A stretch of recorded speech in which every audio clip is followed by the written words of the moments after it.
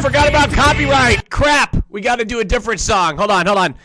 YouTube editors, please don't start the YouTube editing at that point. I won't get any revenue.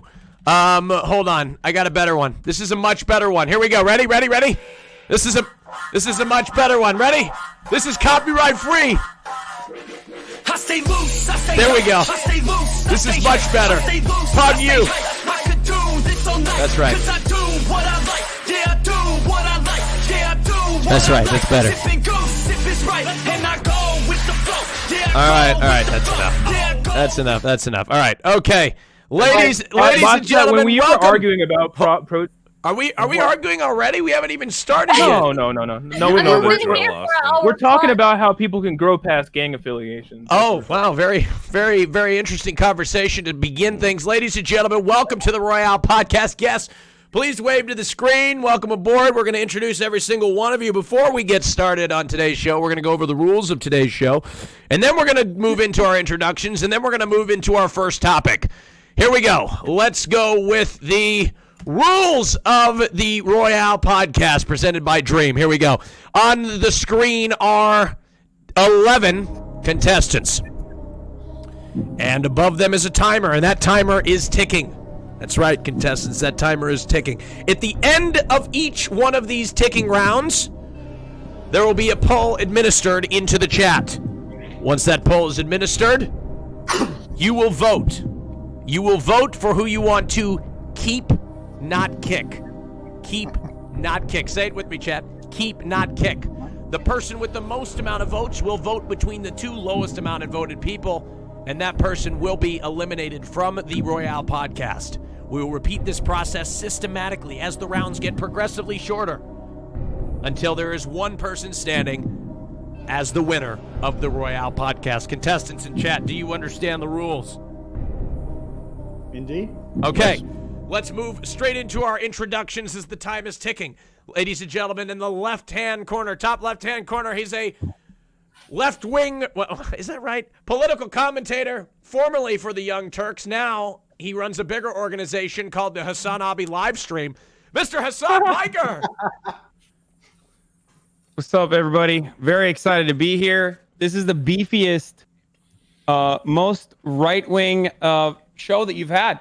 Is it? I think. Really? So I'm very excited. What? Well, we've got. Well, you have Bastiat, who's a wild card. Definitely right on economics, but left on social issues. Mm-hmm. You got Richardlewis, who's kind of a lefty. I don't know. I mean, we disagree on some stuff, but we agree on a lot of stuff recently. Mm-hmm. You got Suspect Sushi, who apparently is also very right wing, and told me earlier that he's very excited to be on.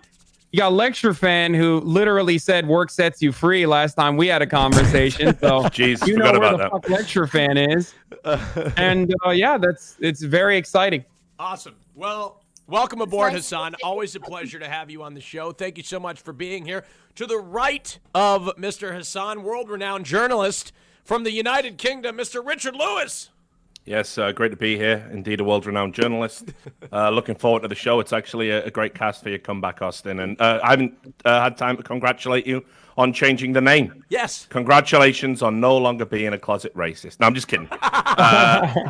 Really happy for the rebranding and all your opportunities. Thanks for having me. Thank you, Richard. A pleasure to have you on, as always. Love having you. Thank you for joining me for the comeback stream. Ladies and gentlemen, to the right of Richardlewis, one of my very good friends, joining us live from a very nice hotel room. Melina, welcome aboard. Hello. It's the first time I'm on this show, so I'm very, very excited for it. I usually do like IRL streams and stuff Hello? like that, Oh, and I hope this will be fun. I feel like I'm scared to talk politics, but it'll be fun.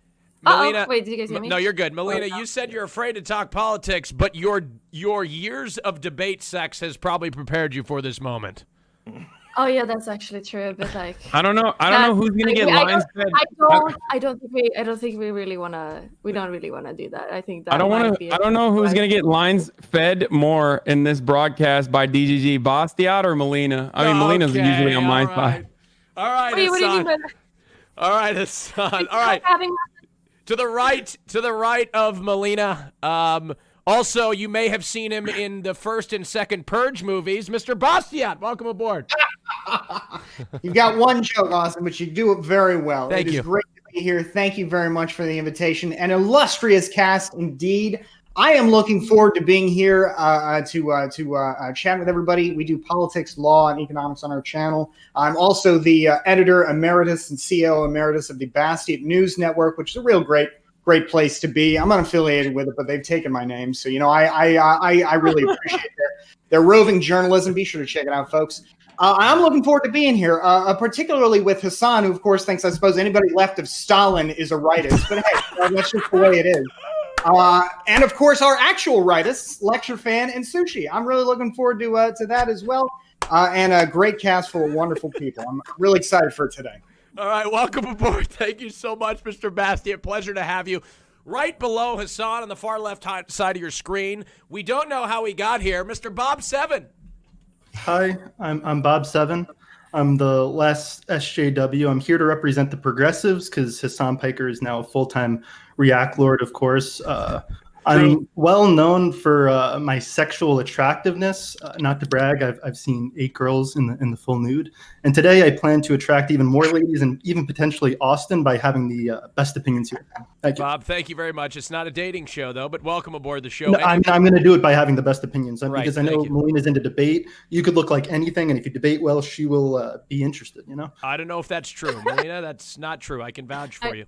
But you could also be gorgeous. Like, for example, Destiny is gorgeous and has good debate skills. So that's that wasn't at Destiny. I respect him. Bob, I'm not trying to do any shots. He's a cool guy. Sometimes I disagree with him. Thank you. Hey, But overall, I would say I You're not- respect him. I think you might be in love with Destiny, Bob.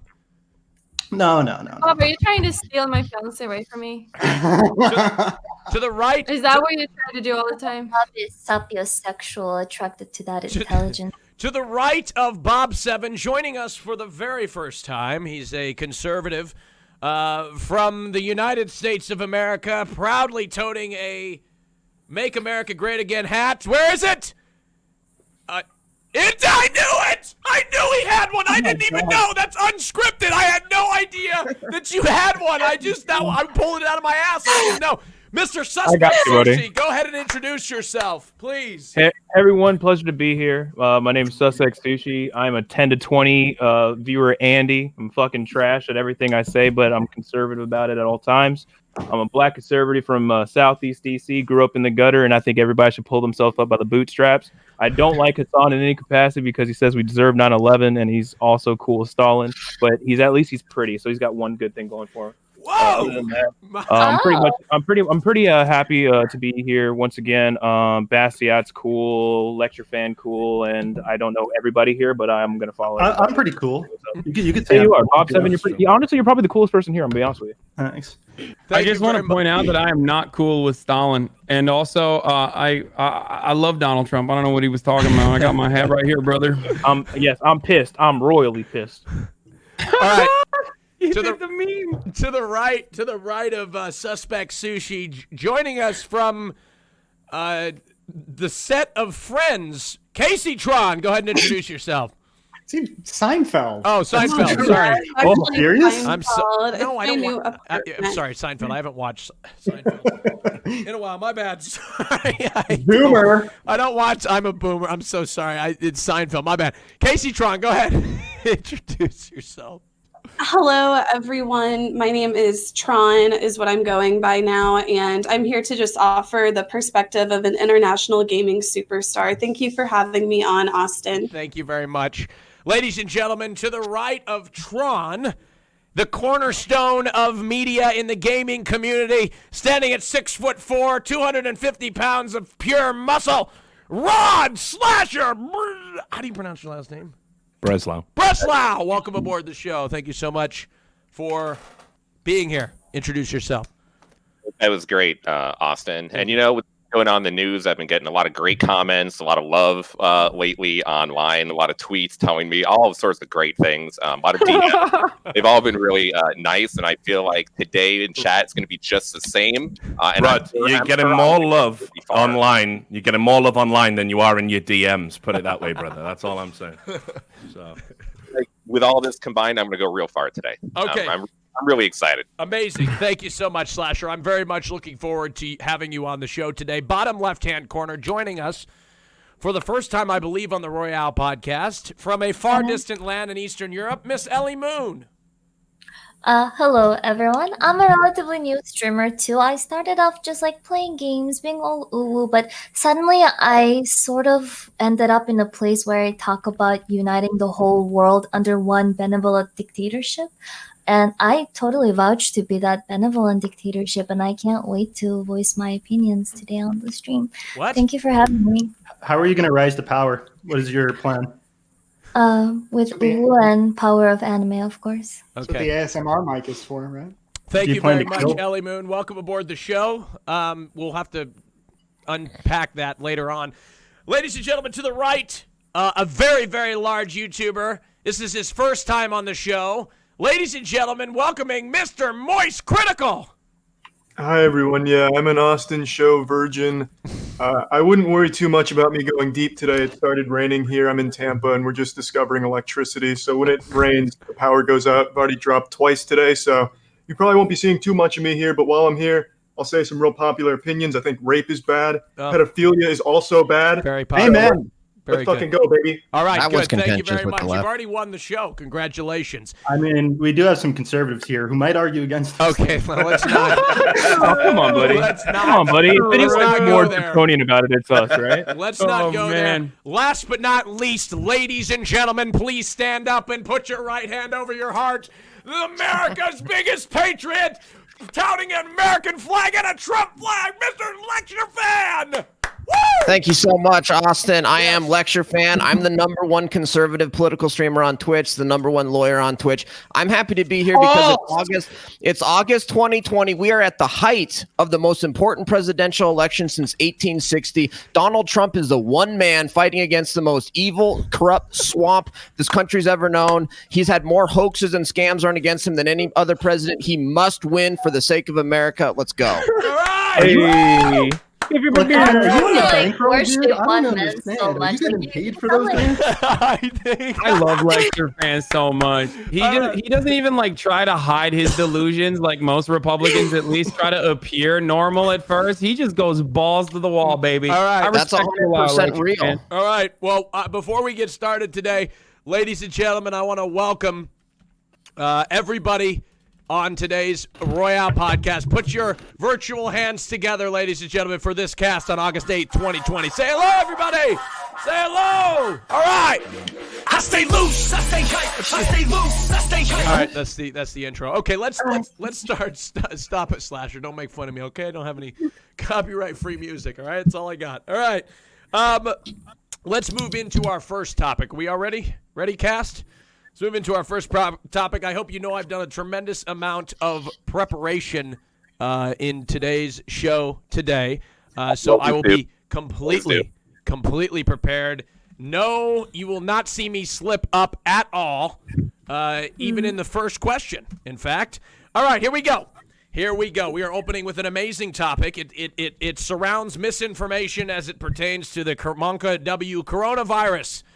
Let's introduce the topic, then I'll present a couple of questions, and I will let the panel discuss. Here we go. Facebook and Twitter have started to crack down on coronavirus misinformation.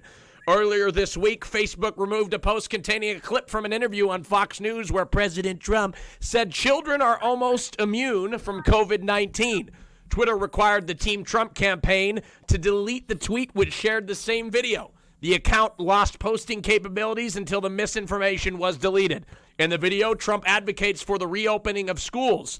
So I want to present the question to the panel. Do Facebook and Twitter have a responsibility to censor information, and why? And second to that question, is President Trump guilty of spreading misinformation? Let's start with the conservative side of the aisle, or whoever wants to speak. I'll open this up. Go ahead, Lecture Fan, please. Of course not. I mean, the question that should we be censoring things? Should we be burning books? Should we be shutting down speech? Of course not. The way that you counter this is with better information and better speech. And the only reason that they have to censor Trump is because they can't push back with logic and reason and actually win the war of ideas. So they have to censor him. And anybody that's going to defend that ought to just come right out and say, I support repealing the First Amendment too because I don't believe in the principles and values that form the basis of He's free right. speech. It is That's really hard outrageous. to use logic against Trump. He's right. Okay. It's outrageous Like that you you're said, trying to bring Go the ahead. First Who Amendment. would into like to it. Wait, but you know respond? you One address- second, you know- no, Basti, wait, you know Basti, you- Basti, go ahead.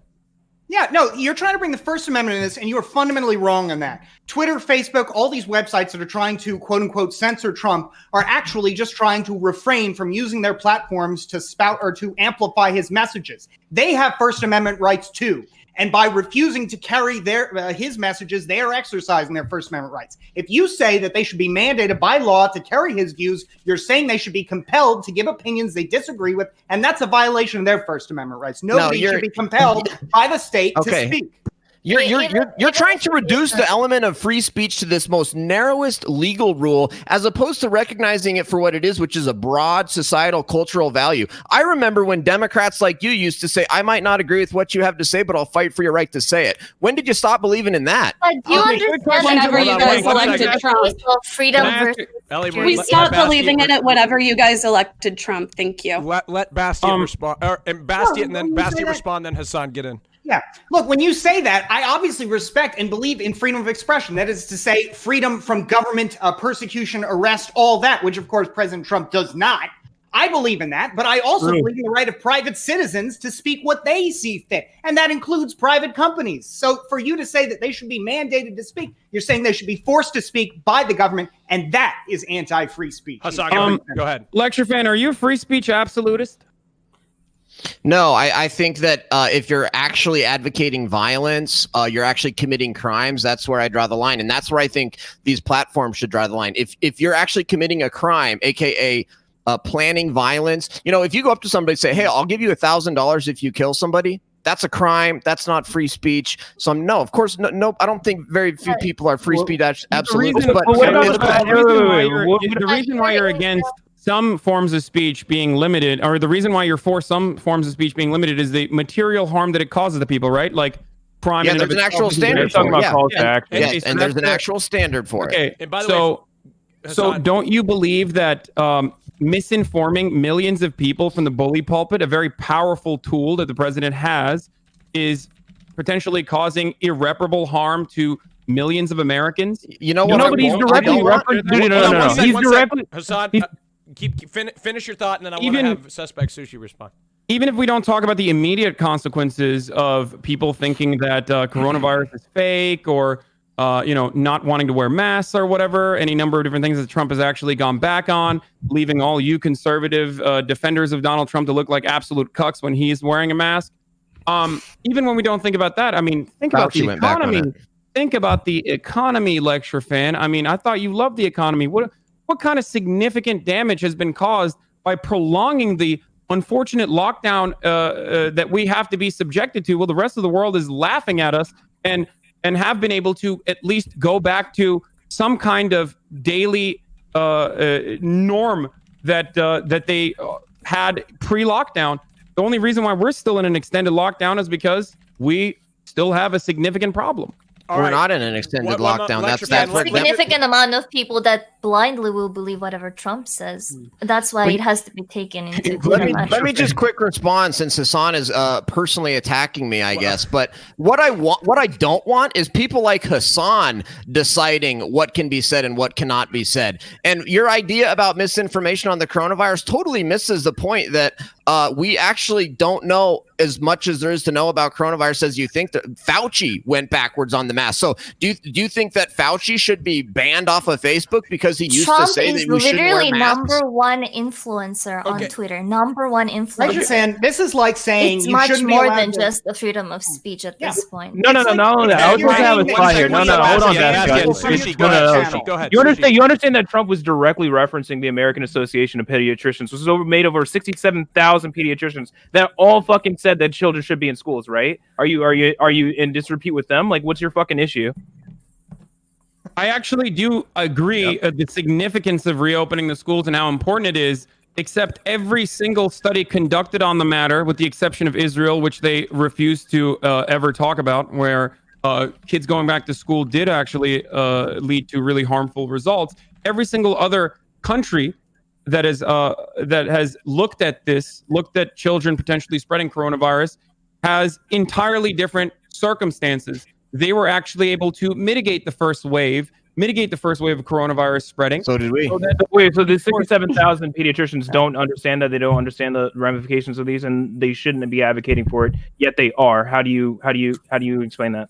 A typical conservative move here. You've totally changed the subject altogether because we were talking about Hassan freedom. did. No, that's literally about freedom of coronavirus. speech. No, he was Hassan saying, changed it. Hassan was saying, and I hate to agree with Red Hassan here, but he was saying that some views should be, that is say that you should have the right to moderate your platform to exclude views that can be dangerous and They harmful. moderated Trump. They fact-checked him on something that he was literally absolutely would agree with that if it were applied to pediatricians you. about, though. If somebody was in your Twitch chat, for example, spreading racism or whatever, you'd feel absolutely comforted and justified in banning them because you run a platform and the health and vitality of your platform depends on your ability to moderate that. Okay, platform. So why did the I AAP also not have get a banned counter. from any platform, but Trump did? You're telling me there wasn't a bias in that? Are you fucking serious? That's what it doesn't matter. Oh, it doesn't matter there's if bias, there was which bias basically or means not. yes, there is. Okay, These cool. are Americans with the same First Amendment rights you have, and they have the right to ban who they like for whatever reason they Then like. wait. If that's the case, then how come they like made it like? Why is One it second. against the rules for Trump to block people then?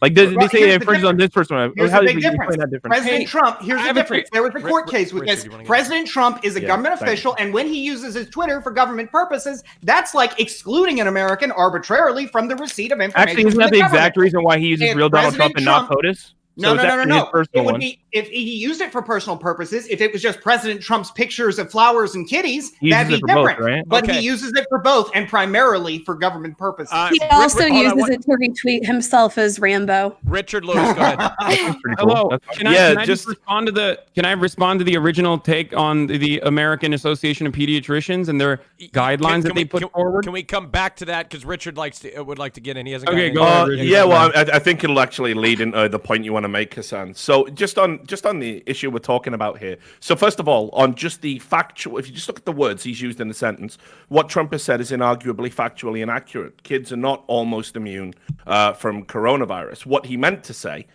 because he's an idiot and seems incapable of getting even like just basic statements correct, is that according to the data from the CDC, in like 2% of cases that have been logged, it's people under 19. Very, very hard to get. And if they get it, very, very rare it's fatal. In the most up-to-date US study, less than 1% of people hospitalized come from that demographic of children, and the fatalities is infinitely small by comparison, but they can still get it, obviously, and still will have. And He spread never said it. they're Yes. completely immune. He said they're children that will almost certainly immune. die. Yes, So you yes, just said almost he's right. immune. Almost No, immune. no. That's a subjective statement. No. The guidelines that they were Let's stipulating was if I may just foot finish. adherence and the mask wearing and all that things. Yeah, let's if I may just finish. That isn't immunity. Not dying from something you carry isn't immunity. It means that the symptoms don't affect you as drastically. He didn't say they're you still immune, have though. them. He said they're almost immune. That's false.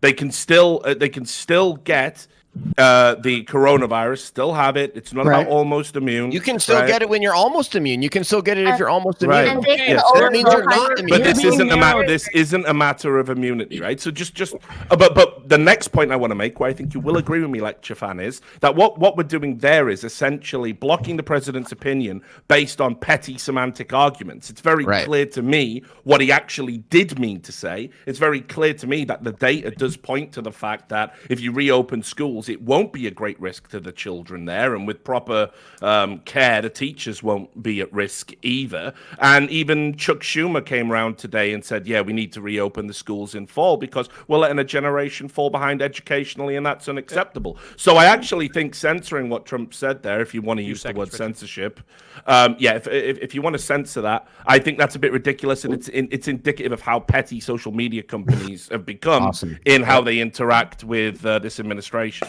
But it doesn't mean Trump's right. Hassan. Okay, so we were talking about the AAP guidelines, right? And I originally, and this might shock some of the conservatives here, was arguing with my own audience every single day when both these guidelines were being pushed forward about reopening the schools and the necessity to reopen the schools. And I got a lot of pushback from teachers. I got a lot of pushback from school nurses. I got a lot of pushback from students themselves. But the reason why I changed my decision later down the line, regardless of what Chuck Schumer has to say or any number of people have to say, is because the AAP is offering guidelines but I know for a fucking fact that we're not going to follow said guidelines. The American education system is currently crippled, okay? Due to a dramatic case of being underfunded, we do not have the necessary class sizes to ensure that children don't spread this virus. I am not here to argue with the importance of reopening schools, because that I agree with. Schools are incredibly important to reopen. And education is like the third reason why they're incredibly important to reopen. Schools need to be opened immediately for the daycare that they operate as, pretty much, so that people can go back to work. That's the real reason why Republicans. So you must not support the mask mandate then either. American families, because nobody wears a mask, right? Millions of American families rely on food programs, so that their Those children. programs haven't stopped. Casey, check your DMs. I know, dog. Just listen. Just let me finish my point. Okay, I'm talking about why schools should reopen and the significance of that. Okay, but having said all of that, ultimately, if we reopen schools in the rushed way that we chose to reopen the economy and saw a massive spread, we are going to cause more death and more devastation, because it's not the children that are simply dying from coronavirus. Obviously, their death rates are much, much lower than older people dying from coronavirus. The problem is schools have adult staff. Schools have older people working in schools. And the children have immunocompromised family members. I need to allow. Even the Mayo Clinic says the children are not nearly as. Exactly, Sushi. You're missing the point. They have the ability to spread the disease like anybody else. They have. Yeah, but the issue is with Donald Trump saying that they're almost immune, and the Mayo Clinic literally says they are considerably less likely to even contract it, or even be harbingers of it. Is almost immune the same thing as what the CDC said? It's an arguable point. But what I'm saying, the reason why you're weaseling around that is because Trump says like weird fucking verbiage for a lot of the things he says, but like what he's referencing isn't unfounded. It comes from like the Mayo Clinic that literally says that fucking children are considerably less likely to even have it. Considerably less likely. Is that the so same? Why is it? Why is it not using almost immune? It shouldn't matter. It shouldn't matter if it's wrong or right. We don't censor. We don't censor people just because they said something we don't agree with. That's not how it's supposed to work. 5 million reported COVID-19 cases in the United States. Almost a third of a million were children. So this isn't some trivial number of people, of children who are able to spread disease. Let's allow Melina to get in here. She hasn't spoken. Anybody who hasn't spoken yet, I want to get Melina and Casey. Casey, you've said a few things. Melina hasn't said a word, so let's hear from her. Go ahead. I think I don't know. It seems like Trump is just like trying to like opening things and like go back to normal. So things seems normal, but obviously there's like a lot of things that's like really bad that he says that is misinformation. And I think it's like if there's like platforms that wants to censor what he says, I think that's good. Tron, real briefly, and then I want to pivot a little bit. Yes, I just have a question specifically for Lecture Fan. Lecture Fan, do you think Trump is intelligent or smart? Yeah, he was smart enough to beat the hell out of all the Democrats. Okay, I rest my case. I think I win this debate. Okay, all right. I want to pivot. Ellie Moon, yes, go ahead briefly, and then I want to pivot just very, very, very. All right. I'll be very brief. You know, I know you Americans, you really love your First Amendment, but I really feel like when you just morally, when you think about it, the country is so fucked. Like, who the fuck cares if Trump is censored on Twitter? Literally, millions of lives are depending on what some one person says, okay? Like, sometimes I feel like there needs to be exceptions. I don't think it's a violation of First Amendment, but I do feel like even if it were, this is a kind of case where just so much relies on that sometimes you have to overlook. Things aren't just black and white, you know? And this is like one of the cases where I feel like you have to overlook just for the betterment of humankind. Okay, I think it's important to point out here. The reason that we have the First Amendment in this country as expansive as we do, the reason why the government, not private companies, but the government is so thoroughly kept from restraining your freedom of speech is that such restraints are naturally subjective. Like, we just had an argument over the meaning of such a restraint. Imagine if the government actually could ban or censor your opinions on the coronavirus. Okay, my question. I have a question. Hold on. Right, but this is a global emergency. Brief question. My question is, do you feel the same, Lecture Fan and Suspect Sushi, about the censorship of the NFL? and the kneeling of the flag, for example, as you do Oh, for good the one. censoring of the president. No, because, no, and here's Oh, why. oh, Here's actually, why. no, I got Here's why. this. I think lecture's going to be way more contentious about it than I am. No, I'm you curious absolutely, because you have Twitter. kneeling, I got you. hold on, because kneeling for the flag is a protection under the First Amendment.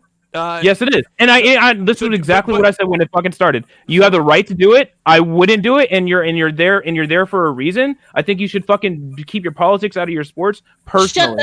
Shut the Okay, hell up. here, and it's a play massive ball. difference. I agree. And I agree with That's considerably more nuanced. We should stop having the national anthem during football games, and there should be no more fucking Defense Department. You understand why they do that, right? You understand why they do that, right? I really want to get a huge amount of money from the government. Charlie, if you want to get in here, you just let me know. Based as fuck. Let's hear it. What are you going to say, Lexington? Can I please explain? Okay, the social media companies are a natural monopoly. Bastiat is basically saying, hey, if you don't like what the power company is doing, go get a different power company. Yeah. But these are natural monopolies. They've taken over the role of the public square. They're in a unique situation, and functionally, they're essentially they're incredibly important to our public discourse. And nobody's talking about, is this a narrow technical legal violation? Nobody's arguing that. We're arguing about, is this good or bad? That our public squares are censoring things just because somebody doesn't like it. Okay, so Just to be clear, hold on. I really got to respond to this. We're not just censoring things, we're also the legal side of this defunding. doesn't matter. It's because you, at the end of the day, don't care about individual freedom. You're happy to sell it down the river if it means that Trump can, I guess, have an easier time saying whatever he wants. Instead of being consistent and acknowledging there's nothing natural monopoly about Twitter. They've got competitors. Facebook, Parler, Google Plus, natural monopoly. Natural monopoly there. We're all here on another social media platform ranting right now. Okay, so Basti, if I may ask you a question, natural monopoly right now without googling, because you are so fucking wrong. Natural monopoly is a actual economic term, and you're just bastardizing it. But you're just that's why I use the term, because I know what it is. For sure. They are monopolies, but they are not natural monopolies. What the fuck are you talking about? Yeah, Google it right now. Read it out loud. Social media companies don't just naturally only work if everybody's on them. Oh yeah, it's real easy to start a new social media company, take out an existing one, right? The reason why now is because of the monopolization of social media companies. But technically, they are not natural monopolies. Natural monopolies mean that there is tell that to the antitrust division of the DOJ. Barrier of entry. I cannot believe a Republican yet again fails to fucking understand a concept so simple that it's basic economics 101. This is literally a fucking econ 101 I think you should at least briefly, Bob. Yeah. I just think we could all agree that Facebook has historically had a misinformation problem. I remember years ago, I took a Harry Potter quiz and they said I was a Slytherin, and I'm definitely a Hufflepuff. And I think that there's degrees of misinformation. But what's wrong with being a Slytherin, my dude? Wait, what's wrong with being a Slytherin, my dude? So I was gonna ask Basti a question. Richard, hold on, Richard. Go ahead, Richard. Yeah, I was just gonna ask Basti a question, and that is kind of do you believe that the platforms need to sort of have some form of qualification when it comes to choosing to censor misinformation as it pertains to medical issues? So for example, we've seen multiple platforms remove doctors who have spoken about hydrochloroquine or other forms of treatment, and they've had their views censored. What qualifies the tech platforms, in your opinion, to remove that, and should they be qualified? I think the qualification for them to remove or moderate their platforms is that they own the platform, and it is not a public square, as Lecture Fan says it is. It is a private institution. Now, I recognize there are some implications of that I don't personally necessarily like. For example, as I imagine we might talk about later, Twitch bans, right? The company doesn't have to explain anything. That's very annoying. It would be nice to have a terms of service that would account for that. There's some quality of life improvements I can imagine. But at the end of the day, the reason I think the platform ought to be able to moderate itself is that it has a First Amendment right too. So Democrats want every single industry regulated. Every single industry has to be regulated. Heavy regulation. But if it's social media companies, boy, they're free. Here's the fundamental difference. Lecture Fan, I really want to respond to what you said as far as regulation goes. Here's the difference, all right? I think you'd acknowledge this difference if we were talking about something like a church, for example, example. But because this is social media, maybe you don't feel the same way. At the end of the day, our First Amendment does mean that social media companies, for example, have greater protection in what they do than, say, the power company has in what they do. Which, by the way, power is not necessarily a natural monopoly, but it is a regulated monopoly by the state, and that's why it's a monopoly. You couldn't do the same thing with social media under our First Amendment, even if it would be a good idea, and of course it'd be a terrible idea. Even though I do agree that if you are actually against social media censorship because, I don't know, I guess people aren't responding to your dumbass tweets as much as you'd like, then yeah, break monopolies apart, I guess, brother. Turns out all of a sudden people respond to your dumbass tweets all the time. What's your point? Why, for example, would you be against the NFL doing what they do, Lecture Fan? Like, they are doing the same thing. They are doing what they believe is the best for their institution. Okay, here's the difference. The NFL is not a platform. What do you mean it's not a platform? The NFL's not a platform. People get fired. Dude, wait. People get fired. A platform and a publisher are different things. All the time. What is NFL? If you mean in terms of polling in our culture, the NFL is massive. That's why they were doing protests at these NFL. It's just not the same. Wait, what's going on? The NFL's not. You have to describe why it's not the same. Yeah, this is back to the Trump interview that just happened. That you just ask a basic platform is a defined term. A platform is literally a defined term, just like a publisher is. That's what the Section 230 debate is all about. Okay. Let's. I think we're gonna get too in. This is. It's too nuanced for this discussion. Yeah. Trump likes one, he doesn't like the other. I want to move just very briefly here. We're technically a little bit over for the first round. Charlie, if you want to get in, let me know. People have been saying it. I'm not sure. If you want to say some, go. No. I think I made all of my points here. Okay. I think Thank you very much. Very strong points you made, by the way. Thank you.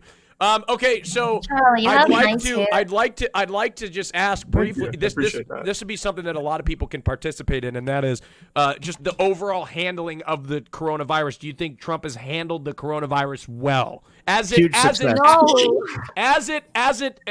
Specifically as it compares to the rest of the world? Let's start with Lecture Fan. Absolutely. Yeah, no. So here's the standard. The standard that you have to use, because this is a purpose of mitigation when there's a pandemic. The whole point of mitigation is to flatten the curve so that our healthcare systems don't get over. In the United States of America, our healthcare systems were never overwhelmed. Everybody that needed a ventilator needed one or got one. What about Texas? Everybody that needed healthcare got it. We had a resounding blowout success in flattening the curve, and it was a huge success, and our hospitals were never overwhelmed. Trump sent up the hospital ship to New York City and built a whole entire hospital in the Javits Center, and they were empty. Most of our hospitals have been empty throughout the freaking pandemic. It's a huge success. Melina, how did Sweden fucking do it again? Hold on. What? I want to know what Lecture Fan's smoking. No, Melina, go ahead and respond. Wait. I mean, I can't say that Sweden has handled this very well at all, but like, I don't know. And your opinion on how we did it doesn't matter. You cannot say that like Trump has handled this well at all. Like, it's like incredibly fucking bad. It seems like states has done like different things, and what Trump is trying to do proportion says That's how it's supposed to work. Lecture Fan, we are you're not even about 4 to 5% of the world population, and we've got 20 to 25% of the cases and about 20% of the deaths. How is this? That's because because why? That's because why? Well, for the cases, it's because we do testing and we have high GDP and we have a lot of travel. I wish Trump failed so bad that the 2.2 million dead ended up being under 200,000. Like, it's a really fucking huge fuck up, right? Then why the fuck would you ever bring up Sweden? Because the alternative. What I'm saying is like America did so bad. One sec, Trump himself says if we didn't do anything, right, and that's the example that you use about Sweden, we would have 2.2 million dead. This is the hilarious part about Republicans who always contradict themselves. In the same sentence, you contradicted yourself by one. Simultaneously pointing out that Sweden is doing a good job when they're not, especially. No, they are. I think they are not. Especially in they're comparison not doing a to. They hardly have any cases of death. Guys, one second. Let Hassan finish. By saying 2.2 million dead if we didn't do anything, which is literally what fucking Sweden did. Now, having said that, I want to go back to the testing more nonsense that Trump always talks about. That Lecture Fan is repeating here, of course, because he's incapable of forming his own coherent thoughts. Okay. As far as testing more, there is only one number that is significant, not the totality of testing, but actually the positive case rate. Okay. And in America, in certain states like Florida, for example, the positive case rate is at 22%. For our country to be able to be operational in a safe capacity, which we all want to fucking get back to real life. I certainly do. Not until 2020 election. Yeah, we're all hanging out inside so that Trump loses. Come on. Yeah, hiding the Biden. Under 5%. A country like Canada, a fucking country where the flag is a goddamn leaf, has a positive case rate of 3%. Are you telling me that we are worse off in handling this pandemic than the goddamn maple syrup country, dude? Where is your sense of what's wrong with maple syrup and leaves, dude? What's wrong with that? That's not the standard you use. American, and we're losing the fucking French out here. Yeah. That's not the standard you use. That's not the right standard. The standard you use is whether the hospitals are more like this country than any other country in the world. How is that a bad standard to use? I think it's as simple as detecting a positive coronavirus test is already just like such an alarming rate. So. Like I can answer this question definitively, and I think Americans need to hear this, right? Because unfortunately, like Americans, like you do live in this fucking insane warped bubble where you politicize everything. Like even a pandemic that's killing you, regardless of your political stance, you will adopt dogmatic approaches to how you talk about it and fix it based on what you think your political ruling class on your side want you to believe.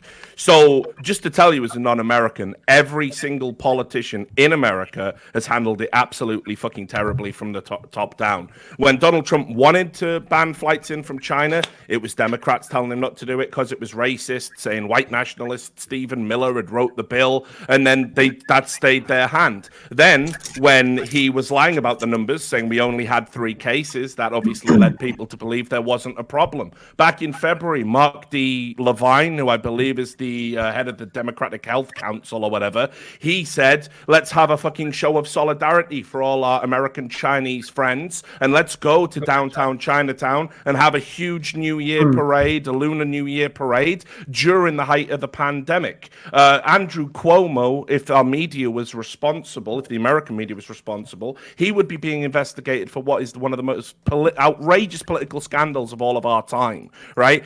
What he did was he had policy in his state, he's a Democrat, where you took overflow from hospitals of coronavirus patients and put them in old people's home. You put virulent people directly alongside the most vulnerable. We know that coronavirus is the fucking boomer remover. So 6,200 people fucking died as a direct result of his negligence. You will not read about that on front page news. Instead, you will be told Donald Trump handled it terribly. Meanwhile, Donald Trump did absolutely handle it terribly. I can think of nothing more embarrassing than having to watch him during those fucking press conferences he did every single fucking day, where he was coming out and basically denying science in front of the world, contradicting Dr. Fauci, who was appointed to be the head of a task force, and telling everyone it's all going to be okay. You can all go out. You can all do this. Maybe we don't even need to wear masks. Maybe we can shine UV rays down your gullet and live.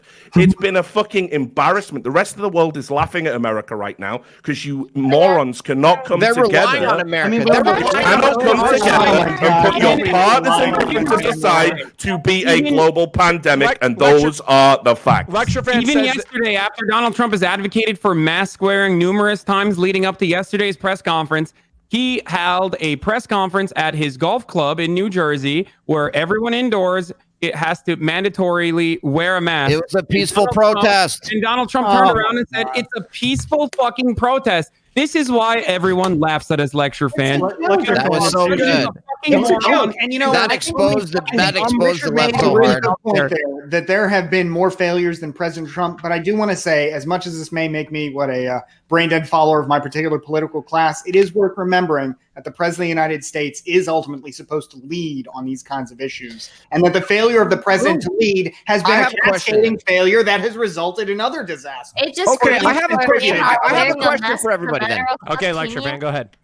I have a question for everybody that's criticizing Donald Trump and saying Donald Trump did so much better. You have an obligation to, number one, say exactly what it was, and then number two, point to somebody else like a Democrat at the same time who said to do something different. Donald Trump basically listened to all of the public health officials. If anybody screwed up this pandemic, it was the public health officials. So if you're going to criticize Trump, number say what was it that he did, and number two, point to somebody who said to do something different at the time. Didn't he not even read any of the Fan, He wait. didn't even Right now, believe in the coronavirus. Man, you're being so disingenuous right now. This is like the Bolsheviks who were like, look, if only Stalin knew we were starving, he'd come and save us, all right?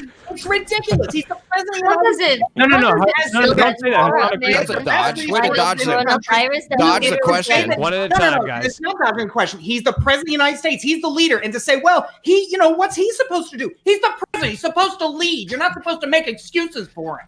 Way to dodge it. Okay, hold on 1 second. Touting hydroxychloroquine against literally empirical evidence that show that there were negligible results, or even in some instances could lead to heart failure, depending on other circumstances. And he kept fucking doing that. And then Republican think tanks found like this random doctor, and he blasted that misinformation like last week about hydroxychloroquine being a fucking miracle cure. I get he's trying to get reelected.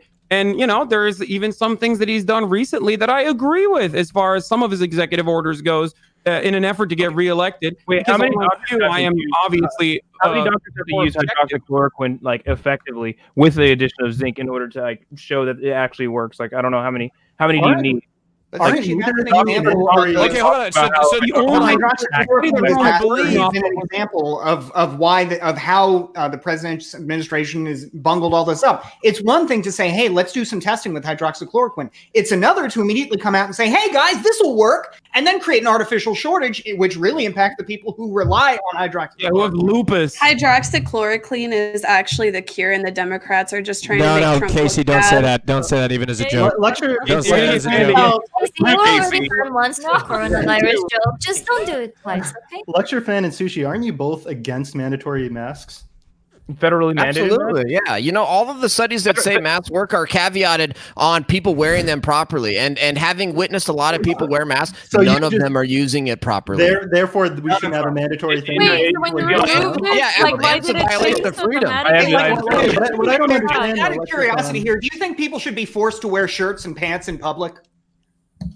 Not even that point. No, Okay, I think they should obligate I want to clear something up. Wait. One second. Hey, listen up. Where's the difference? Listen up, real quick. If people Hydroxychloroquine. can't wear masks Hold on. appropriately, we should just not have them. One sec. There is no evidence to suggest that hydroxychloroquine is effective in the treatment of coronavirus. Okay, that's a fact. Okay, I was joking. Yeah. Shouldn't you be the biggest fan of mandatory masks? You need these old fuckers alive to vote, dude. It's in your best interest. If you want Trump to win again, you don't want them. No, if you want to hear my policy, I'll tell you what we should have done to combat coronavirus. We should have done. Let's hear the lecture fan solution. We should have done level 1 mitigation, which is if you're sick, stay home. Number 2, we should have protected our elderly and our vulnerable, and we should have washed our hands a lot more and social distance to the extent you can. But we should have never done any of this shutdown or this draconian stuff and mask mandates. We got to find a place to wrap it up here. We got to find a place to wrap it up. They even fucking have coronavirus when there's no symptoms. Yeah, look again. I mean, Hassan is making the point here. You don't know until you know, but you do because you know how many people are in the hospital, and that's what the point is to not overwhelm the hospitals. By the way, Austin, One sec. Suspect Sushi, go ahead. Science Times, Mayo Clinic, all disagree with you. It does show a marked increase in recovery from COVID-19. It literally says right here, Science Times. Like I said, Mayo Clinic. Link? Sure. Like it's one of my moderators. Austin, I just want to say that is indicative that it doesn't matter what government officials. This country is so. Everyone who lives here is a goddamn idiot. It does not matter. We are eventually just screwed anyway. It wouldn't matter. I don't know how wearing a mask is a matter of opinion rather than a must. Hold on. So we got to get to a point where we're voting in the polls. Is there anybody that didn't speak that would like to speak?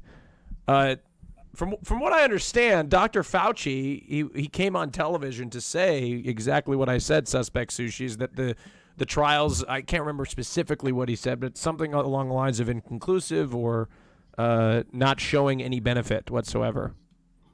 That's just multiple doctors. What is your data show, or what is your the one I'm linking you right now? I'm getting into you 1 second. I'm giving you multiple just in case you have any point of there is one original study that came out of France that was too tiny and basically has been discredited a million times over at this point, that stated that hydroxychloroquine could potentially reduce recovery times.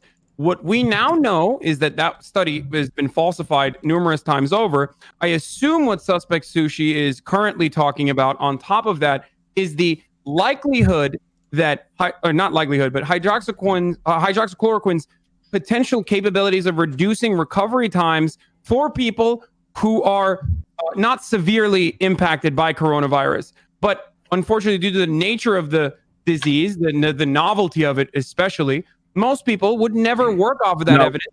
By the way, not one of my links mentioned France anyway. Especially when numerous other much larger studies that have been conducted have shown otherwise. It's ridiculous. I'm not using official, by the way, has gotten on to former FDA Commissioner Scott Gottlieb, for example, has said hydroxychloroquine, quote, definitively does not work as a coronavirus treatment after going over several studies. I think the fair way to say it, though, would be the medical community is divided. There are definitely studies that advocate for it. There are definitely studies that advocate against it. There's no consensus on it right now. I understand there are like the point of contention is only using hydroxychloroquine. When it's supplemented with vitamin C and zinc, they actually what they actually talk about. But this is where it gets dangerous. So I don't know if you saw the article a couple of days ago in Forbes, where they're actually delaying the medical group that have been tasked with this by Trump. They're actually delaying the convalescent plasma studies so Trump can see if hydroxychloroquine actually works.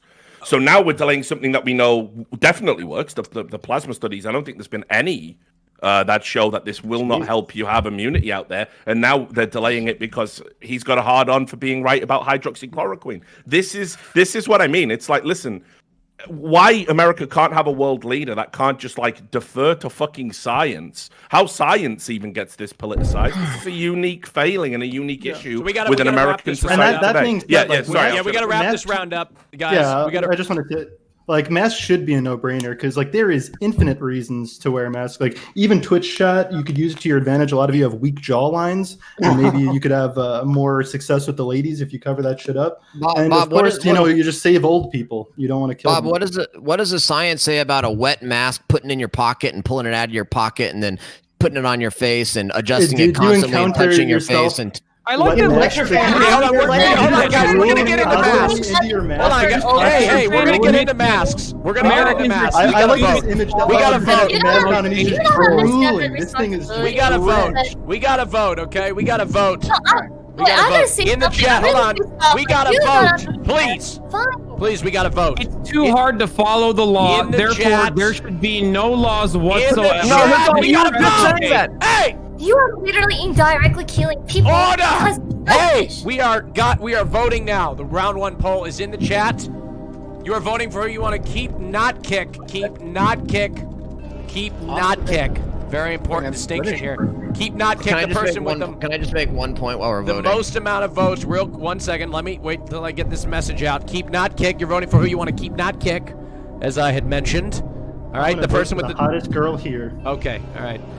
All right, let's move right now. Keep, not kick. All right, hold on. Before we move forward, I'm just going to preemptively say goodbye. No, you're actually in second place. Congratulations. It's a weird phenomenon, but it happens. Yo, can I go take a leak? Yeah, thanks, Bob. Lecture fan, what did you want to say? Oh, well, I was going to say something about Hassan. I feel bad saying it since he's gone now, but I'll still say it. He was saying that the American Academy of Pediatrics or whatever says that we can open schools and we can open schools safely, but it's very difficult to do it. We don't have the know-how to do it, et cetera, et cetera. The same can be said about masks. Masks work if people wear them properly, but you know what? Putting them down wearing them as a chin mask, putting them in your pocket, setting them down on the ground, getting them all wet, and then on the floor and putting them back on and touching them constantly. That negates it. Yeah, lecture fan, even if you have a point there that they are ineffective, if not worn perfectly, the fact is that wearing them in some degree is still more helpful than not. Unless you're imagining that all Americans are just wiping their masks on the floor, nobody is wearing them properly, nobody is wearing them, in any helpful fashion. On my observations, they're not. They're good, even if many people aren't. The fact is, some people at least are. No, because And touching the your- idea that many people aren't, by the way, really devalues the intelligence of the American people. It's because Lecture Fan actually knows how fucking stupid his audience is, and that's why he can, Well, no, I'm not gonna say that. Lecture Fan has a lot of brilliant, big brain conservatives who watch him. But I think it's ridiculous to say that masks are just, they're just these ineffective tools. If you want to come at it from a freedom angle, I never said you're saying that. they're fun. You're saying they're basically ineffective because nobody wears them. All right. Which, again, is ridiculous. Isn't that And backing that up with anecdotal evidence from, I guess, himself and people around Okay, him. But, guys, that's let's move on. We have to make an elimination. Hassan, you have won. Because you assume that people are too stupid to fucking follow these rules. Hassan, you have won the. You try to educate people to wear the mask appropriately. Hassan, you have won the round. Congratulations. With 47% of the vote. Congratulations. You must choose to Hassan has eliminate a monopoly. between the two lowest amount of voted people. Who are they? I did not look at the results. I mean, we already know who's going, but Slasher and Suspect Sushi. One of you needs to be eliminated from the show. I feel like I made a lot of good points.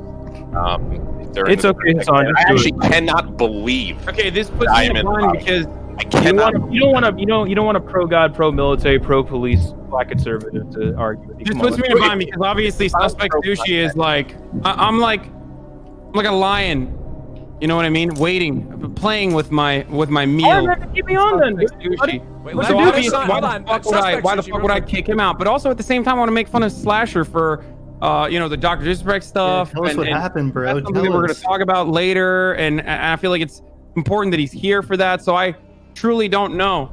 Slasher, just tell us in a video game, dude. They can't sue you. Dude. This is devastating. This is devastating and also not good for my content brain because both of these people, both these individuals in the bottom right now are peak content. So, So the better content is for you to argue with him later. oh yeah, of course, but also like Don't wait. Rod's here for the doc story as well. See, Will you leak the doc information, Slasher? If you say, Story, Come and on, say it. for sure gonna fucking Say it. put me off because just say it, dude. Come on. No, guys, come on. If you say the doc, Let's be if real. anything, you have to wait. Are you drawing it afraid out. to say because you'll be sued? I'm gonna be killed. Actually, I'm. Come Okay. on, Slasher. Okay, Draw it. I'll It is kick up to Slasher you. to save him from further getting owned by literally every single person in the chat when we inevitably come to the Dr. Disrespect conversation and everyone is yelling at him and stuff. He's a good boy overall, and you guys should not be mean to him, and you're being too mean to him. So, Slasher? So I'll kick Slasher to save him. Oh, okay. Hassan's being empathetic. Yeah, that's definitely right. Okay, Yo, Slasher, go ahead and shout out your channel. Can I ask a question before you go? No, Bob. No, My you can't. channel, It's a real quick one. No, you can't, Bob. doesn't exist. My channel doesn't exist because I don't stream on Twitch. So you can go there to not watch me stream right now. Okay. Well, wait, Slasher, what's your Twitter? Thank you for having me. Had a great time. I thought I had a lot of good points today. I think you did. What's your Twitter, I Slasher? can't go further. The answer to the doc is Well, Where did it go? cliffhanger. Thank you. Go follow him on Twitter. Let's continue our That was me. conversations. Let's continue our conversation. I can ask him a question. It was a I simple want to question, expand. I Austin. want to expand our conversation here into something else. We were going into masks real quick, and I wouldn't mind moving into that briefly. If you guys want to talk about do you believe we should that people should wear a mask? This is open. Do you believe? I believe we should do everything possible. That's the least we can do, of course. Lecture fan and Sushi, I want to ask you more specifically. Do you believe that people should wear a mask? If people want to wear a mask, I have no problem with it. But I'm not an advocate for my masks. question was: What happens if should less people die when- would you even recommend that people wear a mask? No, because there's a lot of downsides to masks, and I don't think the positives outweigh the What are risks. the Like downsides? what? Hold on, what about Sushi? Sushi, what about That you? face is all upsides, brother. Hold on, We what- will not be muzzled. Am I right, All right, LCR? I got you. I No muzzle. personally wear a mask. Your boogers on your mask is the Hold on, downside. Ellie Moon, 1 second. Sushi, go ahead. I personally wear a mask. I think it should be left to the states whether they want to enforce, and like fine people and things of that nature if they're not wearing a mask. I'd much prefer like maybe police handing out free masks to people who don't have them, but I don't think we should federally mandate it. Okay. Do you think less people die when we wear masks? No, they're suffocating to Wait, death wait, on wait, the wait, wait. streets. I just said I wear a mask. I think I states just, should I enforce was just asking. Do you think like less people die? It was just It sounds like Sushi, if you're saying it should be up to the states, What I that's said, right? basically what we're doing now, right? So I guess the question is, how do you feel about the current mask rule? I mean, are you against them? My That's thing what we is, do now, right? There's My thing more is- people it's- dying from masks than the coronavirus. Read a newspaper. Jesus Christ. like, Thank what you for are the you pandemic. really trying to ask here? Like, boil down to plain English. Like, of course, like it does help mitigate a certain percentage of like transmission rates. What's in So contention then, here? what's the downside of making it mandatory? Death. It's already being enforced by the states. Okay, so People you're are not getting against fined, things of that What's nature. the And then I downside of also making it gave an mandatory then? alternative. I also Okay, gave an so you're not alternative against for the federal government to have to be included in it. Where's the issue with what I said? I mean, I don't know that the only reason I guess the federal government couldn't really ban it is that there's not really, as much as President Trump is trying, a large federal police force that could, fine Also, you the for fact that, wearing like, historically and legislatively, even during the times of the Spanish flu, there was the federal government actually said they have no right to actually do a mask mandate. masks. Well, I And it was don't actually- Yeah, when I think about an I don't agree with astounding that. success, I think about the Spanish flu. No. Hassan. No. I said they said they didn't have an actual constitutional like foundation to do this, and then they left it to the states, and like they actually went up to jail time for people who weren't wearing masks at the time, and that's fine with me too. But you should leave it up to the state. Bastiat, states can't enforce them either. I don't know if you know, but there's a lot of problems with trying to enforce them by the states too. It's not like states are just wonderful at enforcing mask mandates. States have, as far as you want to say that states shouldn't be doing it, I guess that's some philosophical dispute, but states absolutely can do it. They have their own police forces. They enforce public health laws all the time. They've got the authority. There's this case, Jacobson versus Massachusetts, says you can mandatorily vaccinate. So they have all the authority to require you to wear masks. Jesus So Christ. Holy shit. This is what we They're need trying to police microchip violence us. for. Police, if they see someone out the mask, I'd say they're allowed to take whatever action. That's a Period. violation of the Eighth Amendment. But at the there's same an time, exception Are we to gonna are we gonna go? Are we just gonna let Lecture Fan completely guide the conversation away with a weasel ass point by saying, "Oh, if people want to wear them, they can." When the question directly was, "Do you think people should wear masks?" And I answered it directly. I said no. I want to hear the And you- downsides. though. Okay, here's the It's downside. bad. Here's Well, the there down- you go. There's our Here's point of the contention. I think downside people for should. everyone to be more enlightened with this lecture. Go ahead. So the downsides is that studies show that mask wearing increases your chance of having headaches. It also can cause other problems. It also causes other problems with oxygenation. It interferes with our ability. It interferes with our ability to have human-to-human interactions and our most spiritual relation. The Thank most you. spiritual thing that we can do in our life is a face-to-face human interaction, and I think the mask interferes with that. I also think it instills fear, and more importantly, here's the reason. This is the biggest point. I'm ready. The whole point of a mask is part of mitigation, right? There's in epidemiology, there's containment, there's mitigation. Mask wearing is a part of mitigation. The purpose of mitigation is to flatten the curve so the hospital systems aren't overwhelmed. We are here where the hospitals are not even close to being overwhelmed. So why are we doing draconian mitigation options with these huge Response here. Richard, go ahead. Lecture fan. Oh. Oh, It's sorry, no, only go on, bad Casey. when literally everyone is dying. Only then Lecture Fan will be like, "Oh, I guess it's time to wear masks." Yeah, well, Richard, go look, ahead. this is the example, a prime example of the phenomenon I was talking about earlier. That, like, it's just fucking absurd. I almost feel sorry for Americans in how, like, bamboozled they are. The rest of the world, right? Like, let's just talk about the rest of the world for 5 minutes. I know it's hard for Americans to understand there's other countries and stuff. Jesus And Christ, they- you moved to Britain and suddenly and they you do- abandoned I the wanted to say all this shit when I had a visa. I just didn't time trust we were on Donnie the last Darko time not to fucking deport me. So The 2 last time seconds, we were right? on the show, you were a fellow American. Hey, I like it, but mate, I've seen some stupidity around this coronavirus stuff. That's fucking blown my mind. So anyway, let's just talk about You should that. be wearing a mask. In the rest of the world, in the rest of the world, when there are minor outbreaks of colds and flus to keep productivity up, people just voluntarily wear masks anyway and just get on with the rest of their fucking lives. Look in almost every Asian country on the planet. Right? Then Korea. Yeah, those ones. Yeah, and also just. I'm back.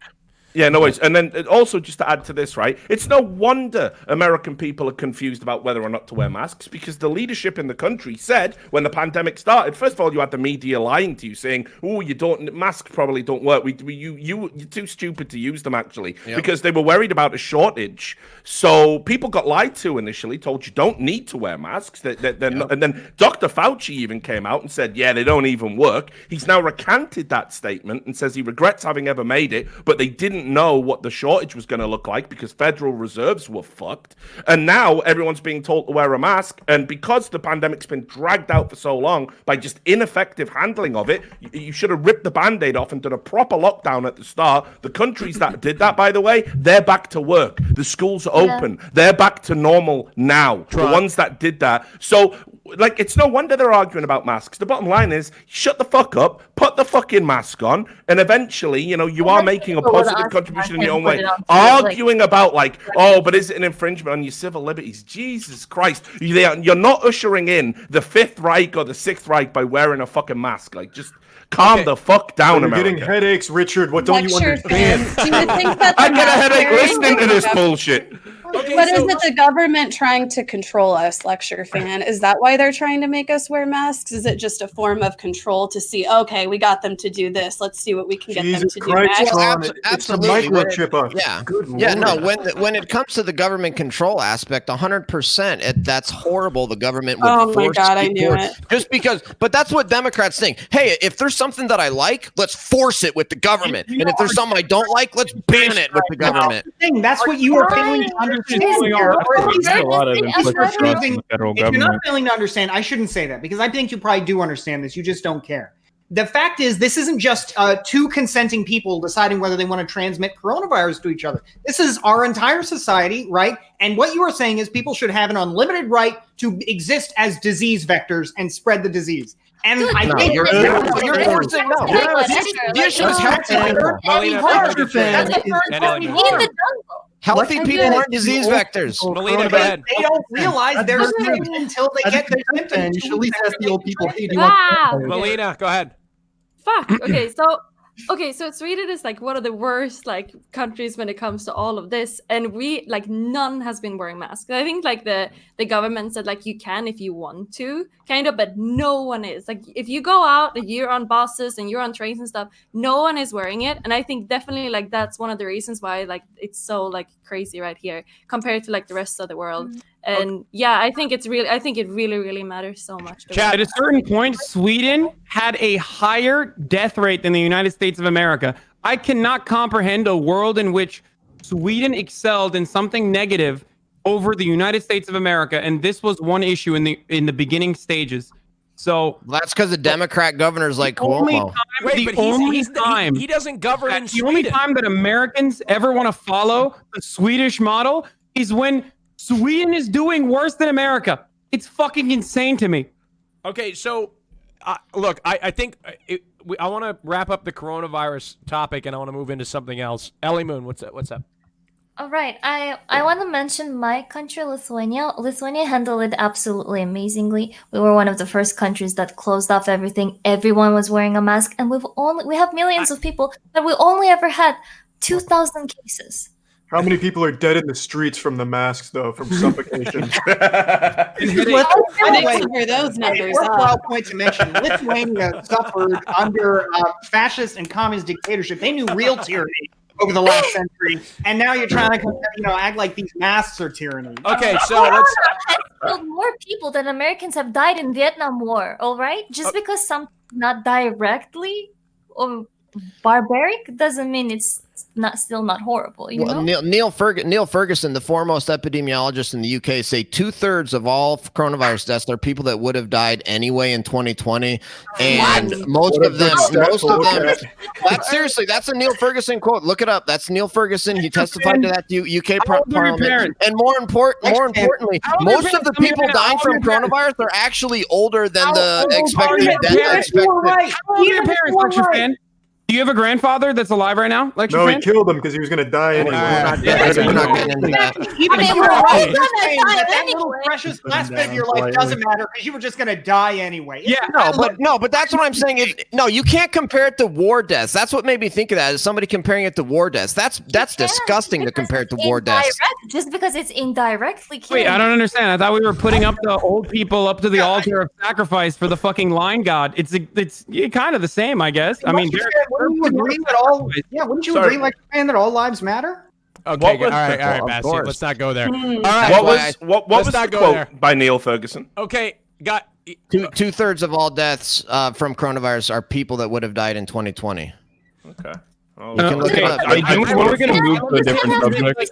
I love this dumbass take because it's literally just saying, like, listen, old people are going to die anyway. Okay, if that's the case, then bring your parents over. I'm going to kill them. Okay, it's just there's a Telegraph. Did you find the Telegraph article? The reason I find that quote strange. Life expectancy, I can execute you. No, and Hassan, let's not go there. Hassan, let's not go there.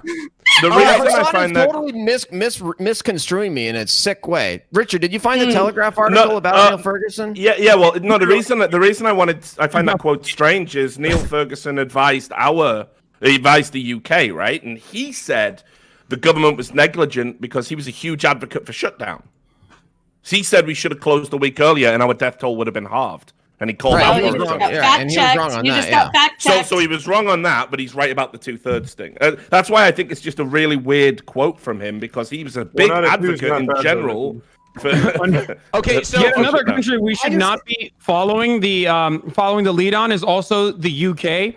I mean, sorry, Richard, but it's a shithole. Yeah. It's literally number one. Handled it. All right, guys, we're gonna shift topics. Stated that he was going to wrap this one up. We're gonna and just to be clear, the quote wasn't would have died; it was may have died. So okay, let's see. Let's move topics. Okay, we're gonna move into Zoomers rejoice, Poggers. Wait, in the interest of TOS, can I just clarify something? Yeah. Obviously, I think Lecture Fans' parents do not deserve to die. I think that's ridiculous.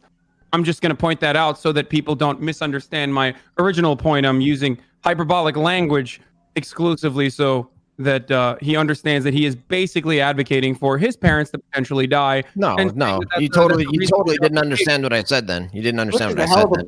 Okay, thank you for clarifying. So do you think wearing a mask is a matter of opinion? Okay, let's agree to misunderstand each other and move on to the next topic. Here we go. The next topic is in regards to TikTok. That's right. Zoomers rejoice with Poggers. TikTok, Poggers. Okay, well... No, it's not Poggers right now because Trump, Mr. President Trump, has issued an order banning TikTok and WeChat from operating in 45 days if they are not sold by their Chinese parent companies in the United States. The order regarding TikTok prohibits after 45 days, and I quote, any transaction by any person or with respect to any property subject to the jurisdictions of the United States by ByteDance Ltd., which is the Chinese company that, excuse me, I misread it. ByteDance Ltd., which is the Chinese company that owns the platform.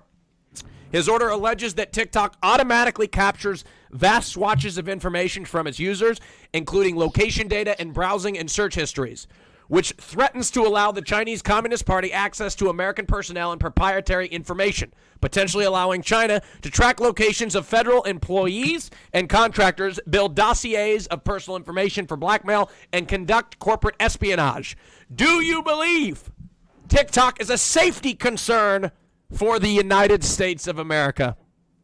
If the Chinese Communist Party wants our data, they should do it the goddamn American way by purchasing it directly from Google and Facebook and any number of other applications that are American, damn it. That's the way to do it. Okay. Well, I've heard I'm not that a big fan of TikTok them. You steals understand, like, a there's little more than usual, but I think it's worth remembering here that everything you just mentioned, Austin, is basically a risk if it happens to a federal employee. What's less clear is if we're talking about all Americans, because this isn't a ban on just federal employees having TikTok. This is a ban not just on government officials. This is a ban on all Americans using TikTok. Okay, but like the reason why I'm Right. against TikTok is not only the fact that they're harvesting data, right? But also it's a huge fucking cesspit of people who groom children and things of that nature. It's actually like a really big issue of people trying to take child predators and things of that nature, trying to take advantage of children over through what? TikTok. I was just I'm gonna say against it's Well, dangerous. the show apparently is Super Smash Brothers, but we're not talking about banning that. I'm against I think TikTok that's because they exactly banned the it. same Okay, about so, it, and you know it. but do you agree with banning TikTok, Sushi, under the pretense that Trump describes in this executive order? Yes. Yes, but there's even more reasons as to why you should ban TikTok. Lecture Yeah, fan. also- I don't understand. Obviously, grooming children is horrific and horrible, and we should prevent it as best as we possibly can. But it also happens on every single social media platform, even American-owned social media platforms. Are you saying that we should ban YouTube, Facebook, Discord, Twitch, and Yes. and Twitch, even any number of It's like platforms a where grooming TikTok is an occurring? outlier for No, grooming, I like, said does it I have an already issue with them harvesting data, and I'm cool with the ban, along with the fact that it's also accessible for grooming. Okay. Let me There's ask also, you guys, there's also the safety pro-ban concerns. TikTok folks here. Are you okay with it exclusively because we're talking about the Chinese Communist Party? Is that the defining issue? If it were, for example, the federal government tracking of the United States of America tracking data on individual Americans, no ban presumably, but Chinese Communist Party, foreign authoritarian dictatorship. They're just going to purchase it and do reason it. why That's already just going to happen. Like, it's going to get purchased. So, lecture fan, do you care to comment? Yeah, no, I mean, obviously, the fact that it's a foreign-owned app that's being used for military purposes is why Trump is banning it. That's what gives Trump the power and the authority to do it. I think we ought to be very careful with the president exercising authorities like that and banning apps. None of us know for sure what the real true military use of TikTok is by the Chinese Communist Party. That's classified information. So I can't sit here and say, it's absolutely true that the CCP is using TikTok for military reasons. It's essentially a computer virus. The president can ban computer viruses. But certainly nobody here We can all know. second guess that. We all know that it's he really- actually banned TikTok because he was triggered by the TikTok users ruining his. There are actually Yeah. supposedly TikTok is credible growing. journalists peddling that lie. But it's actually I hate that so much. Yeah, it's it's actually worse than you think. I don't know if you guys have actually looked into I feel like I'm in school. the guy that reverse engineered the app. He was a guy who basically reverse engineers all the social media apps. And when he looked at what he did, it's the most egregious example of any app that's currently out there. For example, it obviously passes across your phone hardware, which includes like memory usage, disk space. It tells them what other apps you've ever had installed, including ones that you've previously deleted. Doesn't it also copy your notepad or something? Well, no. It also collates whether you're using a jailbroken phone. Wait, isn't that some random Reddit guy though? And not. No.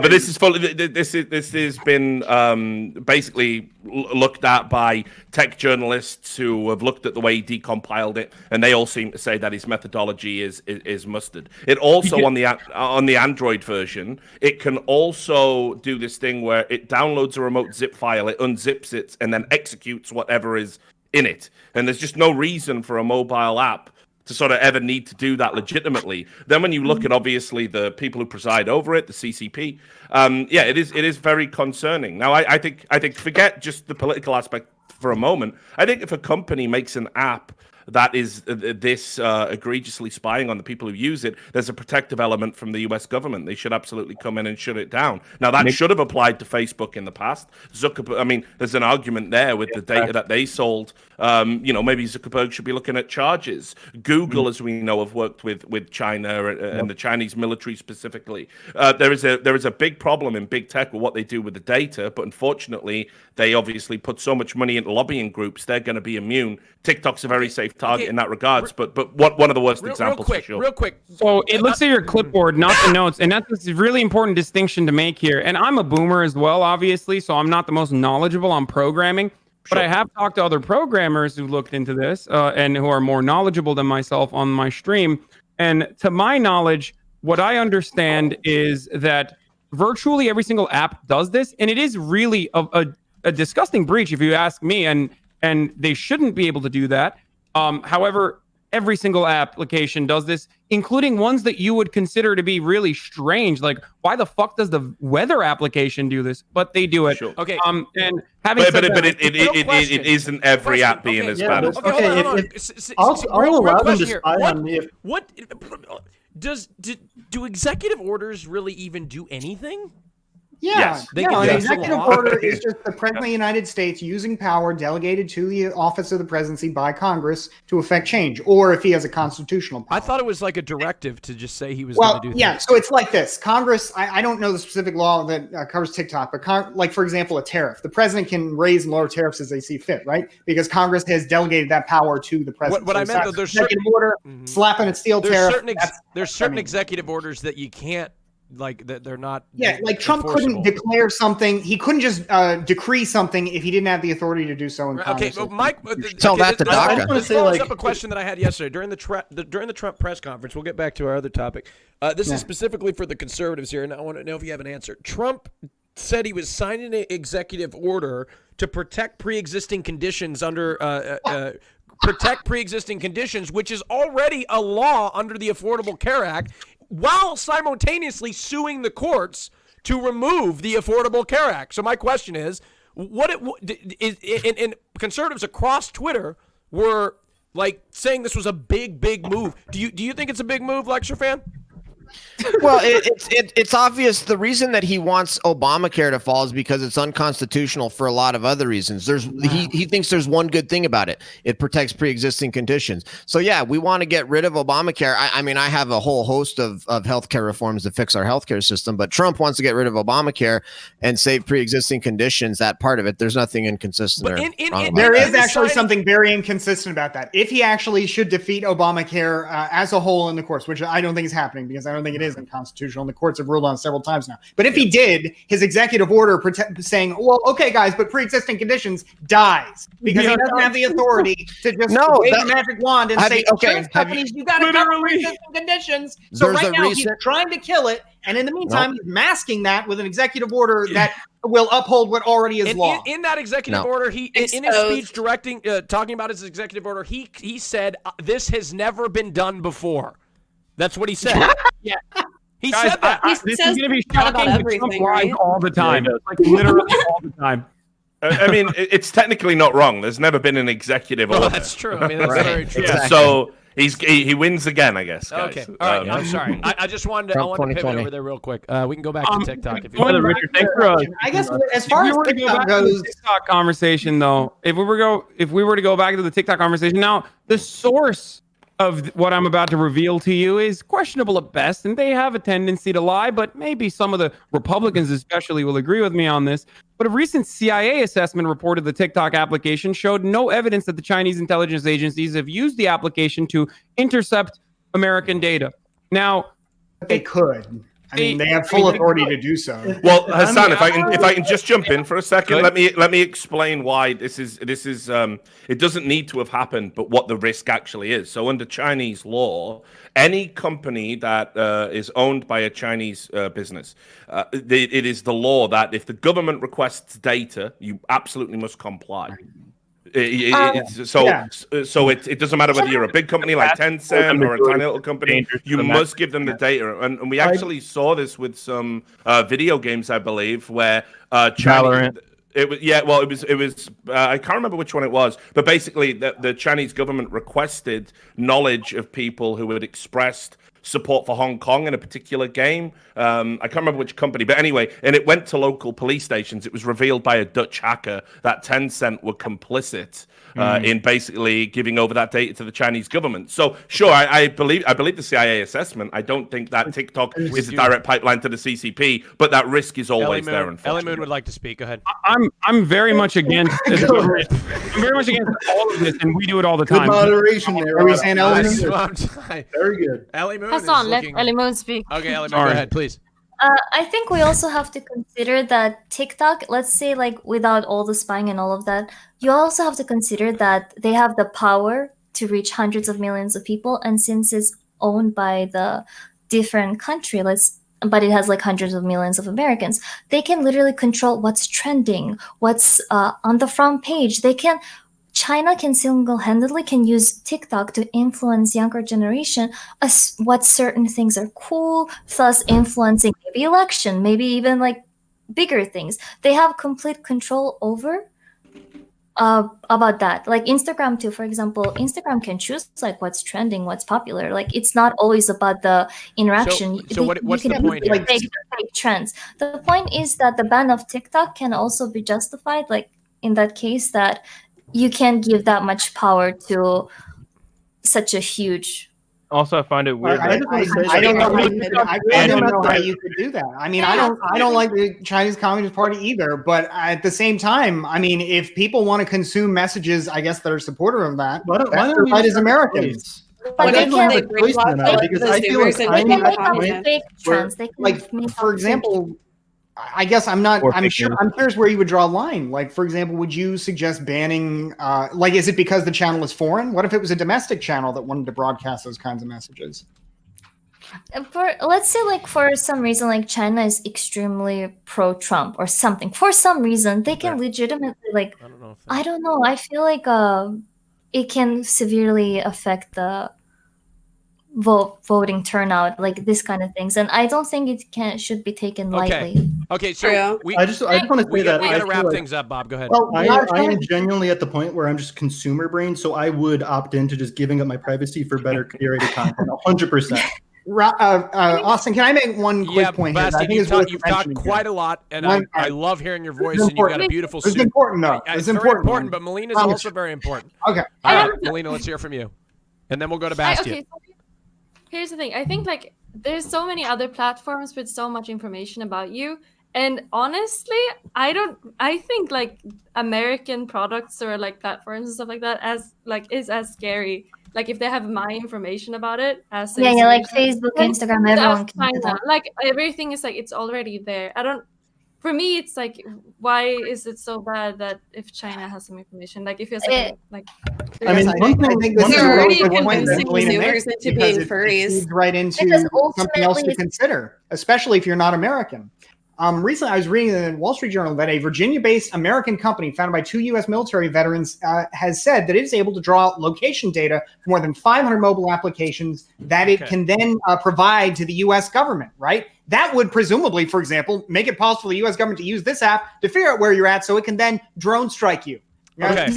But there's also the problem is the data collection. The notion, though, that China is this unique issue. The problem is that we've got these apps that can do this, and we need protection against. Thank you, Basti. Thank you. There's also safety problems. 100% in agreement with Basti out here. By the way, we need to wrap it up, ladies and gentlemen. That's the conclusion of the. Wait, so when we were we need to against wrap it up. but when a leftist says the same thing, you agree with it. I got it. I just want to say that there's also the safety problems outside of just the security. Like some of the popular memes, like people do the Kiki dance where they jump out of the car while it's moving, and that's definitely not safe. Thank you, And Bob. I don't know. Go ahead and vote for who you want to keep, not kick. Keep, not kick. Keep, not kick. The person with the most amount of votes will choose between the two lowest amount of voted people.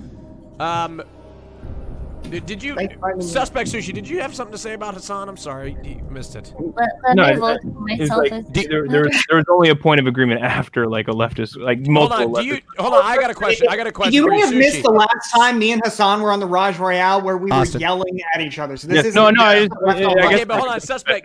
Do you think Hassan's a lib? Honestly. A lib? I don't know. Like he's like some far left political streamer, dude. I don't know. Wait, I thought Joe Biden was a far left guy, or taken over by the far left, though, according to Donald Trump. Dude, his brain is porridge. Okay, Whoever I got a lecture fan. You know I love asking you these questions. Trump said that he was going to attack God, and Biden was an attack on God. Biden is going to. My money's on God. And energy. Wait, Joe Biden doesn't look like he can fucking attack his lunch at the moment. Do you believe that electing Joe Biden is an attack on God? Obviously, what Trump meant is that Joe Biden, the Democrats in general, the Antifa, the far left, they're atheists. They hate God. They hate America. No, he said, and they're he said, Trump claims Biden is against God. No, he said, yeah, he's against God. My bad. Thank you. I misspoke. He is against God. That's what he said. He said Joe Biden is against God. Do you believe? Yes. Do you agree with that? What does Are God you want? for God? Are you pro God? Can you tell us what does God want? Well, I'm genuine. It's a question. I'm just wondering. This is not, this isn't a gotcha. It's just what he said. Well, I think what Child Sushi said is a good point. Which is Joe Biden. Joe Biden he's an empty vessel, and he's given himself over to the far left, which is certainly anti-God. Okay. No. What do you think about spirit the one cooking? thing that has done more damage to God and religion in this country than anything else is the alliance of evangelicals with the Republican Party. It has discredited religion in this country so much. This country used to be more religious on average than any other developed country in the world by far. It wasn't even close. Now we're coming in closer with those countries, and I have no doubt it's because that affiliation of church and state, which used to be something we didn't have and other countries did have, we've eliminated that in large part with the melding of the Republicans and the evangelicals. And now people are viewing religion with the same skepticism they view the Republican Party with. That's not why, but okay. Damn. Okay, well, the polls have spoken. Hassan Piker, you have won the first round. Oh, man. You cannot vote again. Moistcritical, with his incredible opinions, is going to decide between the two lowest amount of voted people on the cast right now. It is between Lecture Fan and Suspect Sushi. Gentlemen, make your case. Charlie, you're going to have to think about a lot of things here. Number one, who's providing Go ahead. Yeah, no. Who's providing the most content? Number two, who do you see as a threat to you on this show via elimination? A lot of things you're considering in this process. There's a lot weighing on my mind, boys. Hit me with the Shark Tank pitch. Why do you stay? What's your equity? What do you want to part with? Compliment your content. All right. Remember that. Lecture Fan did too. No, he didn't. He did not. Lecture Fan did not hold my wiener. So, Lecture Fan, let's hear from you. No, I think my position speak for themselves. I think you're going to be missing me if you kick me off. So keep me. Is there any compliments you don't display in there? I'm just surprised I wasn't on for a little bit longer, dude. No, the one thing I'll say is the Quap video, hardest game ever, is amazing. Funniest YouTube video ever. What else did you like from that guy? Just the Quap video. That's the main one. All right, I've made my decision, boys. I think it's pretty clear now. Clap Fighting Championship commentary is the most superior shit on YouTube. All right. What else?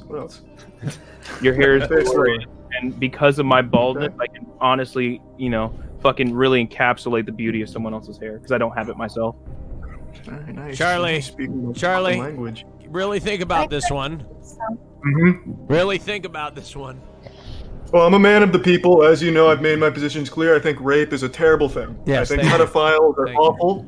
Animal abuse is also up there. Thank you. So, as a man of the people, I'll open up to the stadium here. What do you guys think? Who should I be looking at to kick? Pretty sure people want Lecture to stay. Let's see. Oh, no, Sushi. Oh, see, we're saying my name. What the fuck?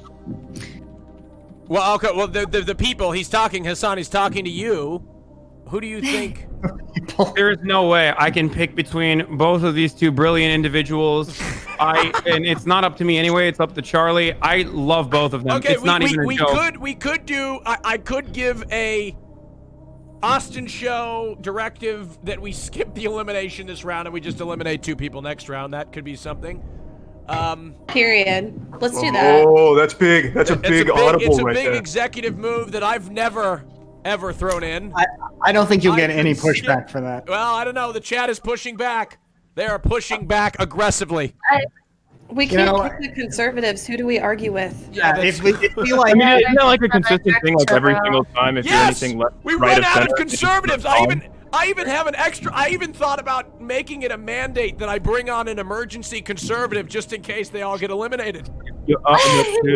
I never run away from a challenge. I'm 1-800-DIAL conservative. Dude, you got me anytime you want it. We have reached a point in which we are running out of conservatives. Well, there's like 7 of us on Twitch, so I know. Finally. We've used all of them, and they all get kicked immediately. What do you mean finally? It's not even a consistent thing. They weren't even like rampant ever. Why aren't you guys so popular? So chat, let's Well, do most another. conservatives are at work. You're a bunch of commies. Okay, hold on. This is a poll I'd like to do. If you would like to kick somebody now, use your Twitch Prime, and I will count them up and make a decision. Use your Twitch Prime subscription right now. I won't let him do somebody that. right now. He's That's transferred the a very power to good me. way. Based on the amount of Prime subscriptions we get in this moment, will determine whether we kick somebody right now. Well, it seems as if there's only 2 people that are on board with this. Well, there's 3. Well, okay. Well, looks like we might need a different poll. I don't know. I think it's not very. Twitch Prime with 32,000 people. There's gonna be a lot of people who subscribe. Okay, all right. You got Cut your own content. All right. You gotta keep them. Damn, Lecture. I'd never wanted to be running against you in such a way. Okay, I'm making an executive decision. We are going to skip the elimination this round. It's unprecedented. We're going to skip the elimination. Charlie, if you're in agreement with me, we will skip that elimination. Give me a compliment, Austin. Say something real nice about Your me. hair is luscious. I already did that. There's so much more to Charlie than his head. Well, look, it's the first thing that The I see. facial hair. It's the tattoo. The tattoo on your arm. It's How many tattoos do I have, Austin? Tell me. Oh God, on. I don't know how many. I haven't seen it. I've never seen you with your shirt off. Do you have anything else? You that guy make me that sick to my fucking stomach. Can he take his shirt off? I mean, I mean, you can if you want. Is that TOS? I don't know. I just, Context. Charlie, I just want to thank you for just normalizing monotone voices. It really has helped me a ton. Yes, chat. You have been, chat. It is true. I broke the rules of my own show. This is the only time that this will happen. In the interest of content, we will maintain and we will protect our conservative counterparts just for the sake of Austin. Yes. Say you issued. We move on, baby. I They have their guns to do that. Believe me, ladies and gentlemen, I am issuing an executive order to protect not only the conservatives, but America, folks. Believe me, it's fantastic. We're protecting a true American patriot by the name of Lecture Fan who is contributing to making America great again for the 2020 campaign. Believe me. Okay, so we're going to continue. We're going to continue with another topic real quick. We're going to get off of Trump real quick because we've been on him for quite some time. We're going to briefly talk about a ban that just happened recently on Twitch, and she's right here, ladies and gentlemen. It's Melina. Melina was banned, and I can't even show the photo. You were banned because you were wearing and I quote, Bob wrote this script, but he says a way too hot Harley Quinn cosplay. It was way too hot. And then I quote, he says yowza in the document. And then that was like a week ago, you know? It was American that I don't know. He said, and I cannot show this on screen, but I will put this in the discord.gg/Austin just so everybody can see, the contestants can see what I'm talking about. This is do you mind if I share that, Melina, by the way? Is this okay? I think we talked about it. Yeah, I don't give a fuck. I mean, it got her stream So that maybe for some reason is gonna get this stream back So too. that is it's a Harley Quinn cosplay. Did you guys see it in the lobby there? Okay, so my question to you is, Melina, how did this process go, and is this a strike on your account? I don't honestly. I don't fucking know. I asked. I got like the message I was banned so late. So it was like midstream. I was just like, wait, what's going on? And I honestly, I have no fucking idea. I've seen so much worse. I was like, honestly, I had so many like layer of things that might not looked as it was layers, but like seriously, and I even texted Bob before the stream, and I was like, "Wow, do you think this is okay? Do you think I gave a thumbs up?" And he was like, "Thumbs up." I don't know if maybe it was like maybe he did this. Yeah, Melina texted me some pics. So what, dude? I know, but that's what I did. But Melina, be honest. Do you think that you would have got banned if you were just like a little bit uglier? Like, do you think you would have been safe? Oh my god! You know what? I got so many texts from so many Twitch streamers that would never admit that they did. But they were like, "I think you're too hot," and that's why. Because no one understood, you know. Not even they wouldn't admit it. Not even LSF understood. Saying like that. Oh, you're just freaking hot. Yeah, dude. you're too hot. You're too hot. And they don't admit to saying it. Yeah. I see you took lessons in humility from Steven. So, okay, What? Yeah, lecture fan. Are you looking at the picture? No, but I did research this topic. We're all looking very respectful. I always ask lecture I have, fan like, opinion, zero. so I Hey, want guys, lecture fan's so- opinion. hey, guys, Do so you think that comment picture is too hot for Look, Twitch? Look, I have zero interest in somebody's this, it's like I husband didn't looked even at you, he really got know. horny, then he felt bad, and he proceeded Okay, to blame a woman, so that's why he banned you instead of, like... But the question, I mean, look, I'm going to take the devil's advocate thing here and say Twitch has got to define this. You know what? I can't even take the devil's advocate. This is... Twitch TOS is not transparent at all. It's pretty fucking opaque, right? Yeah. Like, it's Hard to figure out ridiculous. I didn't know anything. what you can do. Am I allowed to nip out right now? Can I Like- take this off?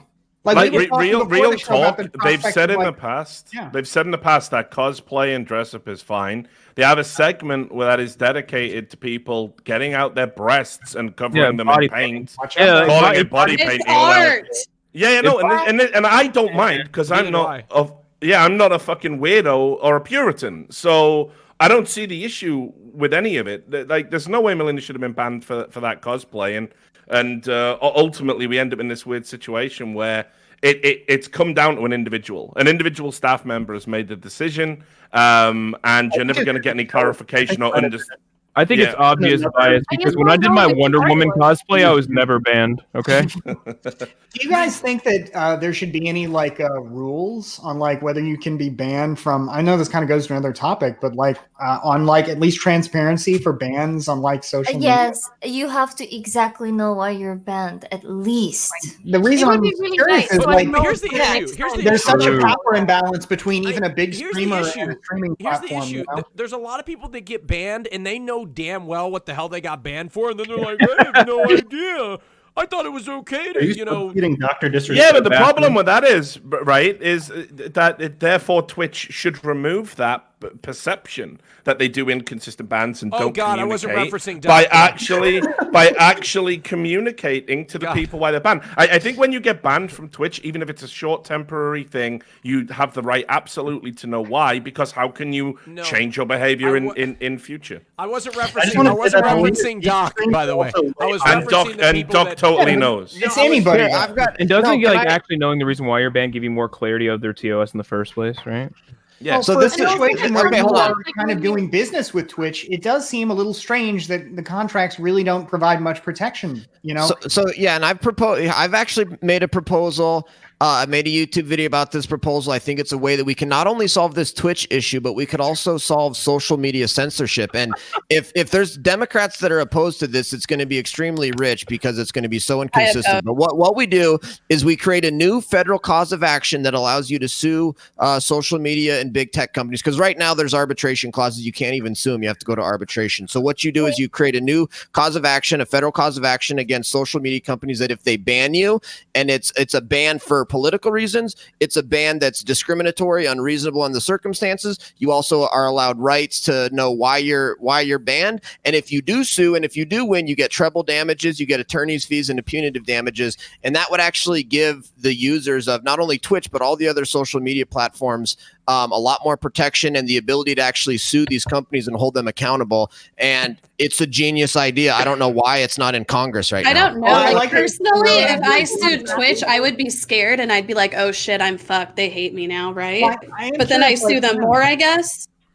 Well, do you guys think there's anything to that? I mean, especially some of you bigger streamers who like this is your job. Like for me and Lecture Fan, it's kind of a hobby. But for like somebody like Hassan or Richard or Casey, If it's a hobby for you and Lecture Fan, I don't know what the fuck I'm doing on Twitch, dude. well, what I mean is when this is really your livelihood, and it seems like something like forming a streamer union is really difficult. I don't know. Like, how do you guys feel about this? What about you, Austin? A streamer union?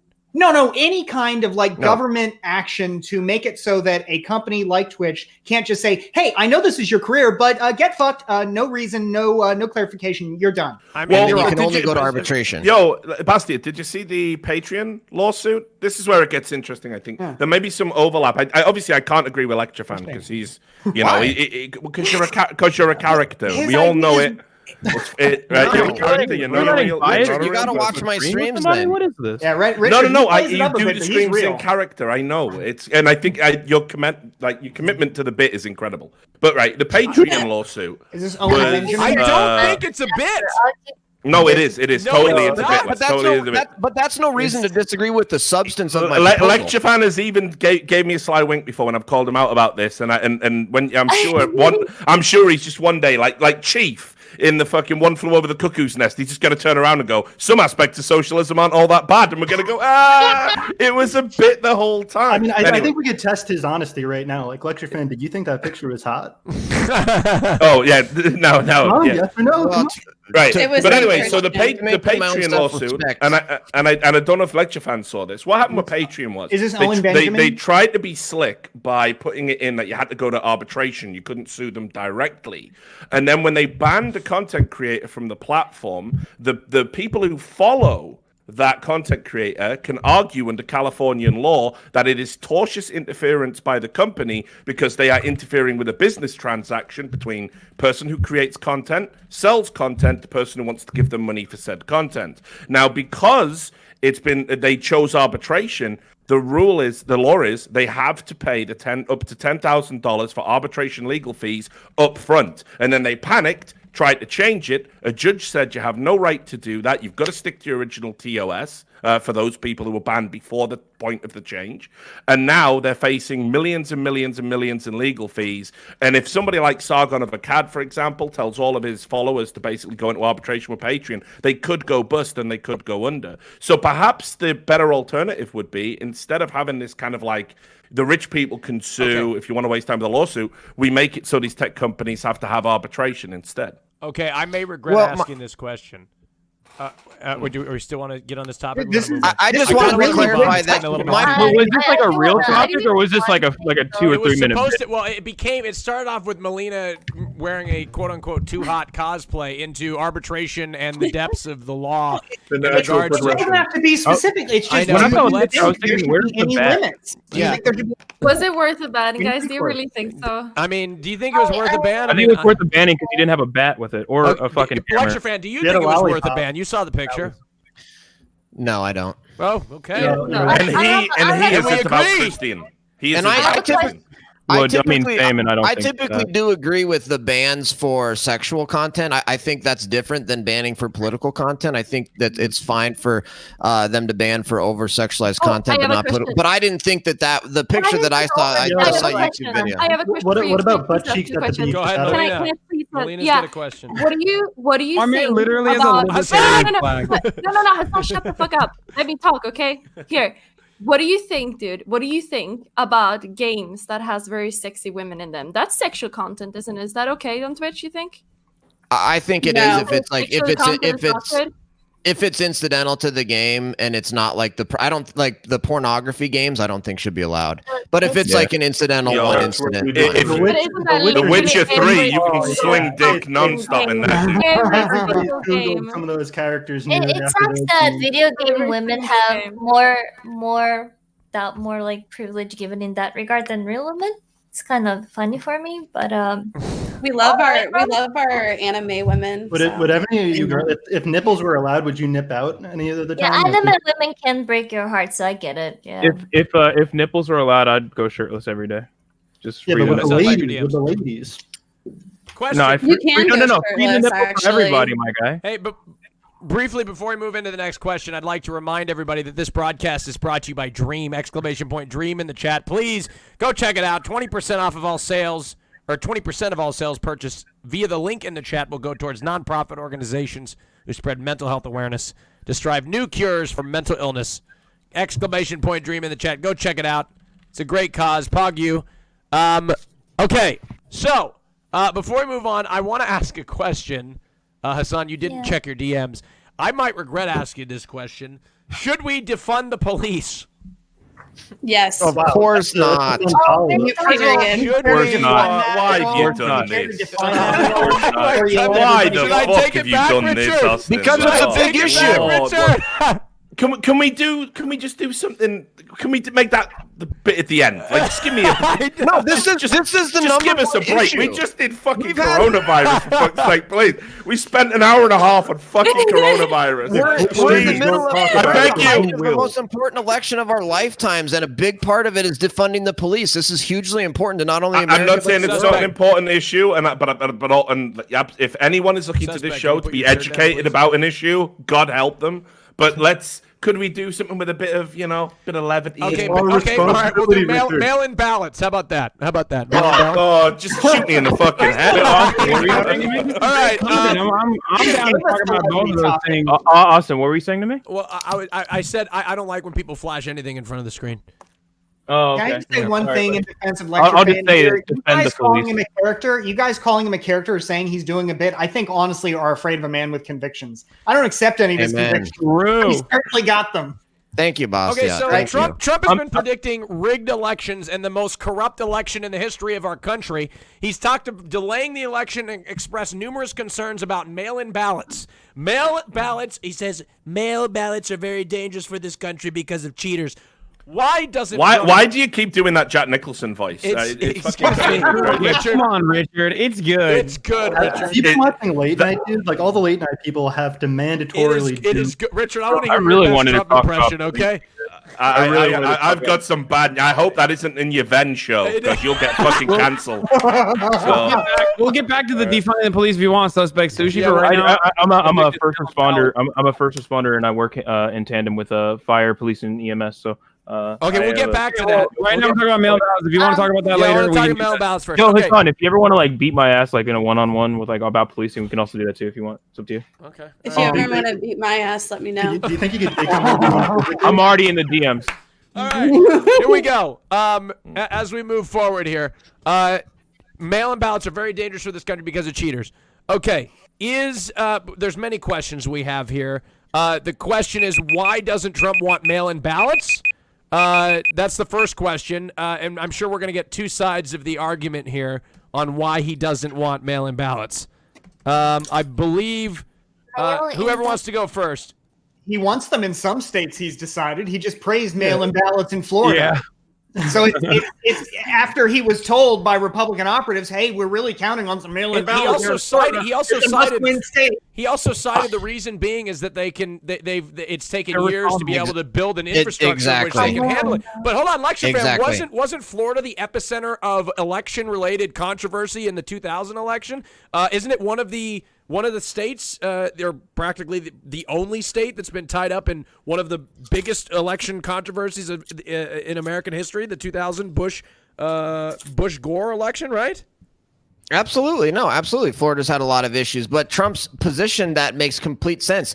It takes years and years and years to get a system set up to where you can actually do a mail-in ballot and actually get results on the same night and actually set up rules. The Democrats are trying to force states in a couple of weeks to switch from traditional voting to universal mail-in ballot because they know that it enables more fraud, and they know that people who are too lazy to go to the polls are most likely to vote Democrat. And so there's no question. There's no question that mail-in ballots actually do increase the chance of fraud. We just had people arrested and indicted in Paterson, New Jersey, just recently because of mail-in balloting fraud. So there's no doubt that it's a problem, and especially when it's tried to be rushed for political reasons, it's terrible. Not only just to piggyback on that, we don't actually have to look at it through a political lens. Like, just take New York for example. Let me get the exact amount. 102,000 ballots were rejected in the March 3rd primary, and they were all mail-in ballots. And that's Wait, hold on. That's actually an argument for how mail-in ballot is technically more secure. The real no. It wasn't due to mail-in voter fraud. It was due to like things like someone's historical signature is slightly off, or things that didn't get received in time. That's the most quoted thing. The most quoted thing. No. The most quoted thing. The most reasons why they were rejected is because they were late. And they were sent around. You're saying they were rejected. Hassan's point is that the fact that they were rejected means they were caught, which means the system worked. No. They weren't fraud. Most overwhelming majority of them were rejected because they didn't get to the polling. So then and a lot of them were lost. So then, if that's your point is that fraud was a minimal concern. Fraud it's always very consistent. We have to have a broader conversation about this. First of all, we have to describe the terms really quickly. So voter fraud is separate than election fraud. When you say mail-in ballot fraud, either you're talking about election fraud or voter fraud. Voter fraud is done at the individual level where you decide to, get a mail-in ballot for your dog or something, and then you write a fake name on it, and then it somehow magically gets registered and all the safeguards don't work, right? That would be voter fraud. Now, that is not a significant issue according to literally every single study that has been done on this, even including the one most notable American Enterprise Institute study that was conducted on this, that showed that only 1,200 cases of personal voter fraud had happened across the board over 10 years of elections that they looked into. Okay. Yeah. Let's just to also. Yeah, this is a conservative institution we're talking about. Not only did liberal think tanks not find anything significant, statistically significant, not only did George W. Bush's committees did not find anything statistically significant as far as voter fraud. Well, if they didn't find it, it must not have happened. Hold on. Are you sure that it wasn't a liberal institution posing as a conservative one? No, it doesn't matter. Dude. Over 102,000 ballots were fucking rejected, and it was not due to actual fraud. It was due to things like them either getting lost or they were late. So like, and there's 3% those are people's votes. 3% loss. Okay, right. People's votes are important no matter what. I don't care if they're voting for Biden. Can I just finish? Instead of fucking lecture fan just had like 3 minutes of just lying. So let me just educate people for 1 second. Okay. Everything. Election fraud, on the other hand, is either systemic voter suppression, which is enacted by Republicans, and they literally get yeeted in the Supreme Court, as notable cases have happened in the past, or voter suppression, or like ballot theft. Okay. Again, another high-profile instance from literally North Carolina, where Republicans stole ballots from old people and then changed the outcome of that election. You know what happened? We caught it because of the disparity in the exit polls in comparison to what the actual election results were. Now, obviously, there's always going to be some fraud. There's obviously going to be some kind of criminal activity. But ultimately, when you're looking at policy, you have to look at it from a point of view of harm prevention. Having people vote safely and securely, something that every American fundamentally should be able to do, is the primary concern right now during a pandemic that has destroyed this country and destroyed our economy, really. Oh, we can have riots and protests. We can have riots and protests, right? This isn't the only time we've Yes, had we an issue can. in the Civil War. What did Hassan 1864? define When there was election? an 1 second, when there was Bastia, an go ahead. incentive- yeah, in the Civil War, 1864, half the states leave the country by force to defend slavery. We had a general election. This was unprecedented in American history, except to the extent we had an election during the War of 1812, when the country was invaded by the British Empire. We had another general election during wartime. World War II, 1944. Almost 3% of the United States population overseas mail-in ballots.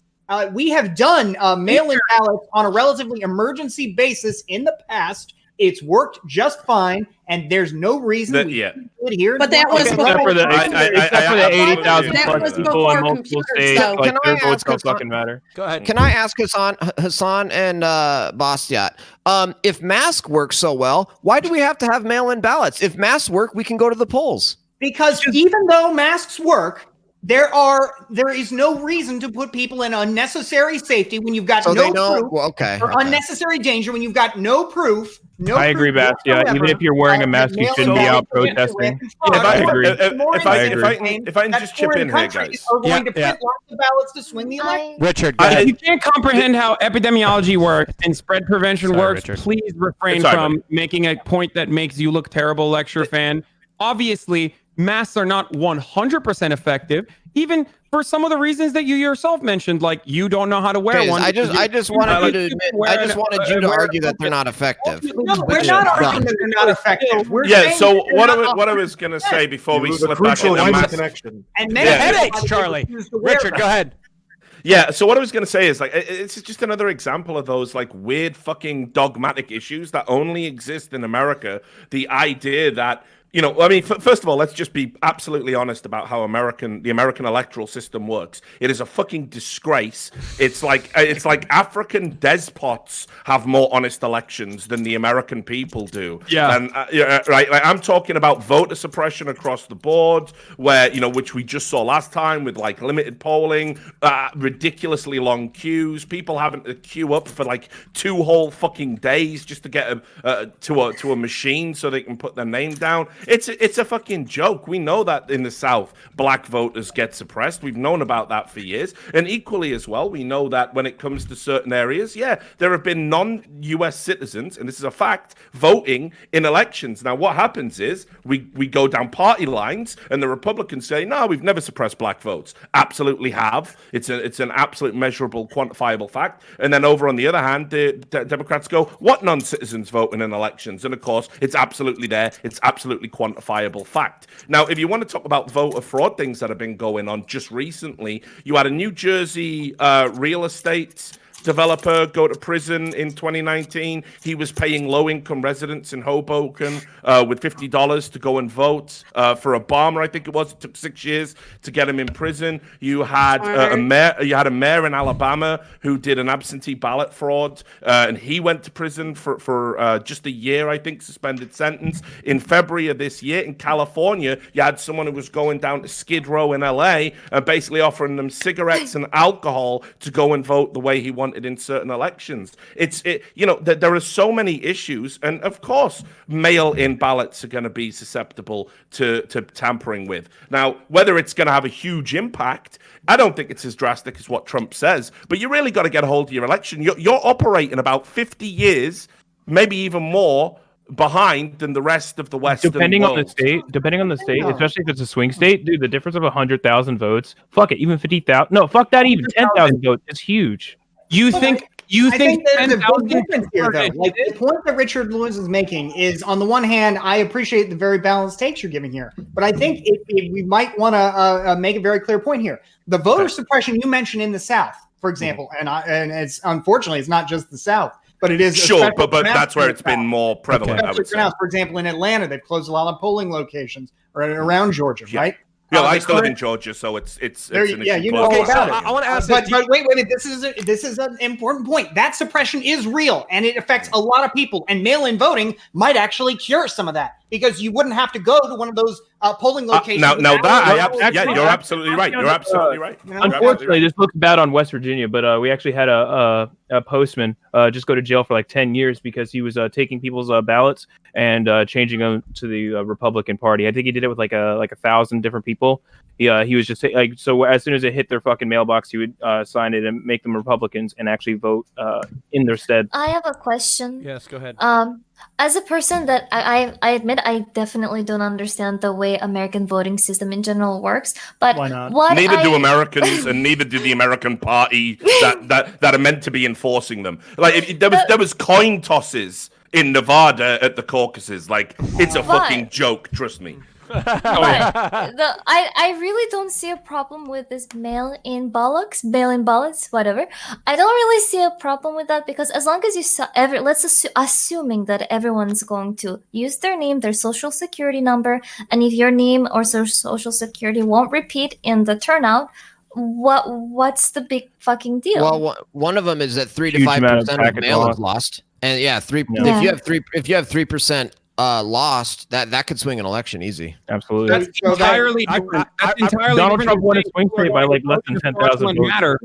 Guys, I'd like to move a little bit over. I'd like to sidestep a little bit to something else. But Hassan, wait, can you not hear me? What's going on with my mic? Nobody can hear you. I can hear you loud and clear. Hassan, go ahead and finish. What were you saying? I'd like to sidestep to something else. The point I was trying to make is that what you are talking about is a real problem.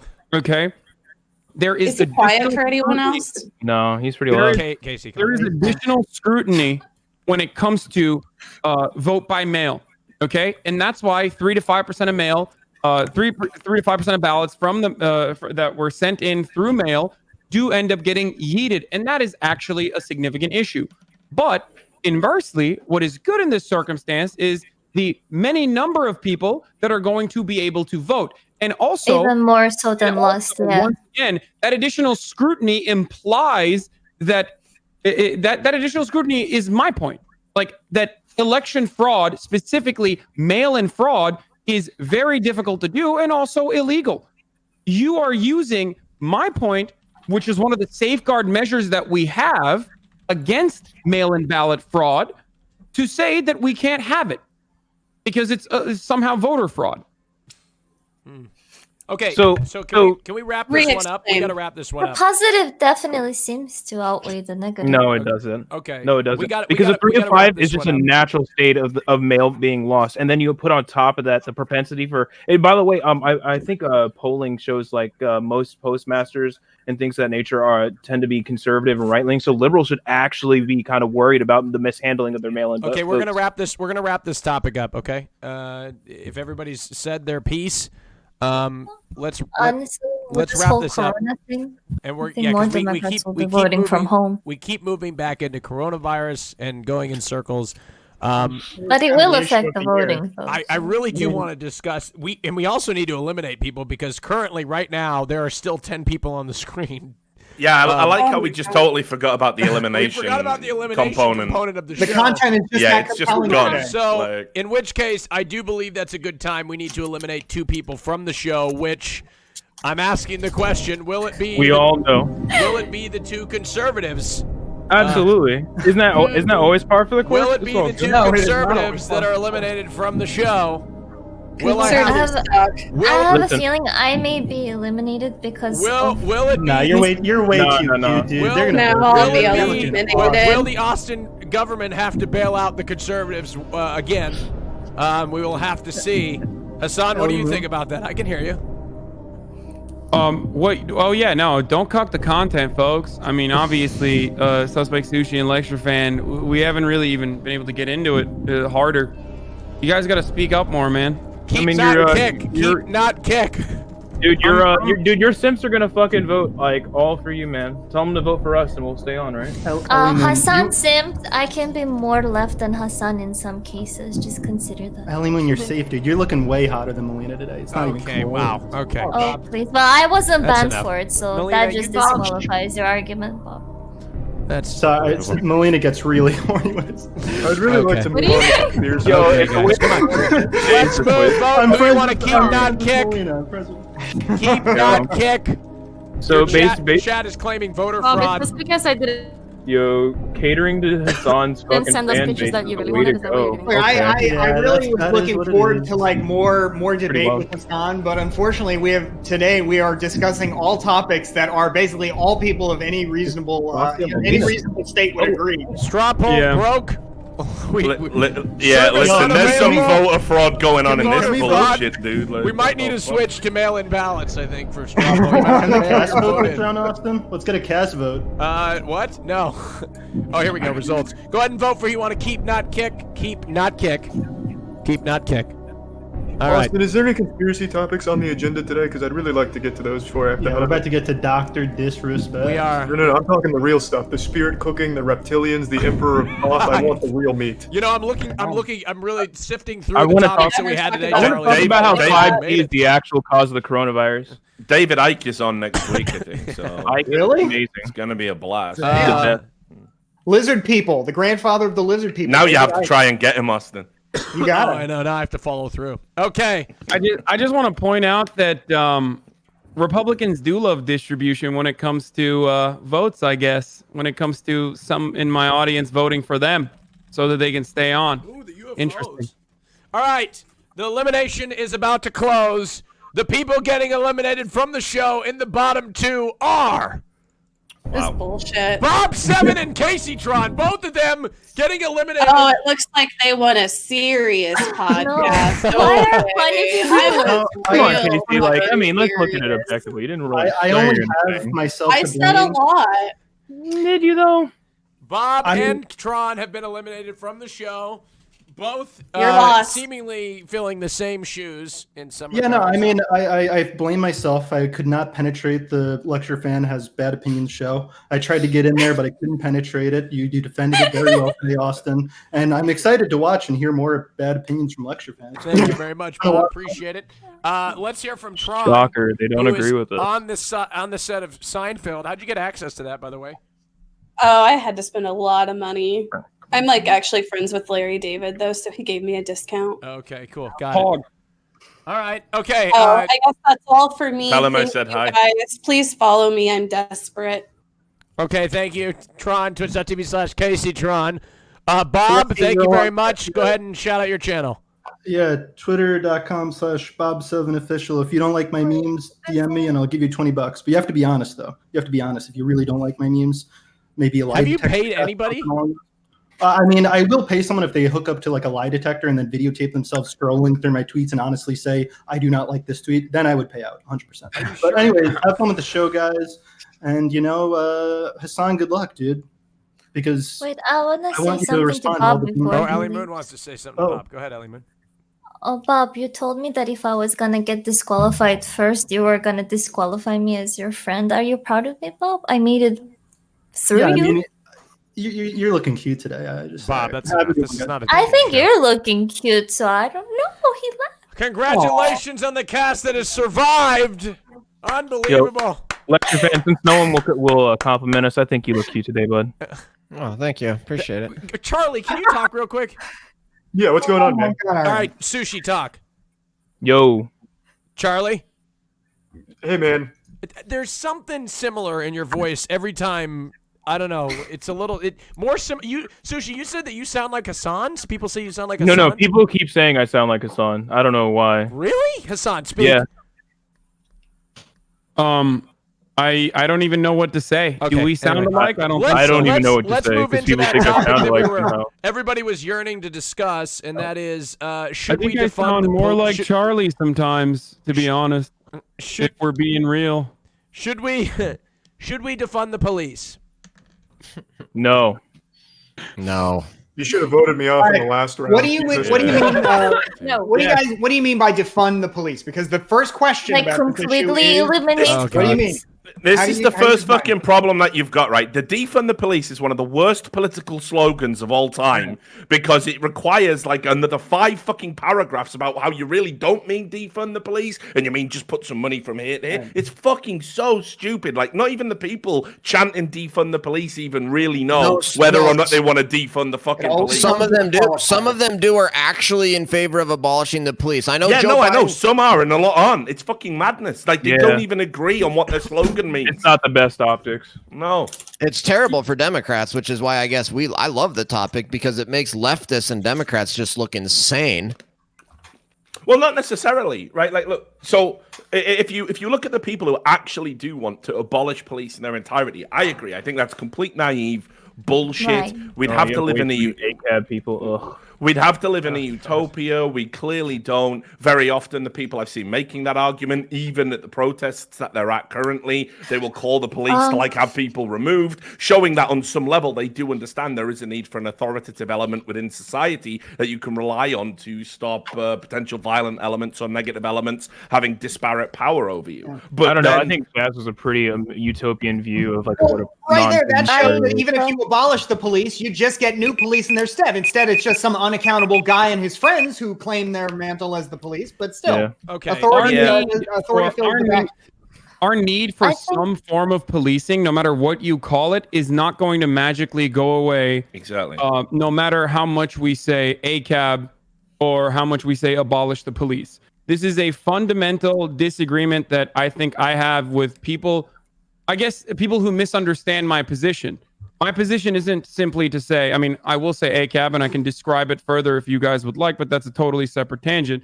But when it comes to defunding the police, I don't really care about the optics as far as I care more about making sure that people understand what it means. Defunding the police means that we need to roll back the massive amount of spending that we have given to precincts all across the nation since the 60s by calling it community policing or any number of different reasons with very little accountability while changing legislation so that cops can pretty much get away with murder extrajudiciously as long as they can state that they were in a reasonable fear for their lives or had a reasonable fear that this person that they were following was a threat to other people's safety.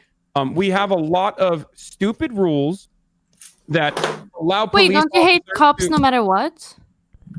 No, I don't hate cops no matter what. I think that police Sure. officers can be good people outside of being a police officer, but As soon as they put the badge on, they're a fucking dickhead. Is that what you're saying? but But when they have the badge on and they have to enforce all laws, even really shitty laws, then yes, they have to be bad. They have to be bad.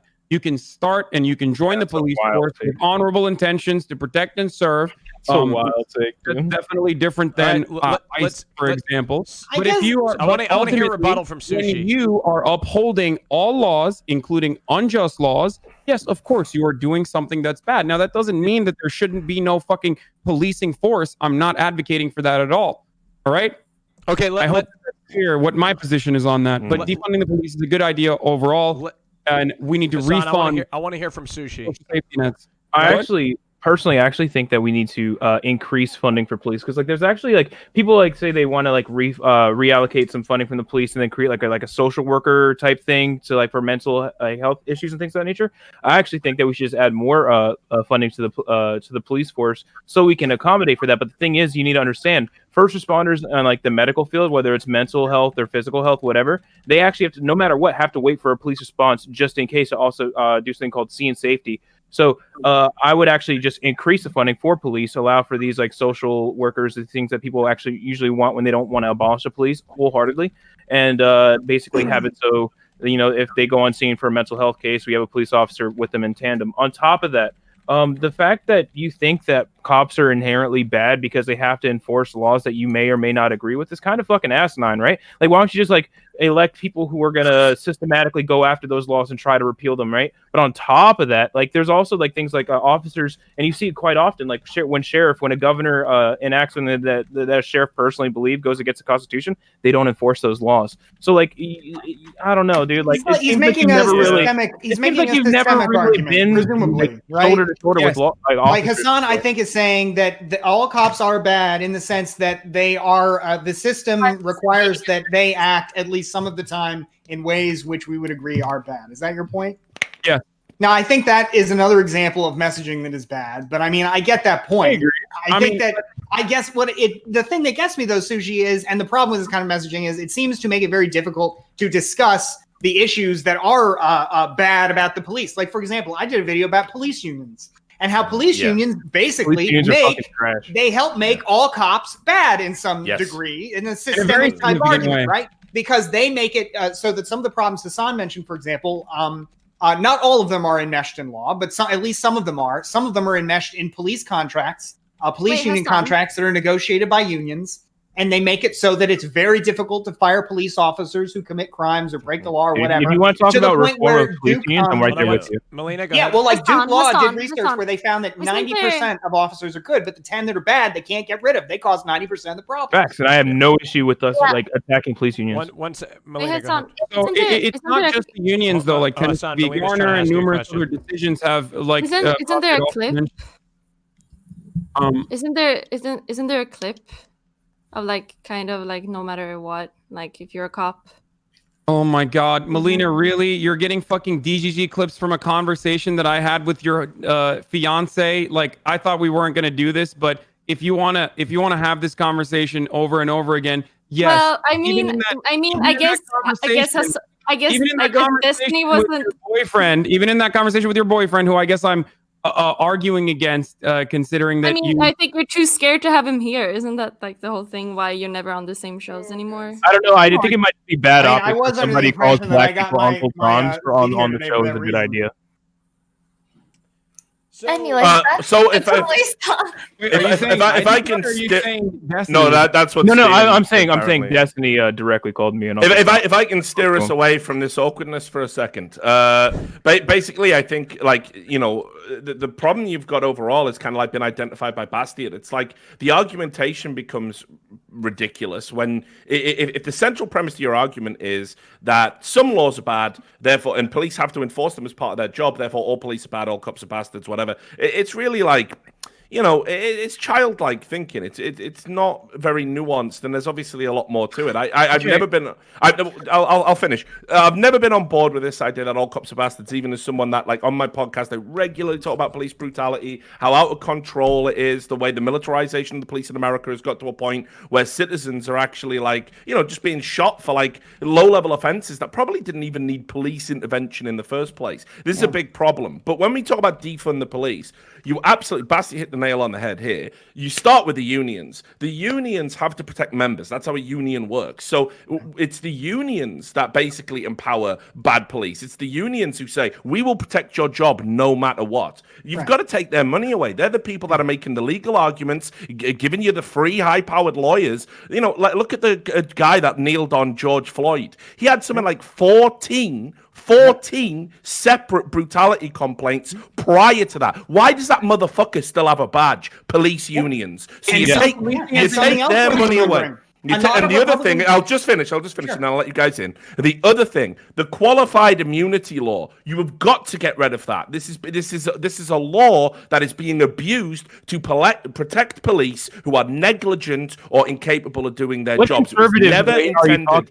It was never intended for that role. So, what conservative have you found that actually agrees with these things? Like we all think qualified police immunity. Right? I'm not arguing on. I'm not arguing on the basis of this being a conservative and liberal issue. I'm saying defund the police as a concept. If you really mean abolish the police and defund police and think all police are bad, that's a very asinine, childish position. Yeah. But you cannot say that reform absolutely has to happen. I mean, why are we relying on a guy who makes less than like a fucking Walmart security guard and has like 6 weeks of basic training or something dumb to respond to someone who is having a mentally ill episode, and all they know is if they run at you and you feel threatened, it's okay to shoot them in the head. That is that, you know, we're asking unqualified people in the police to do these ridiculous jobs they're not fit to do. They're barely fit to stand outside of a building and like dictate who can walk in or not. These are not high functioning, high thinking intellectuals. It's a menial job. It's a menial job. So we need more training, right? We need more training. But right? you know, it's interesting you say that, because as much as I don't want to make it incredibly partisan, but there is one partisan point that comes up with this, which is, well, all this stuff happens in the Democrat cities, so you know, that's the problem.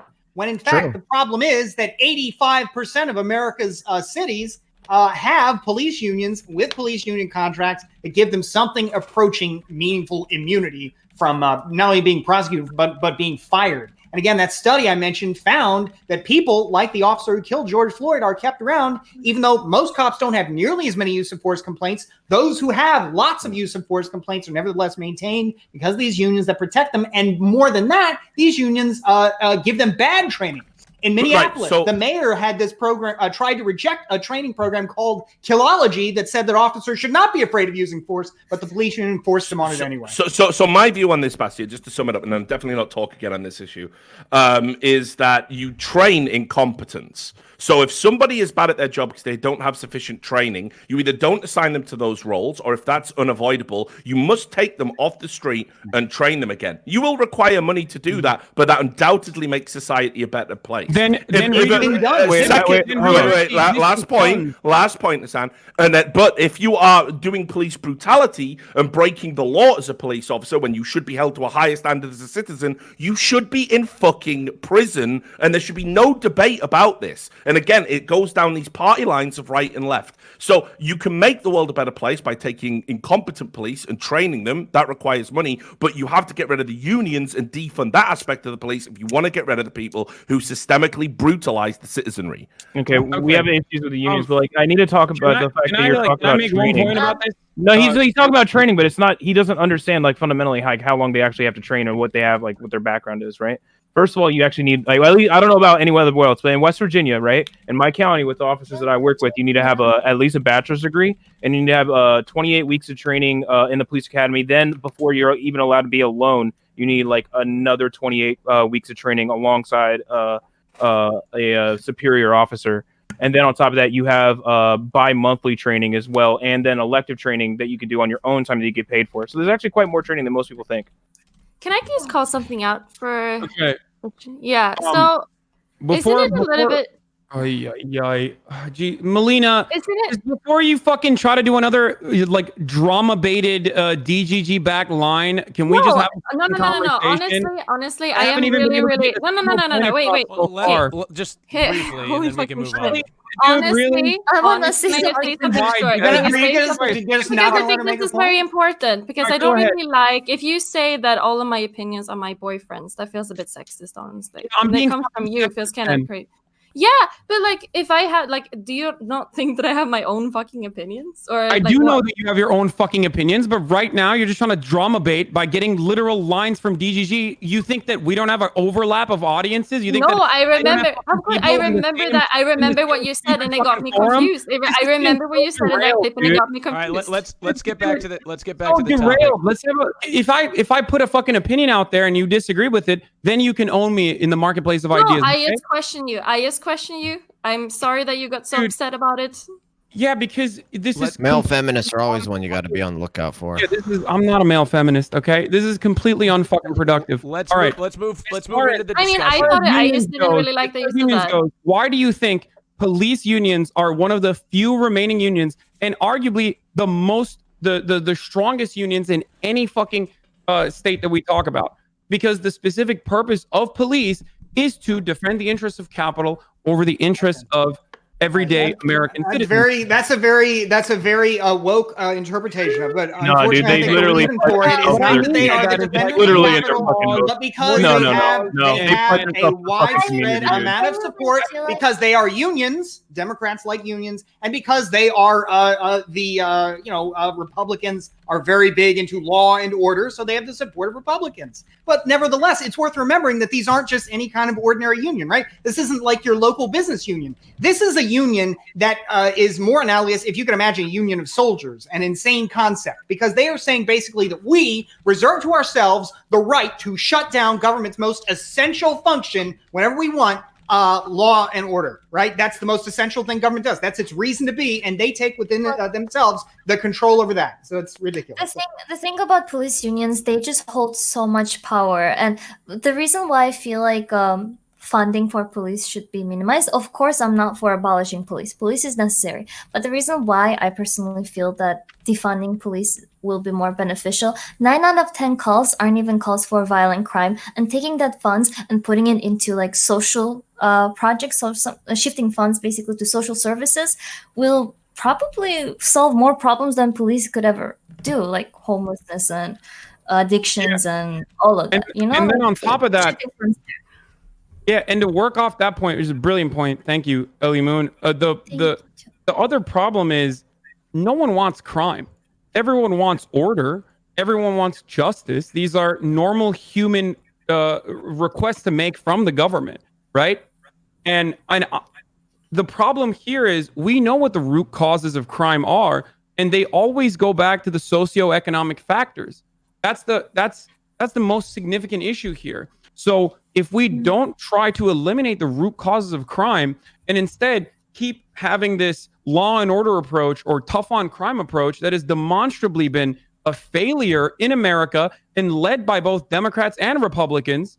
So there is a lot of blame here for even specifically Joe Biden, I would say. When you say it's a failure, what do you mean by that? Because crime in this country has continued to go down. I mean, so I don't like. I agree that police should be reformed for humanitarian reasons, but crime has been going down for decades now. So also, by the way, with the whole defunding the police narrative, you understand that like the largest portion of police money just goes to salaries and benefits, right? Let us not finish this point.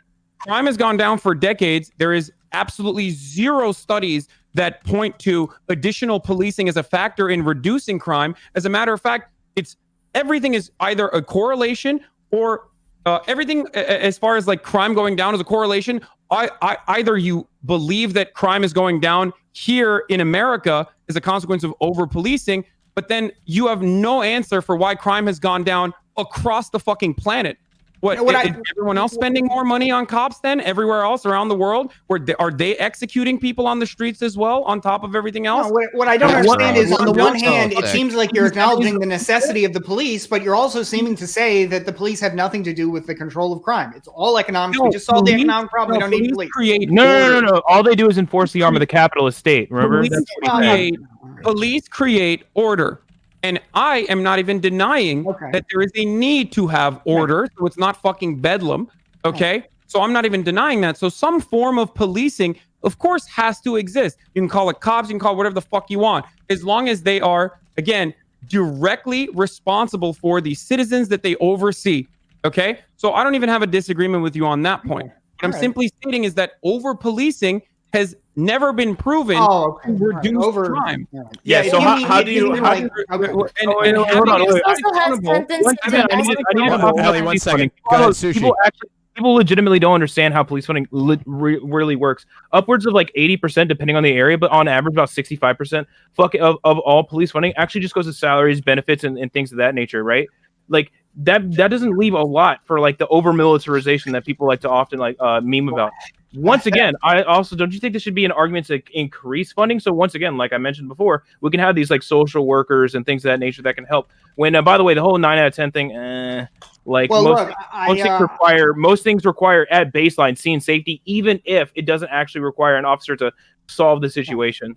So like things. Go ahead. As long as Hassan, I guess, agrees that you need some kind of order to have the broad-based prosperity that then, brings crime under control, I guess I agree with that. But what I don't understand about what you're saying, Sushi, is the idea of paying more funding to the police, where it seems like actually a lot of the problem is that the federal government just showers the police in resources by giving them cheap military equipment that the Pentagon gives them sometimes free of charge or at very reduced prices, even to small towns that have no need. And then two, the police are empowered to engage in what's called civil asset forfeiture, where they can amplify their funding by just taking it from people not even convicted of crimes, accused of crimes. Okay, insane. Hey guys, I want to pivot. I want to pivot real quick to a poll, and then after the poll, we're going to switch topics because we're getting we've got some topics that we still need to get to. So if everybody said what they need to say, we're going to have a poll. Chat, vote to keep, not kick. All I'm saying is, people who want to abolish the police you're stupid. If you want to defund the police, now you understand. You understand that's just going to lead them to respond, and then we're not going to move on from the topic. Look, getting caught up in the optics is exactly how. This was the point I wanted to make earlier, but it got steamrolled a little bit. Getting caught up in the optics is exactly why so many people originally criticized Black Lives Matter as well. You look at a cause, you see if it's on the side of justice, you make up your own mind about it. I think that like optics policing or tone policing in this circumstance is not helpful if you understand exactly what the intentions are. And most of the marginal cases that like truly want to abolish the police, whether it's because of some ideological reason or because they're anarchists or whatever, still are at the forefront of police justice, still are at the forefront of criminal justice reform. So even they themselves understand that the time is not exactly now to abolish the police. Keep, not kick. Keep, not kick. I think optics are more important than perhaps Hassan might, but I think his point is generally true that shouldn't be the first retreat, the first consideration. The cause ultimately matters more. It's like when the Black Lives Matter, two of the founders said some years ago, we are Marxists, trained Marxists, and everybody wanted to focus on that instead of the actual issues of at hand. Keep, not kick. It's not illegal to be Marxist. Great points, by the way, Bastien, dude. I'm really glad you brought a massive forfeiture and all that. I think I'm glad we're on the same side. I appreciate that. I absolutely think that's bullshit. Like we can all have these. We can all agree on this, right? What I was gonna say during that debate is that this is all nice and wonderful, and Richard and Bastien's points are great. And the thing is most people can agree on those issues, but that's not what's going on in our country right now.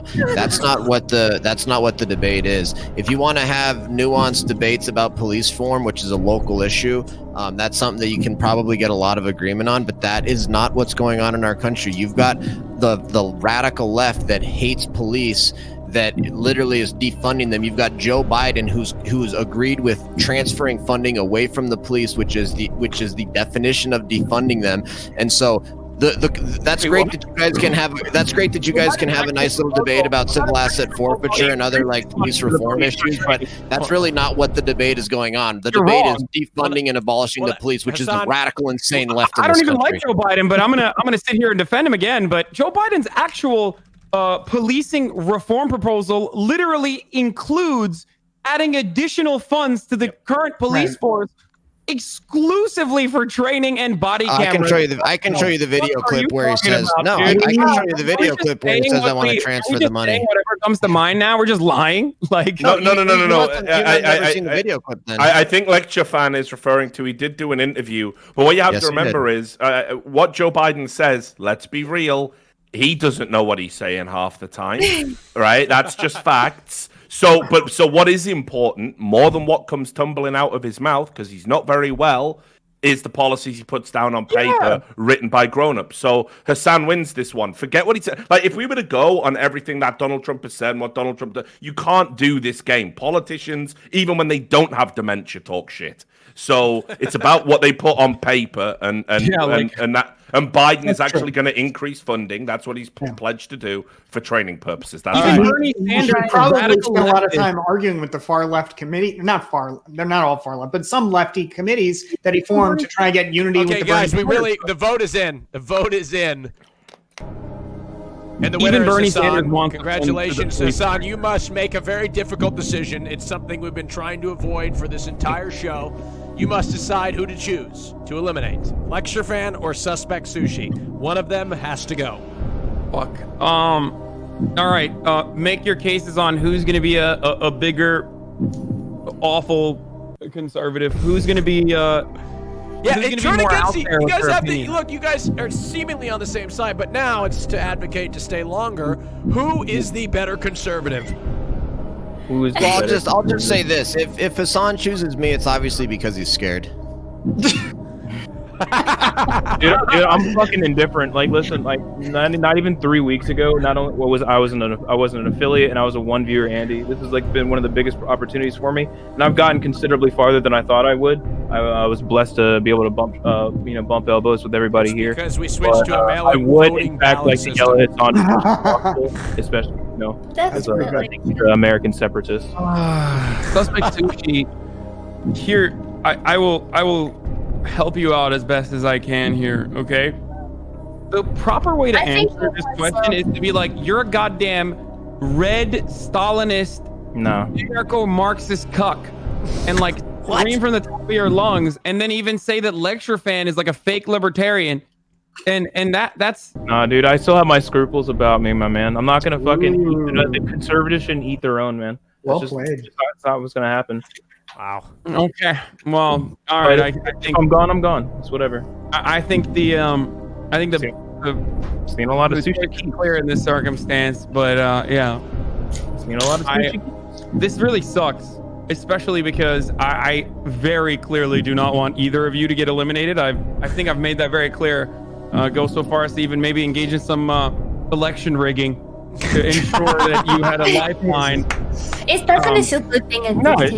We're very unpopular. It's understandable. Sushi, if you are genuinely imagining you're going down, you gotta go down spitting some fire, man. Can't just say if it happens, it happens. I get an outro, right? What if I'm just being This nice guy now? is the biggest political streamer on Twitch here. Exactly, which gives you incentive to like reach out to me and then have a debate at a later date. Dude, I'm making plans here. Come on. Yeah, but I'm a react Andy when I'm not on the show, so I don't know. If you want to get rid of that narrative, you fucking invite, small. No, I don't want to get rid of that narrative. I love that narrative. It's my favorite narrative. Okay, yeah, I think for the time being, I guess Lecture Fan stays. Okay, I'm sorry, Suspect Sushi. It's all good, man. It's all good. Thank you, Suspect Sushi. Unfortunately, it has come the time for you to shout out your channel as you have been eliminated from the Royale podcast presented by Dream, !Dream in the chat, sponsor of today's show. Suspect Sushi, go ahead and shout out your channel. Thank you. If you want to watch all my absolutely terrible conservative takes that no one agrees with, you can find me at Suspect Sushi. I'll welcome you into the right side of history and teach you how policing really works. All right, and I'll also educate you on why everybody should vote Trump. And that's basically it. Thank you so much for the opportunity. Thank you. If you want to see me again, I'll be on a large round table called the Reverie Round Table with a prime case. Other than that, everybody stay blessed, stay safe from COVID and all that stuff. Thank you very much, Good to have Suspect you, Sushi. man. You have a Yeah, you wonderful take day. care. Thank you. Nice to meet you, brother. Thank you Nice to very meet much. you. Appreciate it. Thank you very much. I know conservatives are truly oppressed on the platform. That's why I was doing my very best to keep them alive, So my question is, have conservatives, God, Hassan, this is a question for, never mind. You know what? Fuck it. I won't even say anything. All right, I gotta stay neutral. I gotta stay neutral. I gotta stay neutral. I said I just wanted to say maybe have conservatives really ever been on the right side of history? Anyway. They always have. Oh, really? It depends on what you mean by conservative. Like, it depends on what you're talking about conserving. Like, for example, Lecture Fan, I think his interpretation of the Constitution is fallacious oftentimes. But the notion that the Constitution is a good thing that should be preserved and celebrated, yeah, I'm on board with that. I mean, I don't know what they oppose: Social Security, Medicare. Those are horrible things that are bankrupting the country. Wait, you don't believe in Social Security or Medicare? No, I think it should be out. I think healthcare should be handled at the state level, and Social Security I absolutely do not agree with. Conservatives say about Social Security when it was rolled out in the 30s. They said this would be the beginning of the vast expansion of the federal state. While you may think that's a good thing, and in some cases I do, they were right about that. That is what happened. So now, they're disasters. They're disasters of programs. They're horrible, horrible programs. They're programs that keep our elderly citizens out of poverty, right? But I don't agree that they're horrible, but they are nevertheless a vast expansion of the federal government, which conservatives were right that would happen.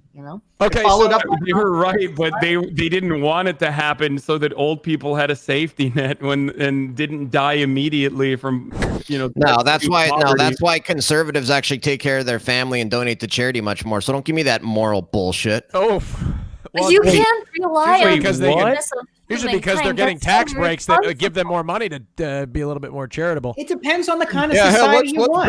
Let's bankrupt the whole country and pretend like it's only because we care about old people. Can they spare a little bit of a percentage point? I'm sorry. My heart aches for the billions of dollars that they're making. It just military aches. For that matter. I'm really trying to be charitable to the conservative viewpoint here. This idea that America was at one point a special country with a limited form of government, and that there's something worth defending there. I'm sorry. I'm supposed to be neutral. Fuck. Who cares? I'm supposed to be neutral here. The host is not being neutral. It's against the rules. I really want to get Charlie in on something, even though he's been bringing up brilliant points this entire time. I honestly feel bad because I've been interrupting so many people. So please, if you guys feel like I'm stepping on any toes, I was going to say, Charlie, you've been really incredibly rude this entire time.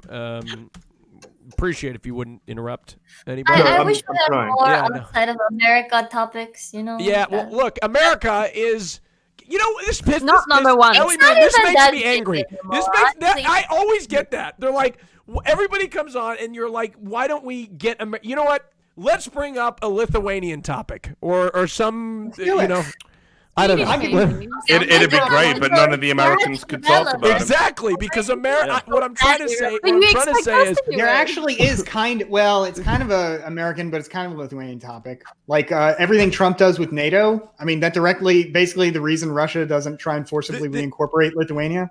The thing is, Ellie Moon, the reason why we cover mostly American topics is because Americans by nature, as Richard alluded to, don't really understand anything going outside in the world outside the scope of America, and Europeans and everybody else around the world tend to know much more about American politics than Americans know about anywhere else in the world. Honestly, I think you should add another 100 votes, fake votes to us, Ellie Moon and me, because we're not American then, because it's kind of hard. We've got 3 Europeans right now. And some Americans who are perfectly willing to talk about stuff they don't know about. No, we're moving on to something different, and it's not political. I promise you.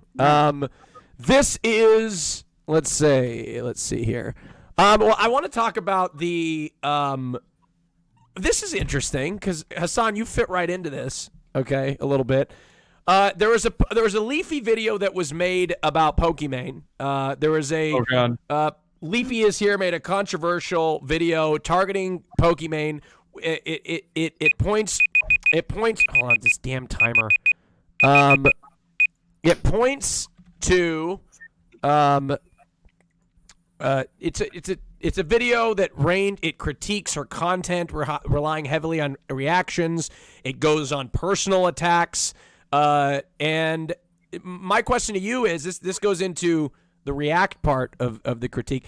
Do you guys have a problem with people that react to content on Twitch or people reacting to content on Twitch at all? Me? Enjoy it and like it. I think that's quite genius, isn't it?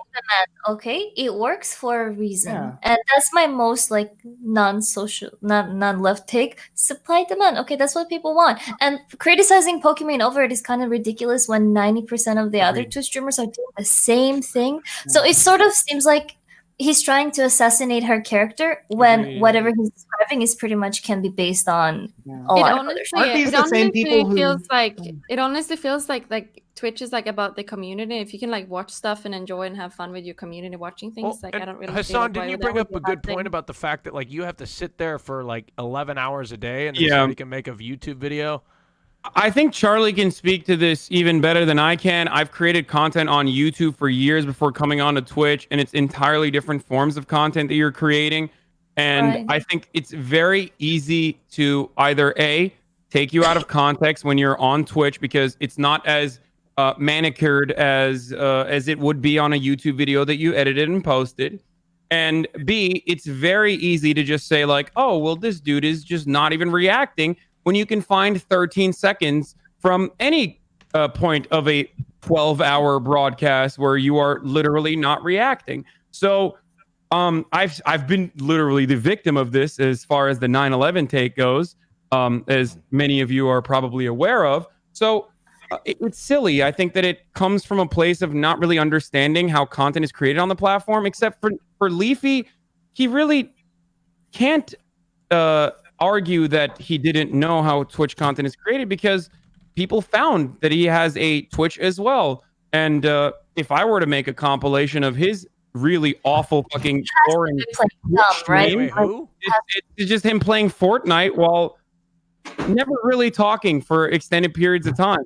And last time I checked, I don't think he created Fortnite, and the same DMCA concept could very easily be applied to playing video games on stream as well. And has been actually. A company had hit PewDiePie with a DMCA for playing a video game on a live broadcast. Yeah, so, but I mean, I really want to hear Charlie talk about this. I know he's interrupting you quite a bit, but I don't know, Charlie, unless you don't have an opinion on it. No, so like I do feel bad because I've just been blasting all your asses with so many of my opinions today, and I'm sorry to do it again. But I think this whole Twitch versus YouTube thing is really fucking garbage from almost everyone involved with their takes. It's like Hassan said, super different. Yeah. So it's like apples and oranges. Yeah, so like I saw yesterday, someone was talking about a 10-minute YouTube video that's no effort. I stream for 9 hours. That's real effort. Well, streaming, let's be honest, everyone, it's pretty easy, right? It's not the most labor-intensive job in the world. It's not back-breaking shit. It's just having fun. Now, a YouTube video that's 10 minutes, that could take someone anywhere from 2 hours to 12 hours. During that time, they're making no money. During a 2 or 12-hour stream, a streamer's making money that entire time. And I think that's a perspective that's lost on a lot of streamers when it comes to time investment in Twitch versus YouTube. And overall, it's just not a really good take to shit on YouTubers about, you know, this is all manicured content, mine's a little more raw, because that doesn't really mean anything.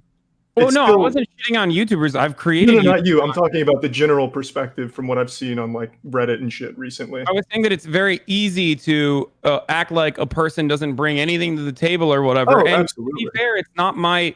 Like, Pokemon's content is not exactly... Like, I'm not the target demographic for it. I don't really watch Pokemon. But...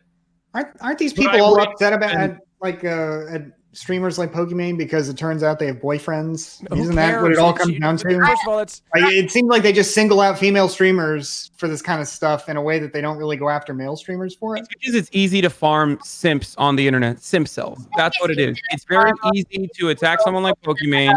Heartbreak in middle school. You know, it's easy to farm them.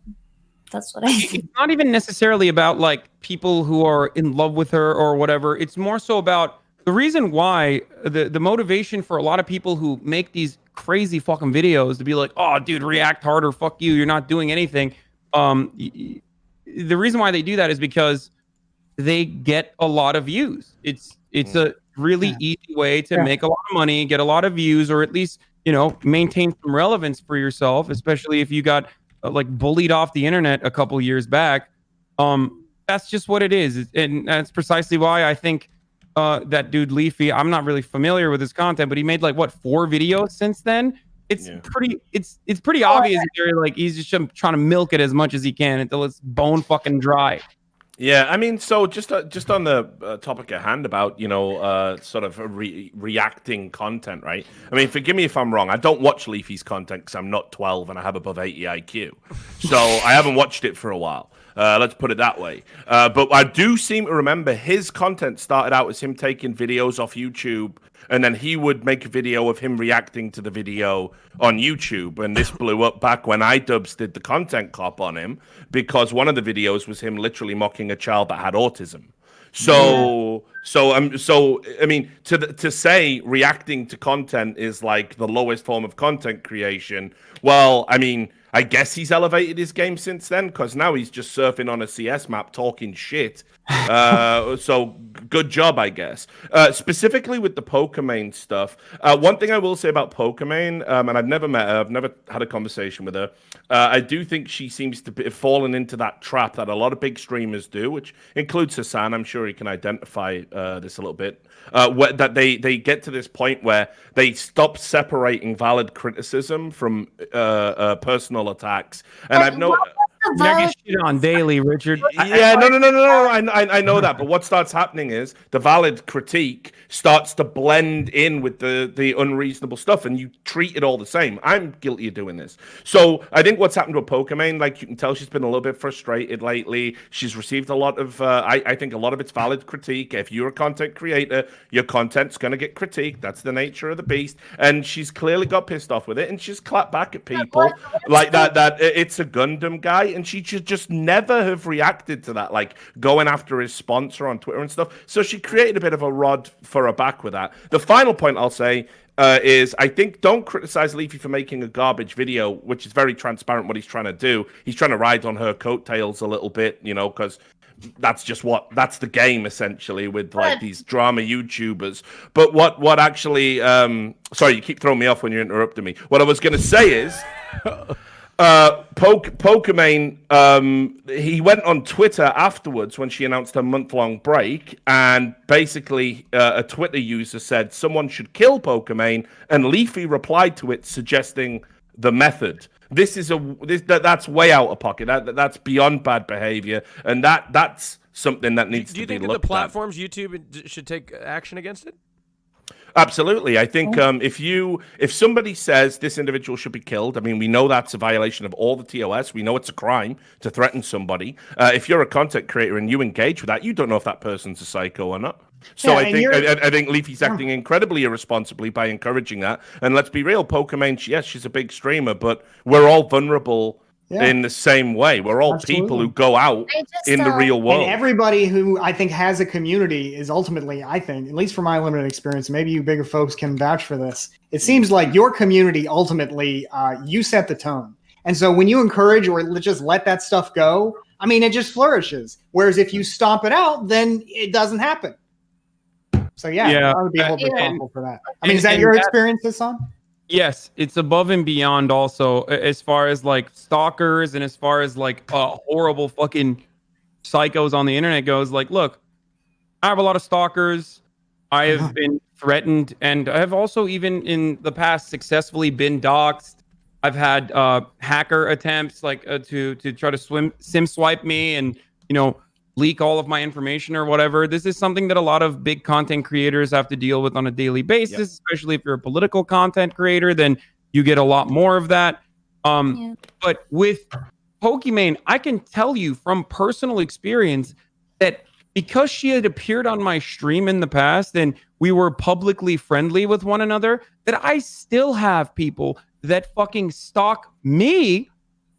And even my normie friends who are not even involved with like the Twitch world, don't even know what the fuck Twitch is, that get DMs asking about like fucking foot pics or asking about like, you know, where is Pokimane? She's in the other side of the camera, right? And she hasn't even been on my stream in like a year and a half. So there is a significant like security problem here, and egging on people that want to kill her publicly in this circumstance is fucking completely batshit crazy, dude.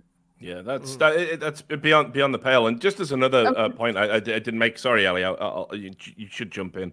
But so Ali, I trying to think get in. Let Ellie go first. Should actually. say something. Come Yeah, on, like no, seriously, say, are you guys crazy or what?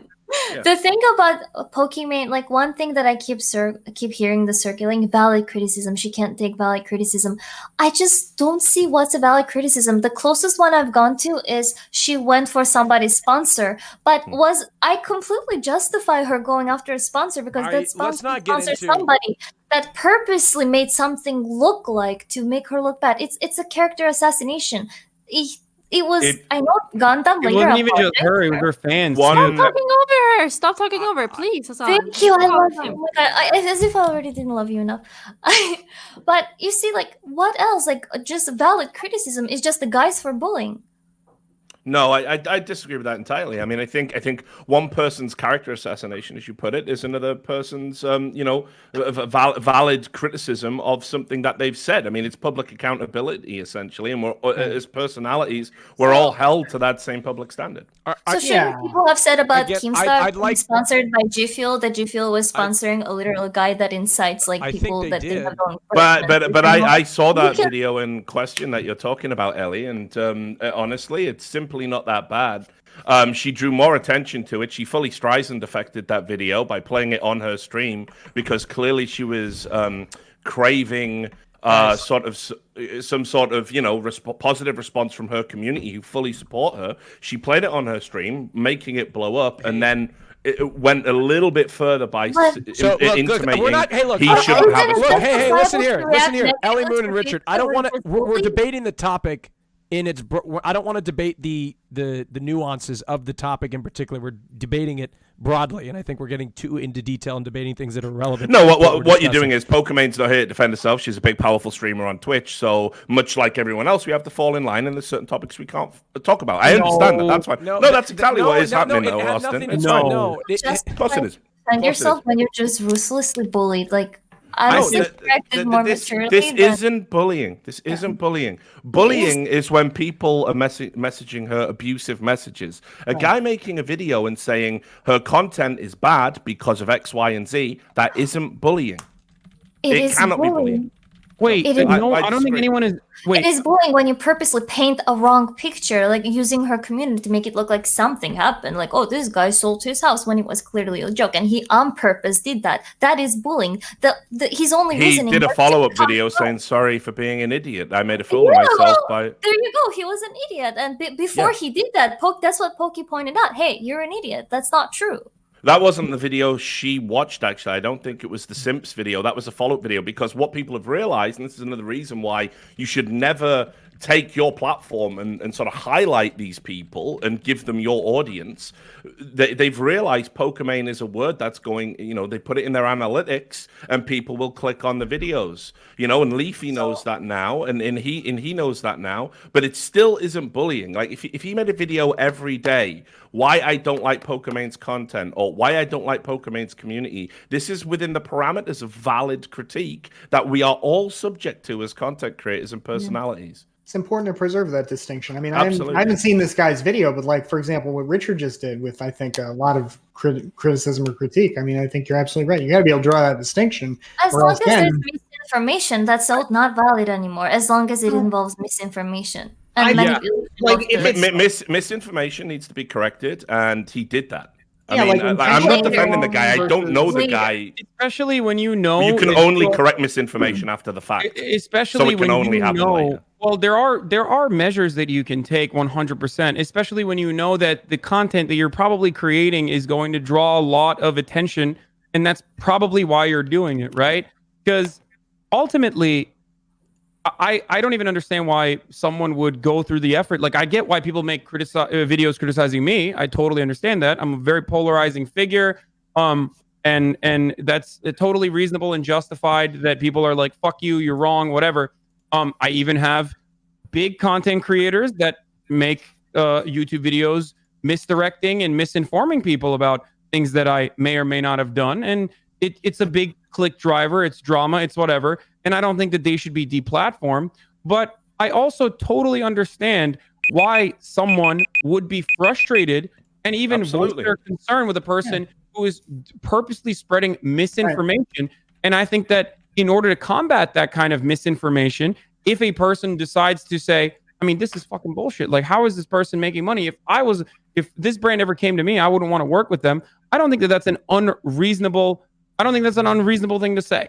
Like, no, but I don't think there's anything wrong with her saying that either. I think that's well within the realm of her critique of him, right? Why would this particular brand want to partner with him? But what you have to understand is again, it's that word, or the optics of that. She completely lost that exchange in the court of public opinion, because you got to know your audience. You got to know what people think about in general, cancel culture, people going after the audience and everything. And so she created an issue that should have been a non-issue. She should have simply saw that the video existed, gone, okay, guess I'm popular and someone's criticizing me on the internet again, and then gone to her stream and made tens of thousands of dollars a day and simply enjoyed having the benefits of living that kind of lifestyle. Instead, what she did is she played that video, she called out his sponsor, and to the average person in the court of public opinion, that looked like a big, powerful content creator attacking a smaller content creator, and It's a Gundam played that fucking fiddle, used that to his advantage, and blew up on YouTube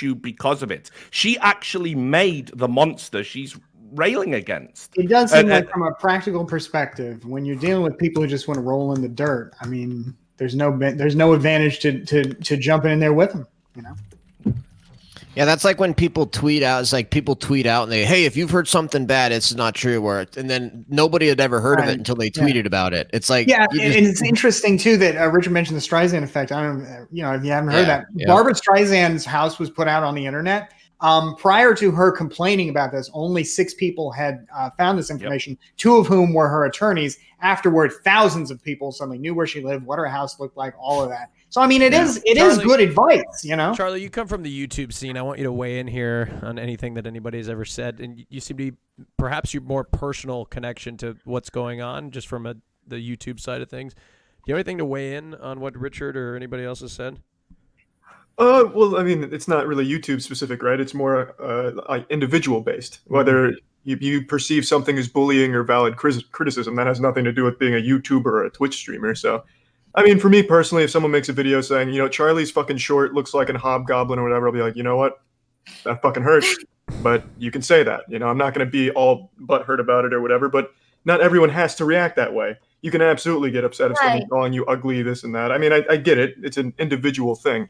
As far as like the platforms go and like the reacting thing we touched on earlier, from people that don't watch Twitch streams and go to just chatting, either to jerk off or watch reacting or whatever, they're going to watch these clips out of context where they're just seeing a Twitch streamer watching a whole video as a highlight on YouTube. And during one of these videos, like using XQC as an example, I love XQC's content, but I watch it. But people that don't might see him reacting to a video that's highlighted on his YouTube channel, and that's an 8-minute video, and he maybe says 15 words. Yeah. So that's the perspective they get of people that watch content on Twitch. They think they're just capitalizing off of the content on YouTube instead of like their personality they interject into it. And that's one cherry-picked video that he may have not reacted to that much because he either wasn't feeling it or just didn't have a whole lot to add. I don't think there's anything necessarily wrong with it, but it is what it is. I just don't get it, because unless you come on with a prepared like monologue, it seems like everything you're doing as a streamer is in a sense reacting. Like whether you're reacting to your chat, whether you're playing a game and in the context reacting to that, or reacting to a video. Like that just seems to be kind of the nature of the beast, unless you do like, for example, Vosh, you come on and give a monologue or whatever. Most people don't do that though. I mean, it's usually some form of reacting. Everybody I mean, that's Twitch, just the nature of the stream. Everybody on Twitch reacts, and then I take all the reactors, and then I react to them on my stream. Yeah. I think there is like kind of something to be said for at least trying to elevate the content. Like for example, when Critical reacts to the World Slapping Championship, he does commentary over the top. There is a transformative element to it. When you see a lot of people, unfortunately, the reason reaction content has got such a bad reputation is there are so many people who just sit there eating fucking popcorn and they think that's going to be sufficient to be transformative or entertaining. And of course, what's really wrong about it, though? What's really wrong about it? Well, I didn't say there's anything wrong about it. I explained why it had a bad reputation. There's like no fair use argument there if you're just sitting there streaming somebody else's stuff. I mean, then you're basically profiting off of their work and providing no transformative value. It's, you may as well. To weigh in playing a video you haven't. It's like playing a movie you haven't purchased.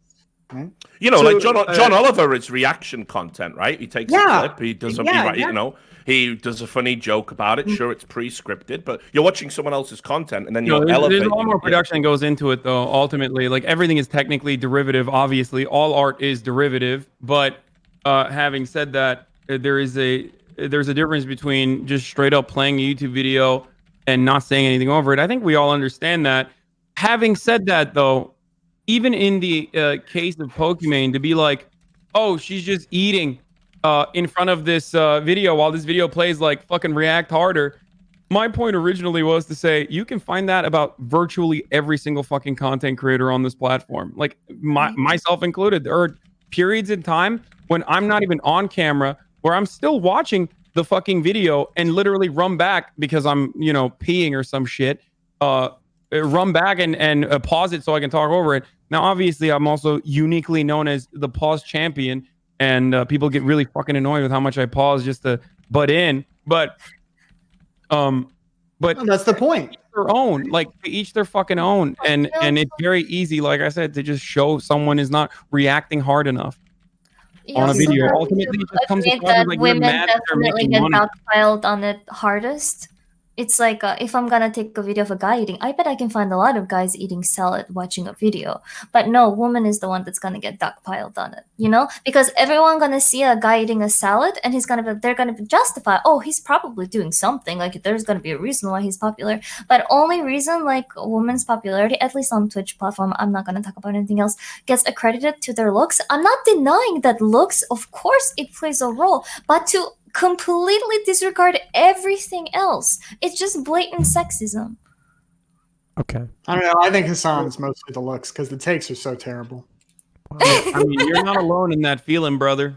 I mean, they call my audience Coomer Crew. We so. do need to make an elimination, which we're going to administer a poll into the chat.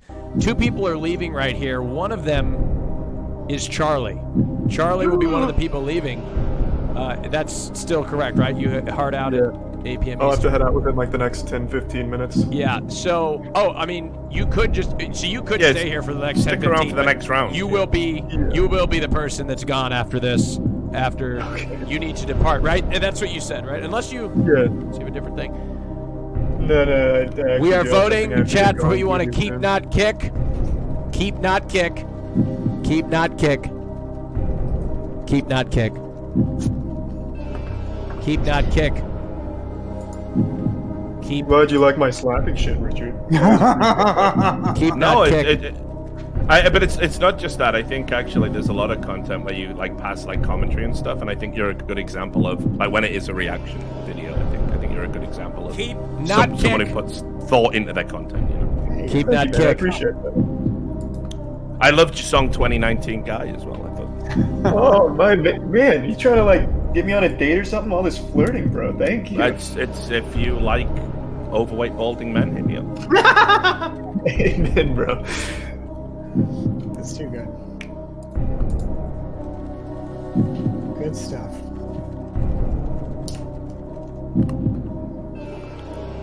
All right. Keep, not kick. Hassan, I saw you malding about this earlier, and I want to join you in your mauld.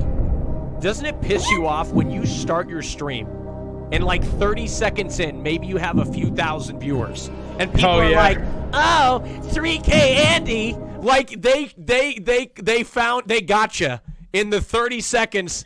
Thousands of people join in, but they get you in that moment. Doesn't that piss you off more than anything? I mean, it does, and usually I don't even address it, but this one was unique because he was like, how does this guy have 17,000 subs, but only 7,000 people watching it? And I'm like, I'm 20 minutes into my fucking, I'm 20 minutes in, and we're literally like 5 minutes after the intro, and there's 7,000 people, and he's like, this is ridiculous. Because he was implying some like wrongdoing or something that was. When we hit the peak show, whatever. I think we 70-some thousand, whatever it was, for that Lover Host show. I had people in. The show was going. I think we hit 20,000 viewers within just like maybe 10 minutes or whatnot, and they were coming in saying 20K Andy at that time. I just get so fucking pissed. You can't actually be letting that get to you.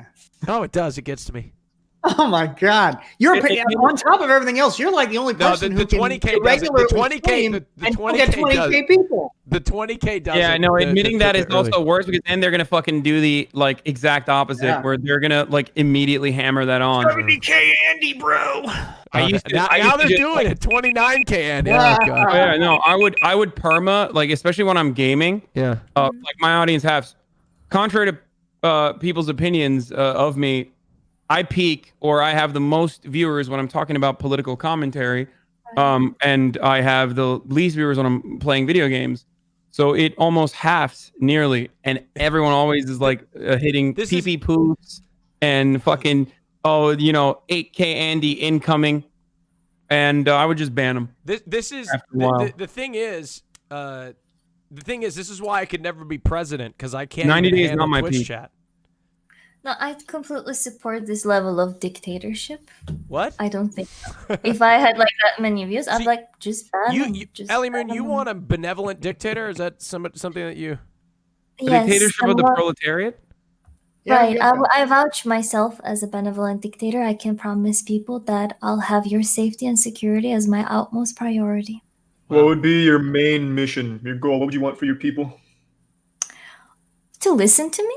Because All right. If you got good things to say, why you got to force the issue, right? Mr. I don't trust majority. At some point, majority voted for Hitler to get in power too. Whoa! Not quite. It was a broken parliamentary system, but Yeah, I get you. Definitely a little bit. I don't know if there was really much democracy that went on there. Hitler's image has kind of been reformed. He's now more of like a hentai figure. Well, let's not go down that road. Okay, let's move into the poll. Critical, you've won the poll. Congratulations. Well, Hassan has won, but by default of the structure of the show, Hassan is not allowed to choose twice. So you have defaulted to the choice, and you must choose between Lecture Fan and Suspect Sushi. No, that's not the right poll. You must choose between Ellie Moon. Oh my God, Ellie Moon and Bastion are it's a dead heat. It is a dead heat between Bastion and Ellie Moon. But I must freeze the poll right here, because if everybody's going to go in and vote for one of those two people, which means that they're going to be elevated to the top. So I've saved the poll. The poll is closed. The poll is closed. There's literally one vote.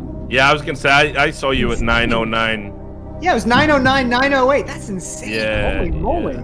So if you ever think your vote doesn't matter, this election It matters. We're gonna have a second poll that's going to determine who's in the bottom three. Who you want to keep on the show? Who do you want to keep on the show? It's between Bastiat and Ellie Moon. Your vote didn't matter. The person with the least amount of votes will be into the bottom two. Excuse me. Who do you want to keep on the show? Who's choosing? The chat. The chat. The chat. Oh. Chat. But just in case you work on the Shark Tank pitch. Matters. People vote. Okay, so Ellie Moon, you are in the bottom two. It is you and Lecture Fan.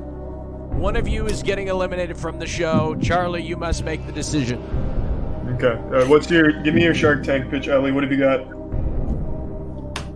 Oh, wait. Can you tell me again? I'm sorry. Yeah, Shark Tank was a bad reference. Why should you stay? What would I like? No, just repeat the question all over again. I was the Shark looking at Tank my question. people in the chat. Why should you stay on the show? Oh, why I should stay on the just pitch show? me. It's because I'm passionate, and I may not have especially about American politics, I may not have the best knowledge, and I will always say I'm not gonna talk out of my ass if I'm not aware of something. I'm gonna say, but I'm very passionate about lots of social issues, and I would like people to know me more than a cute uwu girl. I want to be known as a cute uwu girl with opinions. LCR, what do you got for me? I'd say I'm the only one left on this panel that has takes based in reality and facts, so I wouldn't get rid of me. All right, how about this then? We'll switch it around. That makes it tough. Give me some like WWE shit, like scare Ellie Moon away, and then Ellie Moon, you'll do the same to LCR, and I'll see who was like better. If you've ever seen the WWE. Okay, I'm gonna go. I've never seen it, but I'm just gonna go. LCR, you're literally just here for the memes. What's that? Like your takes, I honestly have to question that. Are you a caricature or is that for real? And if you're the only reason you're gonna stay here is literally just for the memes. Okay, well that literally just goes to show how disconnected you are from average Americans, and you have no idea how Americans feel because literally a good half of the country feels exactly like I feel. So thank you. I agree with Ellen on this one. Yeah, so quit acting. I mean, you shouldn't act so surprised when 50% of Americans agree with me. So maybe get a little bit better understanding of how people feel around the world. Thank God that 50% number is just completely false. Face Moon. All right. That's good enough. I need more. Okay, all right, here we go. The time is... SmackDown versus Raw style. Get in there again, Ellie. Hit him some more. I don't know. That was pretty intense. I want to hear more. That was pretty intense already. All right, Ellie, hit him. I don't want to hit him again. I hit him so hard. I kind of feel bad. I'm trying to keep a wholesome image over You didn't hit me that hard. You just repeated the same stupid line that a bunch of other people have said, which is patently false. Look, I'm not really getting offended because I don't get offended at dogs barking. Take that. Scare her. Tell her about WrestleMania coming up. Well, I'm gonna retain my self-respect and dignity, so I'm not gonna respond to that. That's the one way to say you give up, but all right. Well, I appreciate you playing my little game. I've made my decision now, and I want to make it clear right away. No hard feelings with anyone involved. This is all just for fun. This decision was made purely based off of those intimidation tactics. So I'm going to have to go with Ellie Moon. She really went wild on those LCR. I really would have expected more from you. The gloves needed to come off. I needed raw and no rubber here, and you just didn't bring that fire. Lecture fan has You're knocking him off because he was too much the gentleman. Too much of a gentleman, man. Nice guys don't win. You have been eliminated from the show, Lecture fan. Thank you so much for joining us. It's the end of the road. Go ahead and shout out your channel. Well, thank you so much, Austin. If you guys want to come check out my channel, it's LCTR Fan. Every single social media, it's the same. Lecture Fan, LCTR Fan. I'm a practicing attorney. I've traveled over 23 countries. I'm the only person on Twitch that makes any sense whatsoever, so come check the stream out. When's Bible study? Thank you so much, Austin. Bible studies Wednesday night. We're going through Joshua All right, now. hold on. Wait just a second. Lecture fan, after my, you can catch Bible study after my all-gay lover host show. We'll host you right after with a very homoerotic crowd. There you go. Okay, all right, Lecture fan. Always a pleasure to have you on. Thank you, Yeah, good to see you again, buddy. All right. Yeah, thanks everybody. See you guys. Take care, man. All right. Congratulations again to everybody that's made it this far. We need to talk about one thing we have not spoke about is Dr. Disrespect topic that we need to cover. And I'd love to cover it here. Huh? He's really hot. Oh, yeah. So Dr. Disrespect is back to live streaming, but details about his mysterious Twitch ban are still unknown. This Thursday, Doc went live on YouTube for the first time with only an animated background and some radio bits, amassing hundreds of thousands of viewers before announcing his return to stream on Friday, which reached over 500,000 views. Addressing the ban during Friday's stream, he said he has no idea why Twitch banned him and that he cannot think of anything he would have done to have warranted the ban, and that he is going to let the legal professionals do what they need to do. That's it. So my question to you is, and I don't want to get into this whole speculative nonsense, right? I just want to get into the do you believe that Doc actually doesn't know why he's banned without getting into... He absolutely knows. Okay. I think he absolutely knows. Yes. I'll play devil's advocate. He did know, but he bought too much shungite and it's erased his memory like a Men in Black sterilizer. Well, if you're in a legal situation like that, especially depending on if it's something involving perhaps another streaming platform, maybe something that is a question of like what knowledge he might have had or what he might have been planning at the time, his response absolutely makes sense. Avoiding any impact on existing litigation while still trying to do your job. So, do you think there's a chance Richard? You're a journalist, right? You I don't know to what depths have you allegedly, yeah. Allegedly. Well, actually, because I'm conscious about Charlie needing to leave, do you want to just get an in-depth opinion from him Charlie, first? you just let us know when you need to go, and we'll let you go. Yeah, no, don't worry. I'll make sure to cut everyone off as I've been doing all day. Okay. Yeah. All right, go ahead. Go ahead, Richard. Yeah, so obviously I was on top of this story like any journalist wanted to be. This was like the fucking chum in the water, right? Every two-bit piece of shit journalist wanted to break this one. And it was really it was really weird because what happened very quickly after it happened was I was flooded with people who absolutely knew. They definitely knew, and some of these were reliable sources that had given me stories before, and they were telling me things, and then they would quickly contradict. You know, the sources were all contradicting. It was very bizarre. It almost looked like there was some sort of like campaign of disinformation being fed by Twitch to people in that streaming sphere, and I heard so many different stories on the day it happened. I wasn't comfortable. Putting what I'd heard down. It just wasn't. It didn't meet the ethical standards to publish. I mean, that was the meme of the day, right?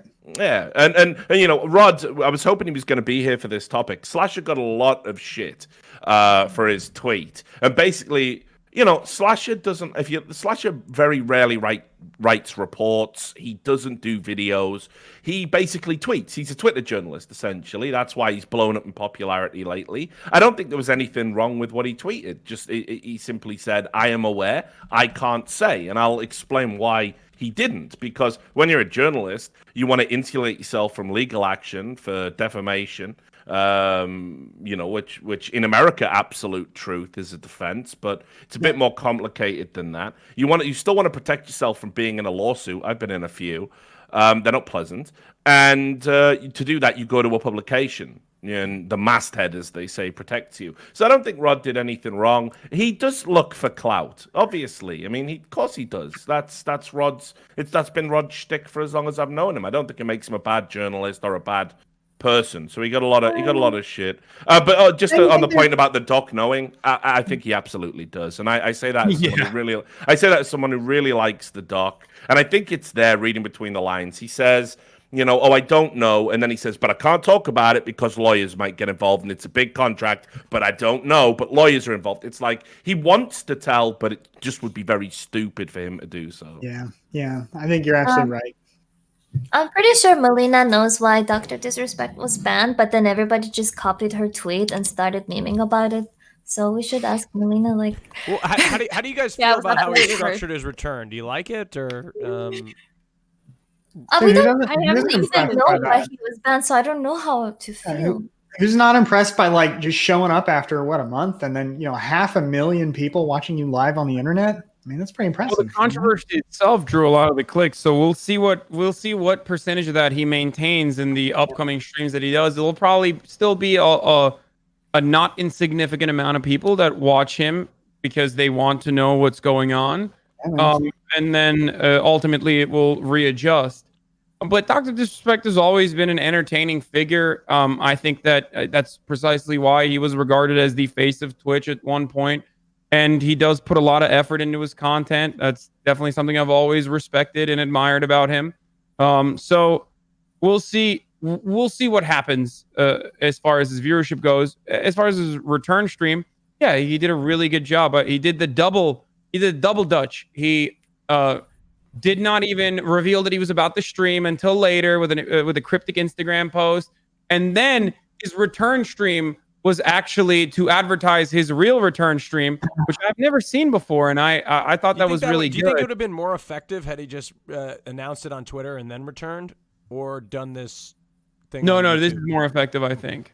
And that's why you saw 400,000 people waiting originally in his waiting room, and then 510,000 at its peak when his actual return stream happened. So he's very good at marketing, and I think that he also has a lot of legitimate institutions that are still backing him at this point, including CAA, as Slasher has also pointed out. Now, that is conflicting with the way that Twitch took action, so it's still very confusing to me when I look at the situation, because if Twitch and Discord were to take such immediate action in a way that really raised a lot of alarms and caused people to suspect something really terrible, especially given the timeliness of the ban. For CAA not to drop him, that is very confusing to me. That's part of the strategy that's going on, though. I've been told by sources that I definitely trust to have some insight into this, that, Facebook and YouTube, because of what supposedly happened over at Twitch and all these companies talk, they don't want to offer him a partnership.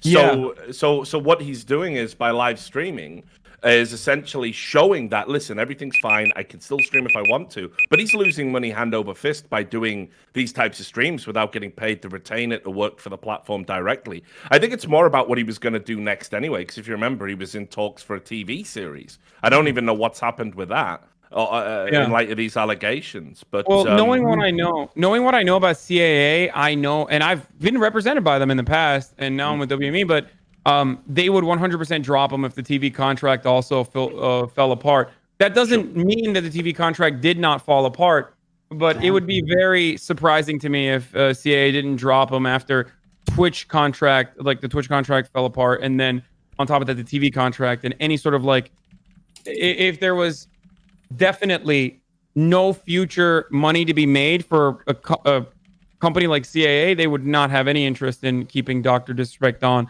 out of the kindness of their hearts or something like that. Okay. Do you guys not find anything spooky about the fact that a big streamer can just get banned like that so relatively quietly? I mean, that's got to be spooky to you and to you too, Austin, right? No, absolutely. I hope that everything is a part of a movie or something. That would be really nice. Hopefully. No, sorry. No. I was just going to add. I mean, we still don't even know what's happened. As I said, I've been told 4 or 5 different stories. And because it's Twitch policy, they don't make public statements about these things. There's no clarity. We never really know.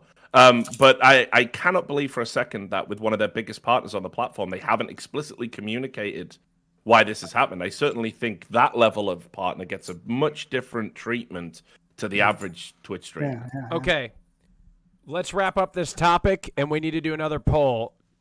Charlie? Should I include you in this poll? No. I think everyone here is safe because I do need to skedaddle here in a second. Okay. Well, yeah. So everybody is out of the poll. Charlie's not in this poll because he has eliminated himself because he must go, which is it's been totally planned. Chat, vote for who you want to keep, not kick. Keep, not kick. So two people are living? But let me quickly say something about Doug. Keep, not kick. Go ahead. Good for him. I bet he's gonna come back even stronger. I remember that thing when Tyler 1 was consistently banned from playing League of Legends. That kind of things in the end will benefit so much more than whatever he lost in this time of absence. It's crazy. Speaking of League of Legends, root for the underdog. Isn't that owned by Tencent, the same company that owns TikTok? That also is League of Legends unironically at risk of being banned as well? No, that was another. People can't read properly. The executive order doesn't cover all Tencent. It says, I mean, it does say Tencent. And but as it pertains to WeChat or whatever it was. Yeah. Okay. Yeah, that's specifically worded in the. Are you implying that Bastiat can't read, Richard? No, absolutely not. I think he's an incredibly intelligent guy. You're trying to stir drama where it does not exist. No. I respect what you're doing, though. You are doing what the market demands, and that's why we're all here. Wow. Yeah, a lot of people made this mistake. It blew up and trended on Twitter for a day, and it has no factual substance to it whatsoever. I like the memes. I definitely participated in them exclusively because I do have a hate boner for League of Legends and mobile games in general, so I thought it was funny. Yeah. But it does seem ridiculous. Oh, it would have been hilarious if it was real. The vote is in. I don't disagree. By the way, ladies and gentlemen, the next person to use their Twitch Prime subscription, Hassan. What's up? You have won the round. You must choose between Bastiat and Melina. You must eliminate one of them. They are in the bottom 2.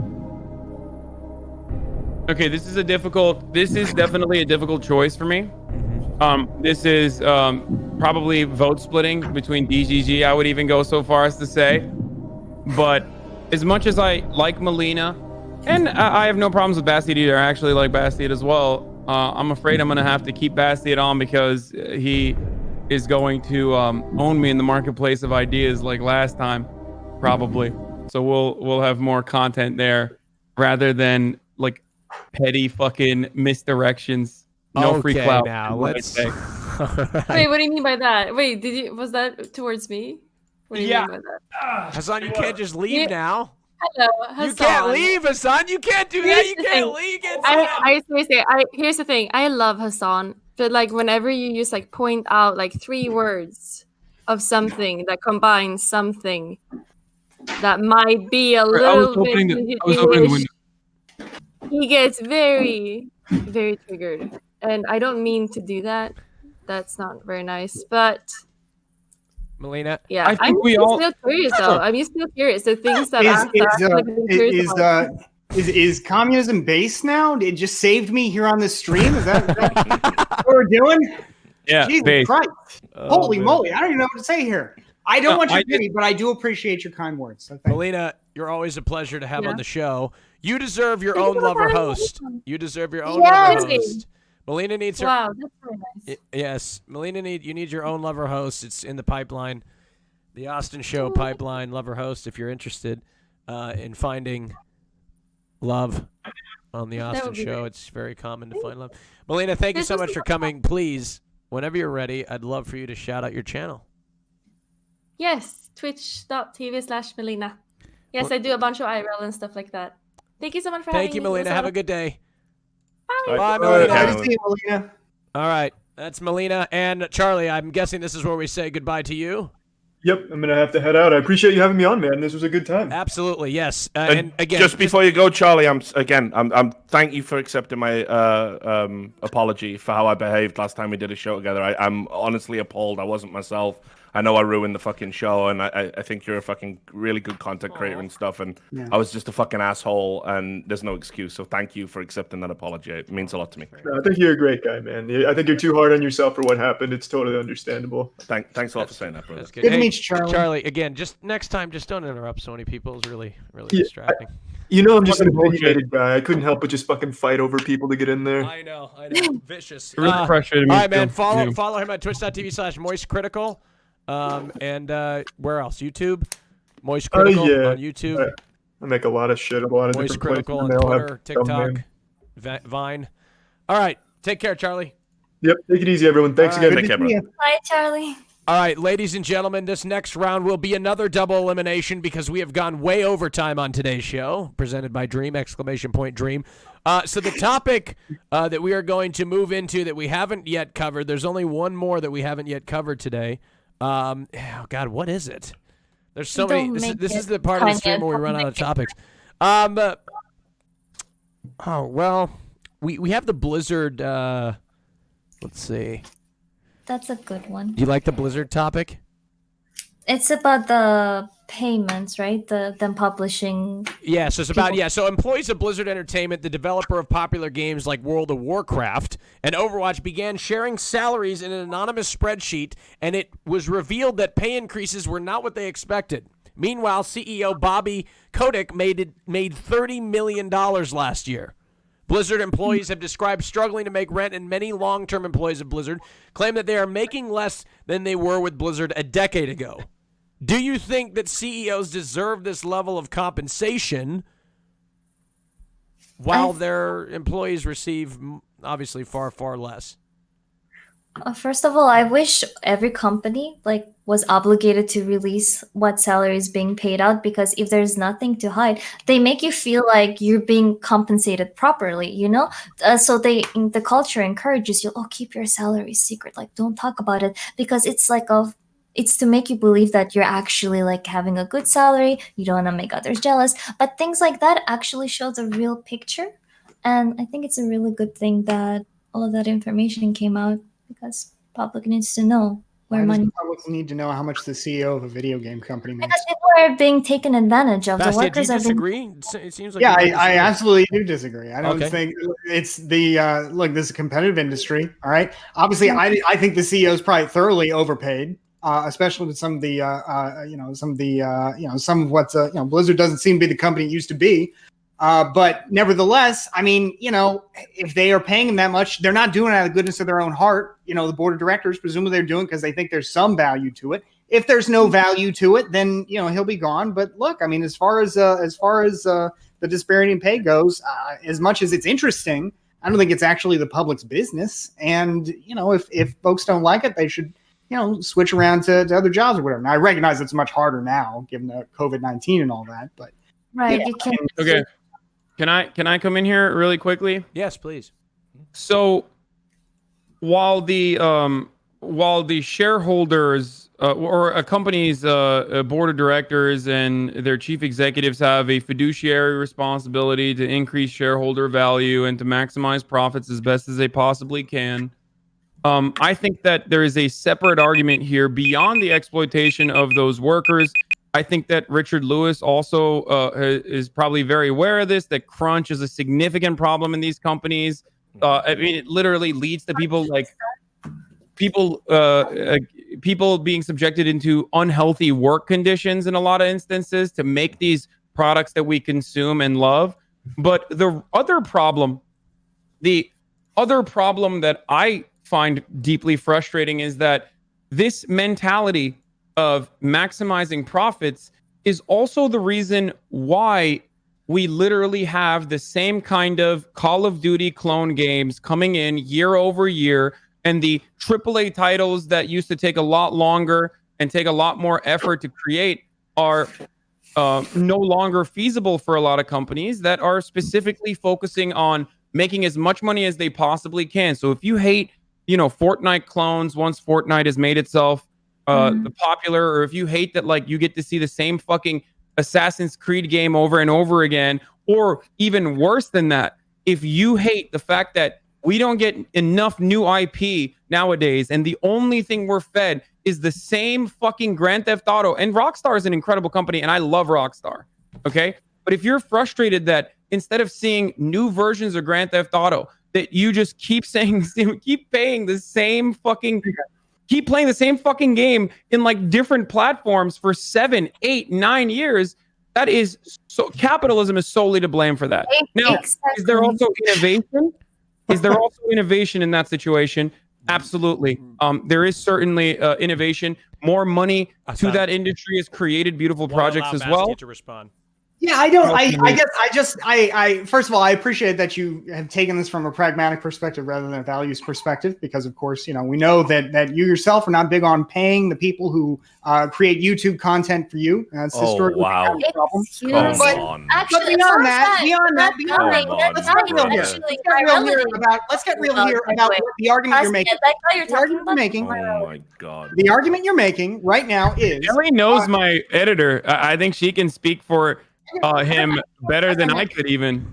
I'm glad to hear that. I would love to be wrong, because I pay my editor a fair wage. I think that's the right way to go about it to get the good content there. Yeah, but I'll say this: if what you're saying is true, then somebody who doesn't like your React content, I guess, should just stop subscribing to you. Because what you're saying here is, if people are getting the products that they want, people subscribe to you because they like what you do, and so you do more of it. And there's nothing wrong with that. That's not a bad thing, and it doesn't squish out innovation anyway. For example, think about some of the games that are produced on the edges of those AAA titles that nevertheless succeed anyway. Stardew Valley is one that comes to mind for me, right? That was some guy's passion project that is now turned into a multi-million-dollar enterprise. It's not like any of these other traditional AAA titles, but it is nevertheless a big, great, successful game.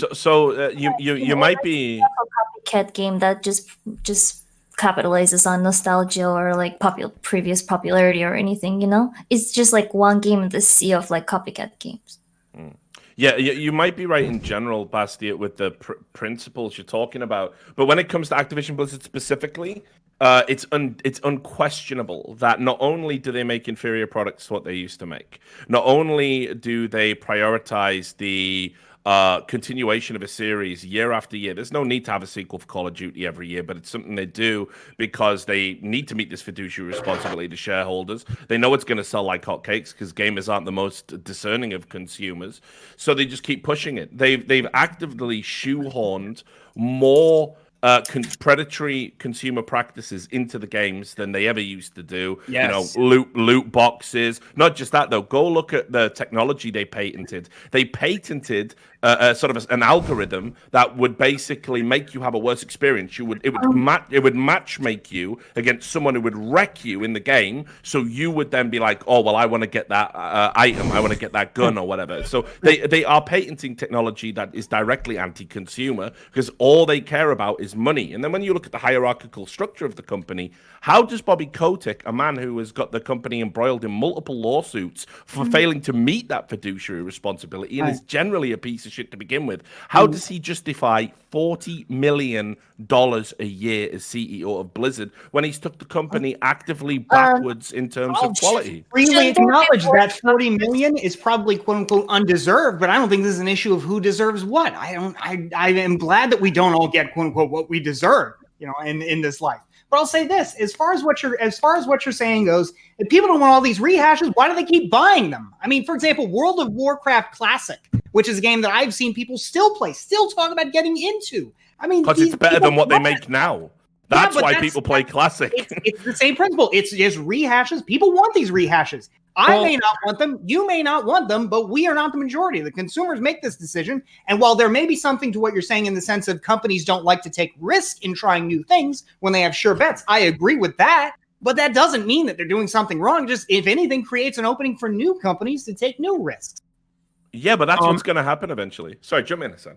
Well, that doesn't exactly happen, but you do see a lot of talent flight, and I'm sure, again, Richard can attest to this as well. He's more knowledgeable on the situation, but a lot of people just end up leaving and going to indie creators or making their own independent creations themselves. However, but the resources in that circumstance are still drastically limited in comparison to the behemoth that these massive companies have become by sucking up every other large corporation.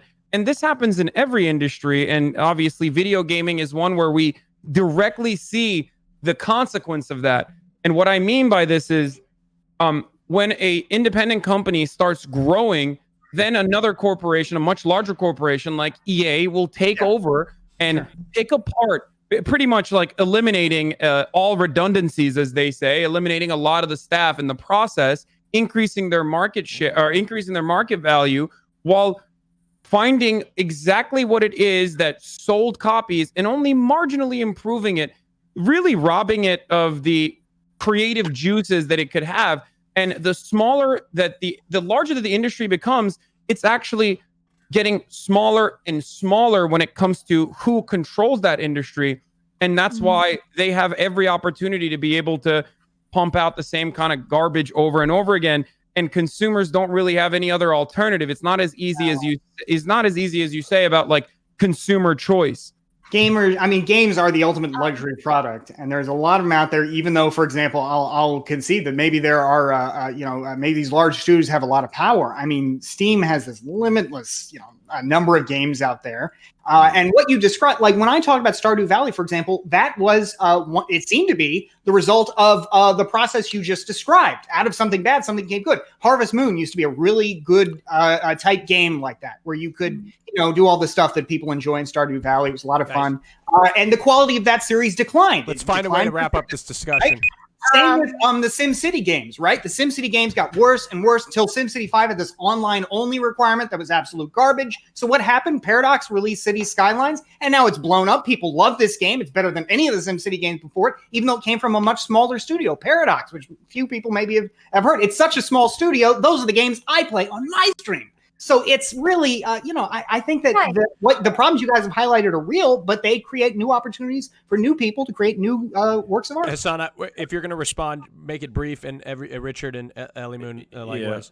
I don't really have a counter to this because I think it'll just be repeating my original point that's the new opportunities do not bear themselves in incredible works of art that everyone enjoys and consumes as it becomes less heartless. And we see this both in Hollywood and we're seeing this in the gaming industry now as well. It's a sector that's clearly very profitable, and a lot of corporations that are gigantic get bought out by even larger corporations, and they functionally turn into financial institutions that are exclusively interested in predatory capitalism, purchasing other companies so that they can take over more of the market share and increase their value, but we suffer as gamers as a consequence. Guys, we really, truly, we have to wrap it up. Okay, I'll wrap this up. Bastien, I'll come back to you last. Ellie's been trying. Ellie, go ahead. Oh, I'm sorry. Ellie, go ahead. I wanted to mention, I'm not entirely sure about the terminology, but back to capitalism. It's not like completely useless or anything. Of course, like it does motivate to innovate in a way that people will consume it. It's higher likely that through that, whatever people like, we would hope that it's something better and greater. But let's get back to the payment inequality thing about CEO getting like so much money, whereas workers are reporting that they're being more underpaid than they used to before. Isn't there this thing called two-tier board institution where basically it's like a clear distinction where I don't know how to say, where it monitors the profit part of the whole market, but it also makes sure that the rights of the workers and everything is safe. Does Blizzard have something like that, system like that kind of governance framework? They're embroiled in lawsuits in 3 different countries for potentially violating workers' rights. Guys, with respect, I really want to wrap this topic. Yeah, no so problem. If we could get That's concise in our responses, they're really lengthy. We just need to wrap this topic and get through.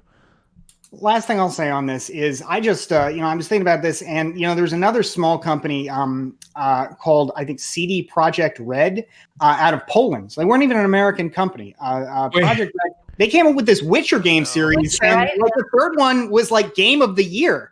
I mean, they're still releasing this game as of October 2019 on Nintendo Switch. Like this Game of the Year. So like these small companies grow up, they take advantage of market openings, and they do what they do best. Great.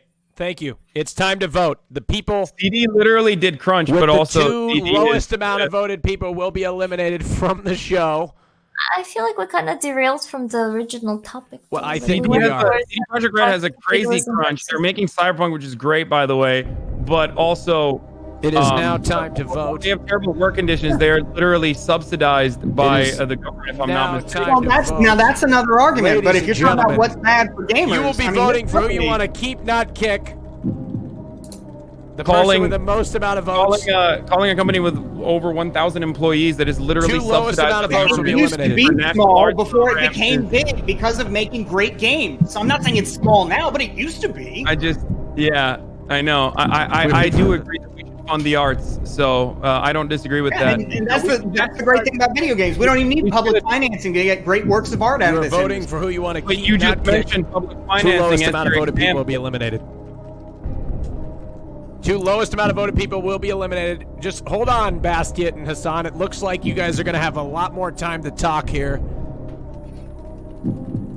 Sorry, I might have missed some stuff. My mom came over. She's making me tendies. Gimme chicken. Breaded or unbreaded? No, unbreaded, of course. Unbreaded? Grilled tendies? Yeah, grilled tendies always. This guy's a fake neat. A fake neat? I mean, yeah, you really wants them crispy. She moved in for the duration of coronavirus in my apartment, not the other way around, but yeah.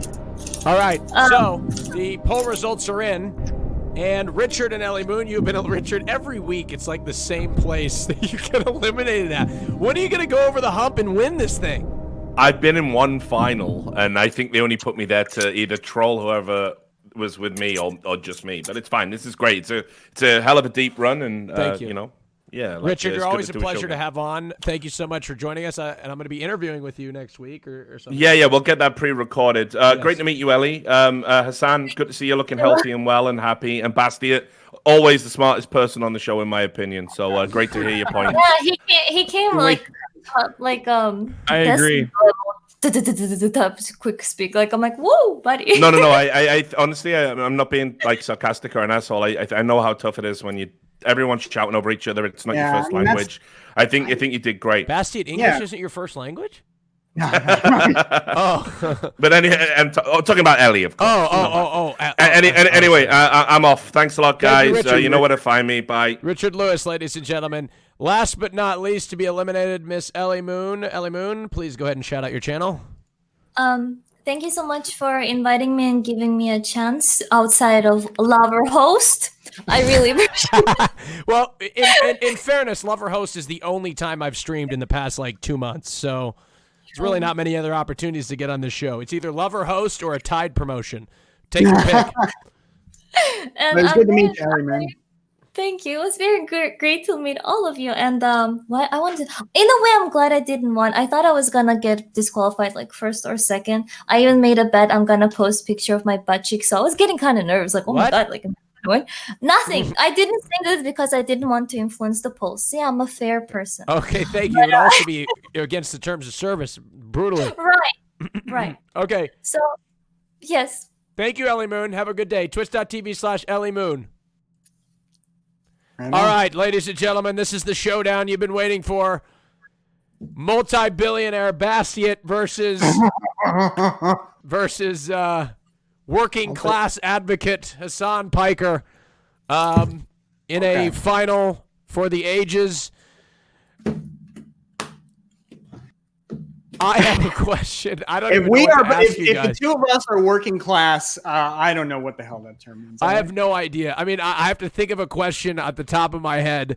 Well, first of all, we can start off with why should you win the Royale? Let's get started. Oh, come on. Let's give us something a little more. Okay, who cares most about their looks?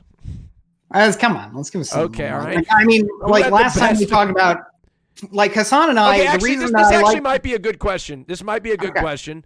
Let's hear it. Related to the military, I don't know if we're going to have a diverse opinion here. The military stopping from streaming on Twitch, or the legislation as it pertains to the military streaming on Twitch and recruiting from Twitch, whether they should be able to do that or not. Sure. Is that a topic that we'd find some disagreement on? I don't know if we'll disagree. I think that the military recruitment practices are pretty predatory. I understand that it's America's largest jobs program. As a matter of fact, it's the largest jobs program on the planet. Technically, they're the largest hiring body. The Defense Department is. So I know that it hits to the core of American culture, and I have a lot of fans who are veterans. I have a lot of active duty service members who are in my community. I love all of them, but ultimately, I think it's kind of messed up that you're offering offering 12-year-olds a controller with the express purpose of being able to put them down the recruitment pipeline later on to feed them, propaganda, so that they can go back, so they can go and fight a wage a war that they may or may not want to fight or wage. I don't think that that's very ethical, if we're being real. Well, so let me ask you, what do you find predatory about military recruitment generally? Military recruitment is like a poverty draft at this point, where they go after poor people on purpose because they offer them upward social mobility. Unfortunately, in this country, I advocate, as you also know, on beefing up our social safety nets, making sure we have a better public education system, making college free, all things that will greatly improve the American labor force, all things that will greatly improve a lot of people's lives, and also healthcare as well. And this is, for a lot of people now, the only way that they can have a shot at going to college, because college is insanely expensive. This is their only shot at potentially getting an education that way, potentially getting healthcare that everyone should have. And I think that that's kind of messed up across the board. But then to hyper target it towards 12-year-olds and also make it seem like war is exactly like Call of Duty to impressionable kids is pretty bad. Okay, so there are two parts to that. So, Bastian, one is the gamer part, and the other part is the poverty draft part. The poverty draft notion is patently untrue. And I'm going to drop a link here in the chat. I know it's going a million miles an hour. I know what you're going to say. I'll drop to. Okay, well then you can respond to what I'm going to say.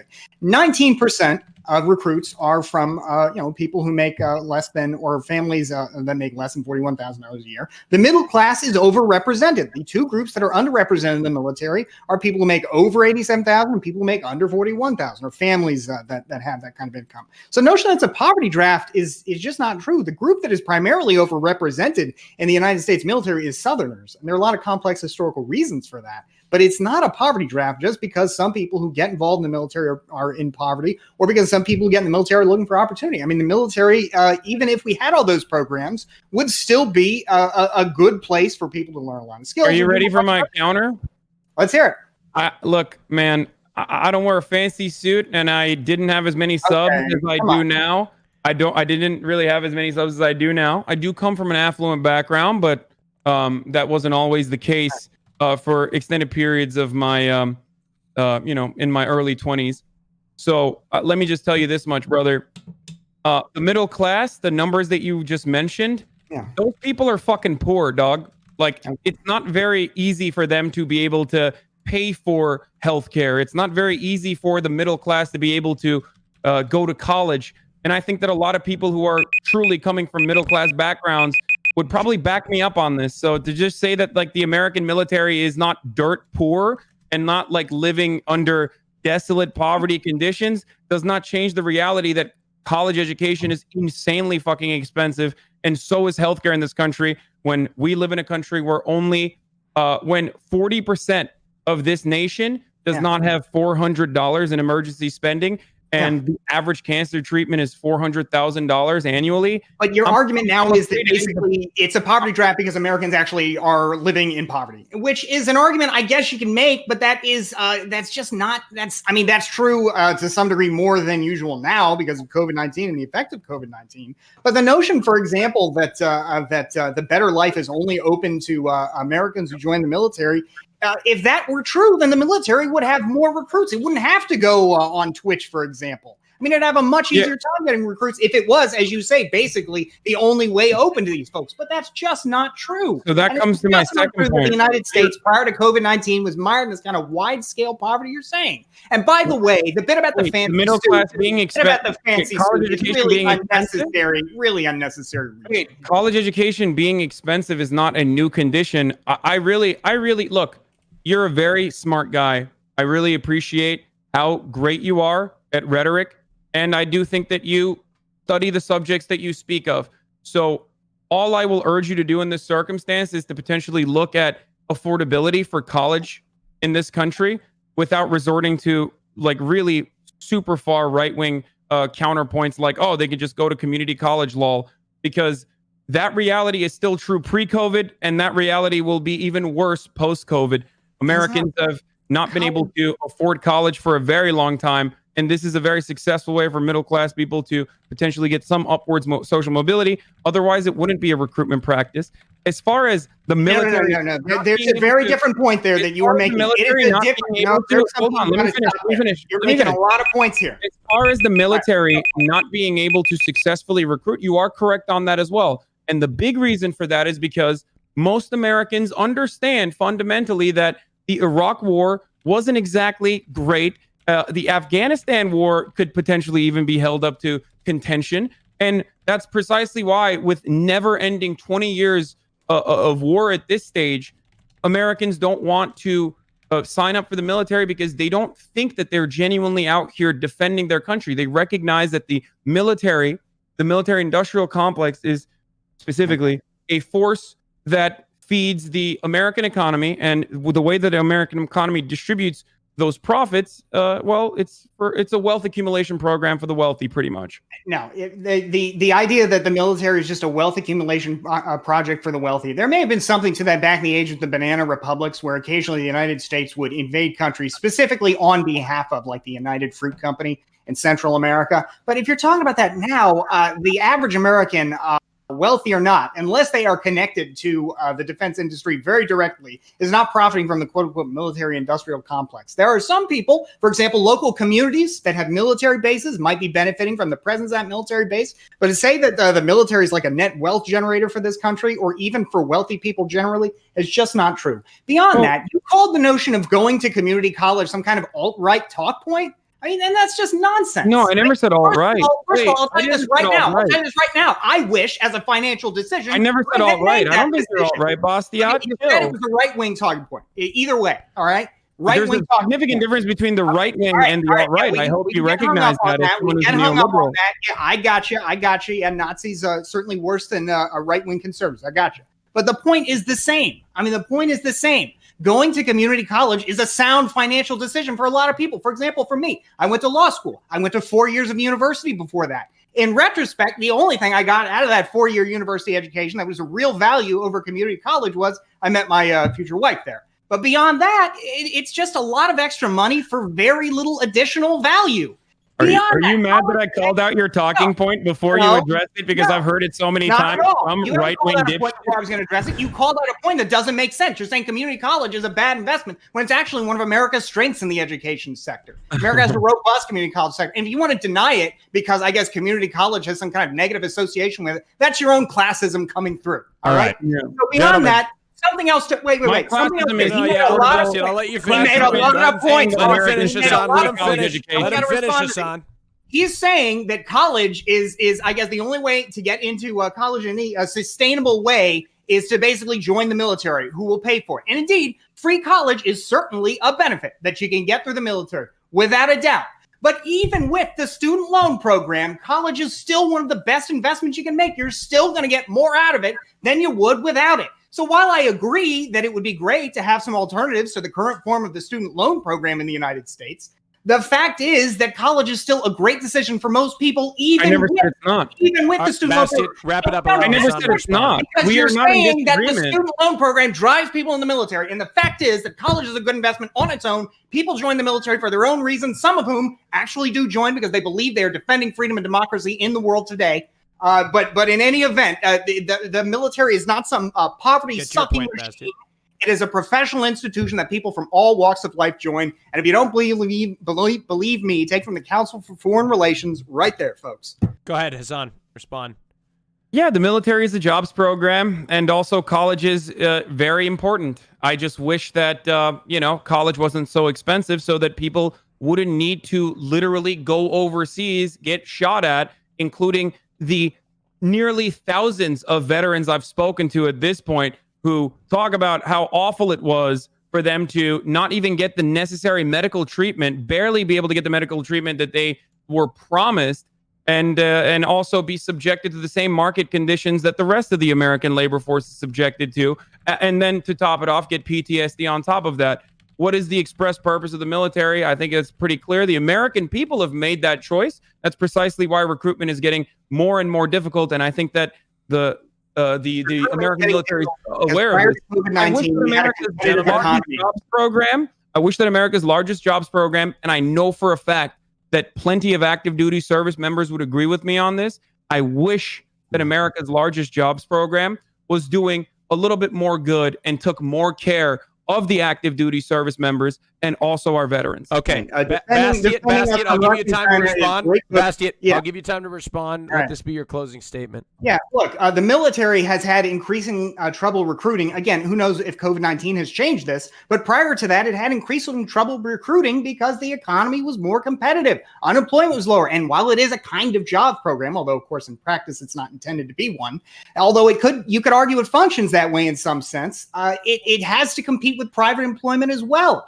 And that includes attrition from its own forces to people who think they can do better in the private sector with the skills that they've achieved in the military. So, yeah, the military has to recruit because it has to compete with private employment. And this idea that is the institution of last resort, that is just not true. Wait, I thought it was, I'm sorry, I thought people were joining because they thought that they were protecting and serving, and now you're talking many about... Many people absolutely are, and I'm not going to deny that. I'm not going to try and minimize that. Program that the government has to compete with other private corporations, which is precisely my point. I'll be clear right here. I think it is an absolute good thing that people join the military to defend America and to defend our allies abroad. Absolutely, the people in the military defending South Korea from invasion by the North, defending Eastern Europe from invasion by Russia, and who would be called upon to defend Taiwan from invasion by the Chinese Communist Party. Why is it that you're the number of different conflicts that we've engaged in the past 20 years? And every time we talk about America, every time we talk about what the American military does, you always got to go all the way back to Korea, which is like the last. Let's go back more recently.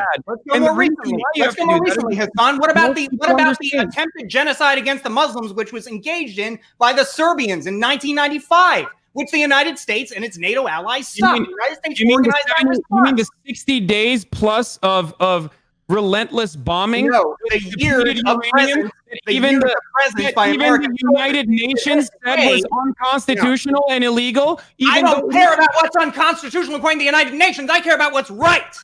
And what's right under American law. The United Nations is secondary. The UN Charter is secondary. I don't even have a disagreement as far as to defend genocide. I don't care. I'm interested. I don't even have a disagreement in preserving democracy. I don't even have a disagreement with respect to that conflict requiring military action.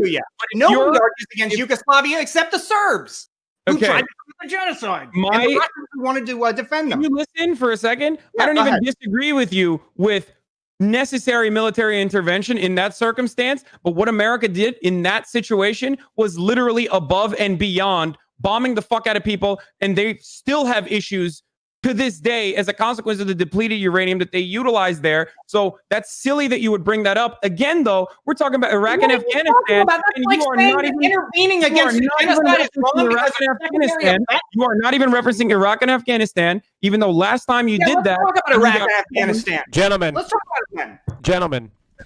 I mean, because your humanitarian position apparently to leave Saddam Hussein and the Taliban head choppers in power forever. It's nonsense. For you to try and claim the moral high ground there is ridiculous. Wait, I'm sorry. Do you think that Iraq is better off now? I don't give a fuck. I hate Saddam Hussein. You think I like Saddam Hussein? No, but for you to so confidently say, we do not know what history might have otherwise been, but for you to so confidently say, we would have been better off to leave a genocide maniac in power. Iraqi people, we wouldn't have only defended the Ministry of Energy. We saw what happened when we left a man like that in power. We saw what happened when we left al-Assad in power.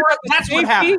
If we cared about the safety and sanctity of the Iraqi people, we would not have fucked that country with a fuckload of boots on the ground military warfare and sanctions that have even killed more than 500,000 people. Don't you dare tell me. That is a dumbest talking point. The notion that they killed more than 500,000 people. That's the point I brought up last time when we had this. You are now advocating for genocide. You denied that very point when I said sometimes sanctions can kill. You denied it. Just by the Iraqi invasion with lies. Now that we already know that it's we know that it was backed exclusively for the interest of American corporations, from Halliburton all the way down to our military-industrial complex. The fact that you would still try to defend this point of view is precisely. It makes you look as dumb as lecture fan when you do this. Let me give you a clear All right, argument. gentlemen, listen to me. Listen to me real The point is quick. not that the Iraq war was waged properly. The point is not that the Iraq war was waged properly. The point is that it is justified to take dictators out of power. Bastiat. Gentlemen, please. Can we find a place to leave it? Sure. And wrap it up. I think we just found it. All right, there you go. All right. The chat's going to be so mad at me because they didn't want it to end. But it has to end at one point, and that's where it's going to. Ladies and gentlemen, we are going to vote.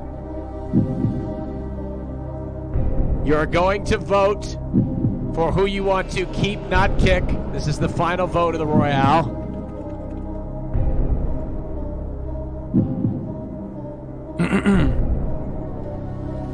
Yeah, I gotta say, I didn't know if that was coming after we spent the entire rest of the podcast agreeing on everything. I knew that we were going to disagree on American imperialism 100%.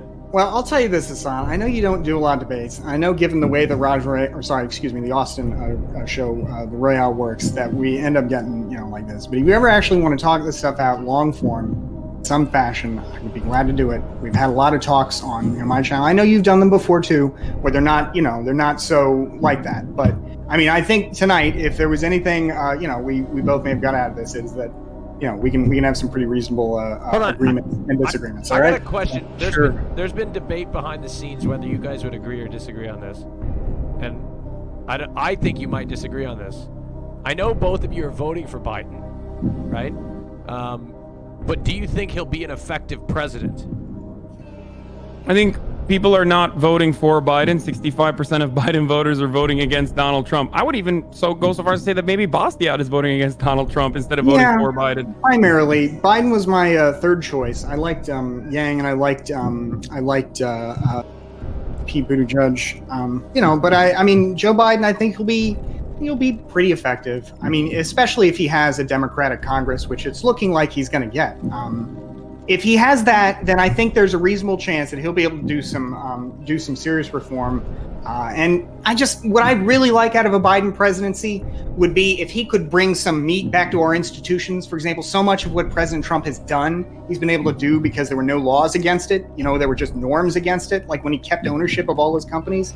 If Biden can do some of that, can bring, bring some meat back to our institutions, I think he'll leave the country better off and he'll be effective. If on the other hand, you're talking about lefty policies, well, he'll have more trouble with that. But we'll just have to see how it goes. So. At this stage, I just want a president who's not utilizing federal agencies on exclusively Democratic cities in an effort to win favor, I guess, and restore his rightful position as the law and order candidate. I mean, the fact that he's still holding up aid to unemployed people right now and saying that Democrats are the ones who are holding up the aid right now in Congress is so insane to me. And when you push him further on it, when in fact it's literally the Republicans who are withholding aid at this moment, Democrats have already conceded to $2 trillion. Republicans don't even want that. But the fact that Donald Trump openly states that it's really fucked up that Democrats want to hold the aid because they want more funds for blue states is insane to me. Yeah, you're the fucking president. You are the fucking president. Not only are there a shitload of American citizens who happen to vote Democratic in those states, there are Republicans who vote for you in those fucking states. Yeah, in California, for example. Democrats make this take as well. I hate it when Democrats say shit like, oh, fuck the red states, fuck the red states. It's like, what are you talking about? These are your fellow men and women that you're advocating for what hurt? Yeah, I'm curious if you've heard this point made by folks on the leftist side. This idea that if we get 4 more years of Trump, then it'll be easier for us.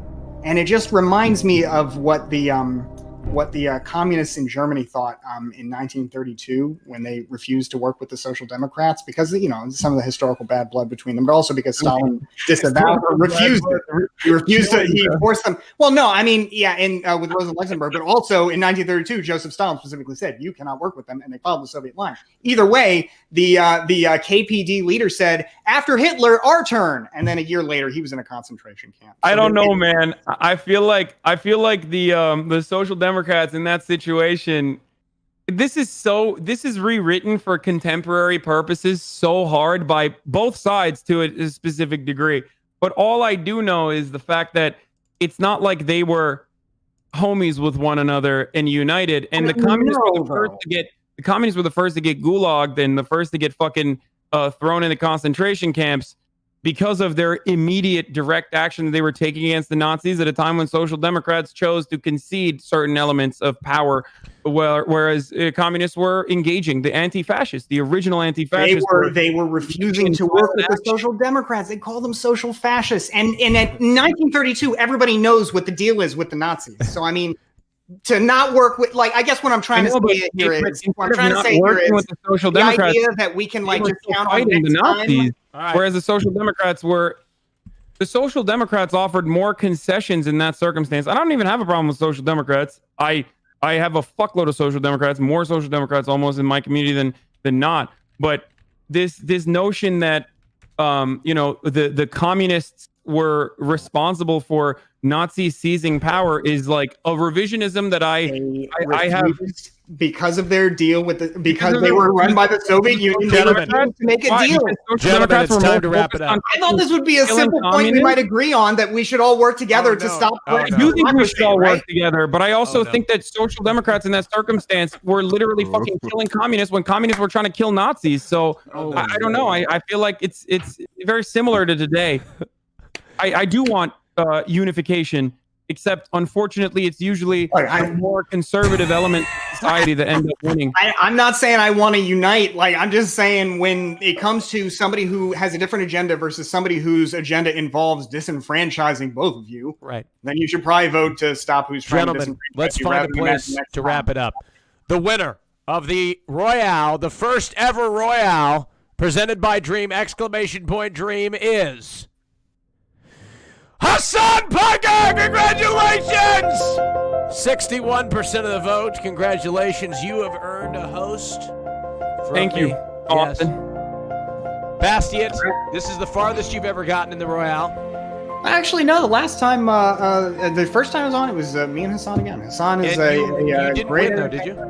No, but it was a little bit closer. So technically, I'm not correct. I'm not incorrect. You were not correct. You were almost correct. No, I was Right? correct. Last time This is was the farthest. Okay, I got you. But All right. anyway, Thank it's all you, good. It's Bastian. good to be here. Thanks again for reaching out for the chance to be on here. It was a lot of fun. I enjoyed it as always. Hassan, it is always a pleasure sparring with you. I was looking forward to that, and I'm glad we got to do it. Even it was also fun though. It was kind of a surprise, like agreeing with you for the first I guess for most of the show. I'm not surprised by that at all. So, yeah, I agree with a lot of points. I mean, I even agree with Richardlewis, and Richardlewis is like was for the longest time very openly against everything I represented. I think that these are interesting times right now, and unification is important in order to prevent much greater evils. Right. So amazing. All right. Ladies and gentlemen. Good talking with you, Austin. Congrats on the successful rebranding in the first Royale. And for everybody who's curious, I am at twitch.tv/BASTIAT. And twitch.tv/Hasanabi, who's going live right now. Ladies and gentlemen, that's the conclusion of today's show. I'm out. You're not going live? No, I am going live. I'm just getting out of the chat. I don't know why you didn't just watch Lover Host, but I forgot to change my outro screen, so you just watched an episode of Lover Host. Thanks for watching. That's the end of the show. The next show will be the Lover Host featuring me. That's right. It's the first ever Lover Host featuring I'm live now. Me. Okay, cool. Featuring me, yours truly, me. It's set to be live most likely on Wednesday. I'll keep you posted. It'll be all men. So yes, it'll be amazing. Hosted by not sure who yet, but we will see that. Make sure you tune into that. I think it's next Wednesday, 4 p.m. Eastern Standard Time as usual. Thank you guys so much. Doc is a recruiter of my show. Doc, where can they find you? Yo, my name is Gondoc, and no, that's not a joke. I recruit and conduct on-stream interviews every day for Austin's show right here on Twitch. If you're interested in watching the interviews or, interested in being interviewed, twitch.tv/Gondoc, Twitter @Gondoc, GONEDOC everywhere. Peace out. That's right. Twitch.tv/Gondoc. I'm linking. Oh, that's the straw poll. Twitch.tv/Gondoc. Oops. Linking it in the chat. If you're still here, can you guys hear me? Press 1 in the chat if you can hear me. If you're still here, join the Discord. Join the Discord. Hang out in the Discord. Great spot. Great spot to hang out. I'll be joining the voice lobby, a random voice lobby, and talk to you guys for a bit. I'm going to join Lobby 1 in my Discord. Join Lobby 1, and you can hang out and chill if you'd like. I'll come in there and talk. I'm joining it right now. Lobby 1 in my Discord. I'll be in there chatting along with everybody. If I can actually hear anybody speak. Oh, my God, that was a bad idea. Everybody's joining it. Oh, God, don't join Lobby 1. Don't join Lobby 1. Bad idea. Bad idea. Oh, my God. It's filled with a bunch of people screaming. Okay. Anyways, thank you guys so much. The Roommate Royale is next Saturday. There will be a Lover Host featuring yours truly tomorrow. No, not tomorrow. Excuse me. This coming week, it'll be the next show. Then a Roommate Royale following Saturday featuring Soda Poppin', Mizkif, and S-Fan.